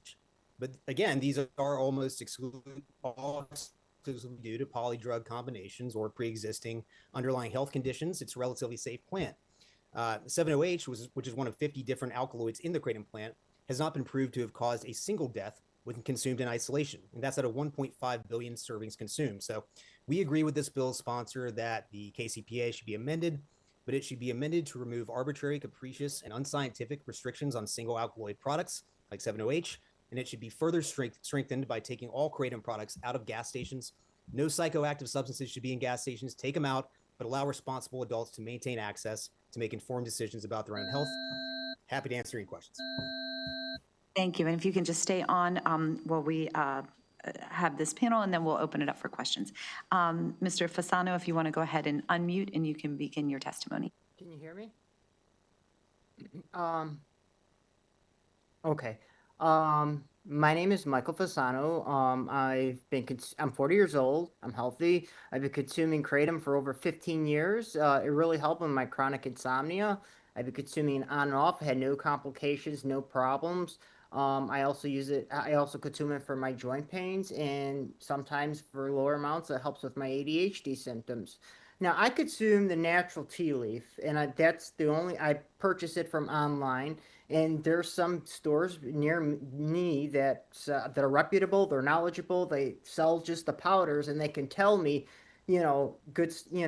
educate me on what to do. And then I go down the street some ways, and then there's a gas station that has these neon lights, and I walk in, and I see high potency 708 perks listed up there, and it's like all this high potency stuff, and that stuff is not in my vocabulary. I know you guys are talking about a regulation route to go. I'm just a consumer, so I'm not sure how much advice I could give on regulation. Initially, I thought this was a full ban, and I'm glad it's not, and I hope it's not. But I just wanted to share my testimony with you guys. And like John said, if it were me, I would have it probably sold in like a 21 and older establishment, or just a Kratom only thing where they ID you, as opposed to a gas station. It really irritates me that it's being sold in a gas station. So I just want to, I speak on behalf of myself, and I speak on behalf of, vendors that are doing it appropriately, and I speak on those that are in chronic pain and that want to have the freedom and the liberty to choose their, for their medical issues, whether it's chronic pain or it's anything else. And that's all I have to offer. And I just want to thank you for giving me the time to speak today. Thank you. Thank you for your testimony. Ms. Venus, Usher, if you want to unmute and begin your testimony. Okay, thank you very much. My name is Venus Usher, and I live in Delaware, but my brother and his family are in Maryland. So any bans or regulations that go through will directly affect us. So I'm glad to hear that you're talking about making some amendments to the bill. From 2000 to 2017, I lived with severe undiagnosed pain. I was misdiagnosed repeatedly. At one point, doctors even placed me in rehab, not because I was addicted, but because they didn't understand what was wrong. I was eventually diagnosed with interstitial cystitis, fibromyalgia, severe abdominal adhesions, and recurrent kidney stones. For 17 years, I suffered without answers and without relief. And then in 2017, I found plain leaf kratom tea. For the first time, I experienced real relief. It didn't sedate me. It didn't make me high. It helped me function. It helped me rebuild my life. I've been off most prescription medications for over 9 years because of kratom. And my family doctor and my therapist of 25 years are both thrilled with my progress. Kratom should be regulated, not banned. Age restrictions, clear labeling, third-party testing keep plain leaf separate from synthetic or enhanced products. That protects consumers without destroying lives. Please don't take this option away from people who need it. Regulation works, criminalization and bans do not. Thank you so much for your time and consideration. Thank you for your testimony. I'm going to open it up to any questions for this panel. Seeing none, thank you all very much for your testimony today. This does conclude the bill hearing on House Bill 1523, and we are now going to go to our final bill of the day, which is, oh, there's two final bills of the day. Wait, are there? One. Oh. 1004. This is Public Health Prohibition Ingredients in Food. Delegate Alston, if you want to come to the table and bring your panel, and you can get started with your testimony when you're ready.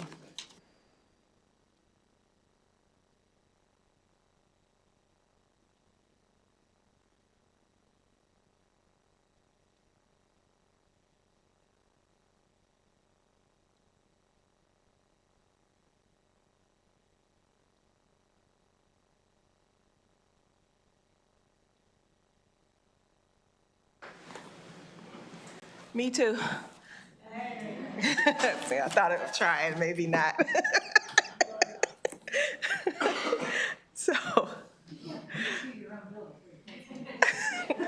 I'd try and see if it worked.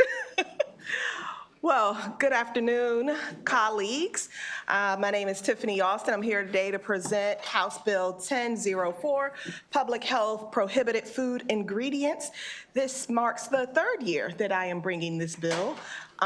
We have passed this bill out of the House twice, and looking forward to us passing it again. There were some hangups in the Senate. I believe those have been worked out. I had an opportunity to speak with Ms. Locklear right before this testimony. We have circulated amendments that you have before you that make the bill, I believe, stronger. What this bill originally set out to do was ban food ingredients that were harmful in our food pipeline, things like red dye, bromine, a laundry list of them. When we first introduced the bill, those things were not banned at the federal level. Since the first introduction, they have now been banned by the FDA. And so what this bill now will do is it will ban any of the ingredients that FDA bans at the state level. There will need to be a conceptual amendment that Ms. Locklear and I will work out during subcommittee that just makes it clear that once they're banned, we will not then allow them to be sold. Like if they say, oh, red dye is now healthy for you, we will have to have a process in Maryland to figure that out. But as it stands, what this bill will do is any of the ingredients, because there's a list that they're still working through, that are banned at the federal level will be banned at the state level. Easy peasy. I'm happy to entertain any questions that you all may have. Are there any questions for this witness from the members? Delegate Hill. Austin, thank you. I guess what I'm confused about is if it's banned by the FDA. I mean, we've been doing some things where, we hold things because the feds aren't doing. At the time, I think you first introduced it, wasn't banned. If they're now banning it, why do we need this? Because they can change their mind. So they can ban it, and then next week they can put it back on and say it's no longer banned. Okay. And administrations change, and when administrations change, they can change the list of banned ingredients. And so, may I follow up? And so what we would do, and why we need the conceptual amendment to clear everything up, is that once it's banned, it will be banned in our state, so that you can't go back and put it back on the list, especially for the harmful chemicals that are carcinogens. Okay. And so the follow-up is, what would be the problem with saying if they ban it, since you're putting in some additional amendments, that it would trigger an evaluation in Maryland that unless there were reasons not to ban it? In other words, if we're not trusting the future administration or whatever, if they ban it, and we may think it shouldn't be banned, and you're saying we can't do that. And so I'm just questioning the automatic nature of it as opposed to it triggering a review or some other process. So once they ban it, it's banned everywhere. Right. So that part is clear. I think if it comes back on the market, that's where it's a problem, and that is the part where we would need a review. And I don't want to give you language off the cuff. We agreed in concept on the amendment so that we could make the bill stronger, so that every time they ban one of these harmful ingredients, we don't have to come back and do an additional ban at the state level.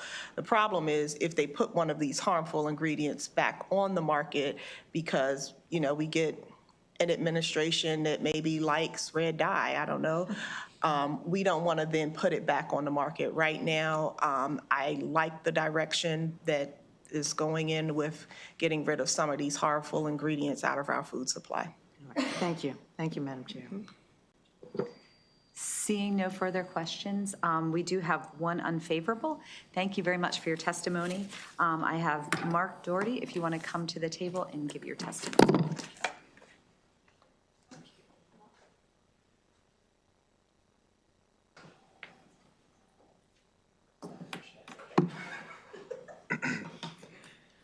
Chair Bagnall, Vice Chair Cullison, and members of the committee, thank you for the opportunity to testify today on House Bill 1004. My name is Mark Doherty, and I'm a staff member with the Food Ingredient Safety Coalition, and we're also known as FISC. FISC shares the bill's underlying goals of protecting public health, promoting science-based food safety, and ensuring consumer protection. So our concern with the bill as originally drafted centered on regulatory consistency and the potential creation of a patchwork of state-specific ingredient bans, thus our reason for originally signing up to testify in opposition about a week ago.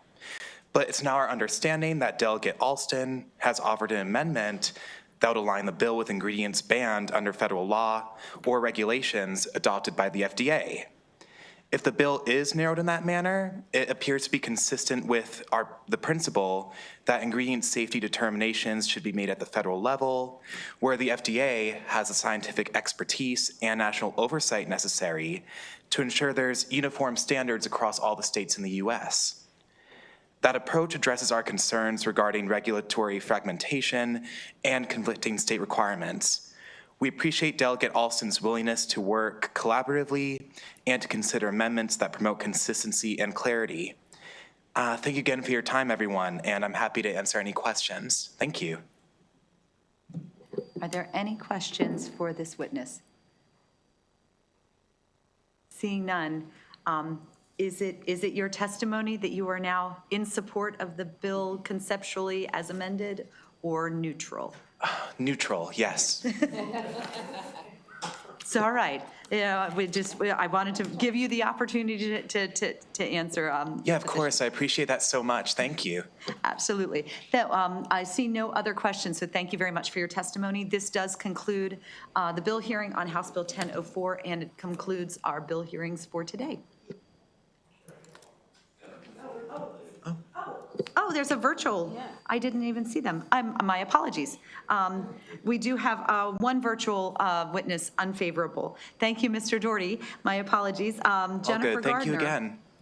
again. We do have one virtual witness, and that was, sorry, it was crossed through and I misread my notes. Ms. Gardner, if you want to unmute and begin your testimony.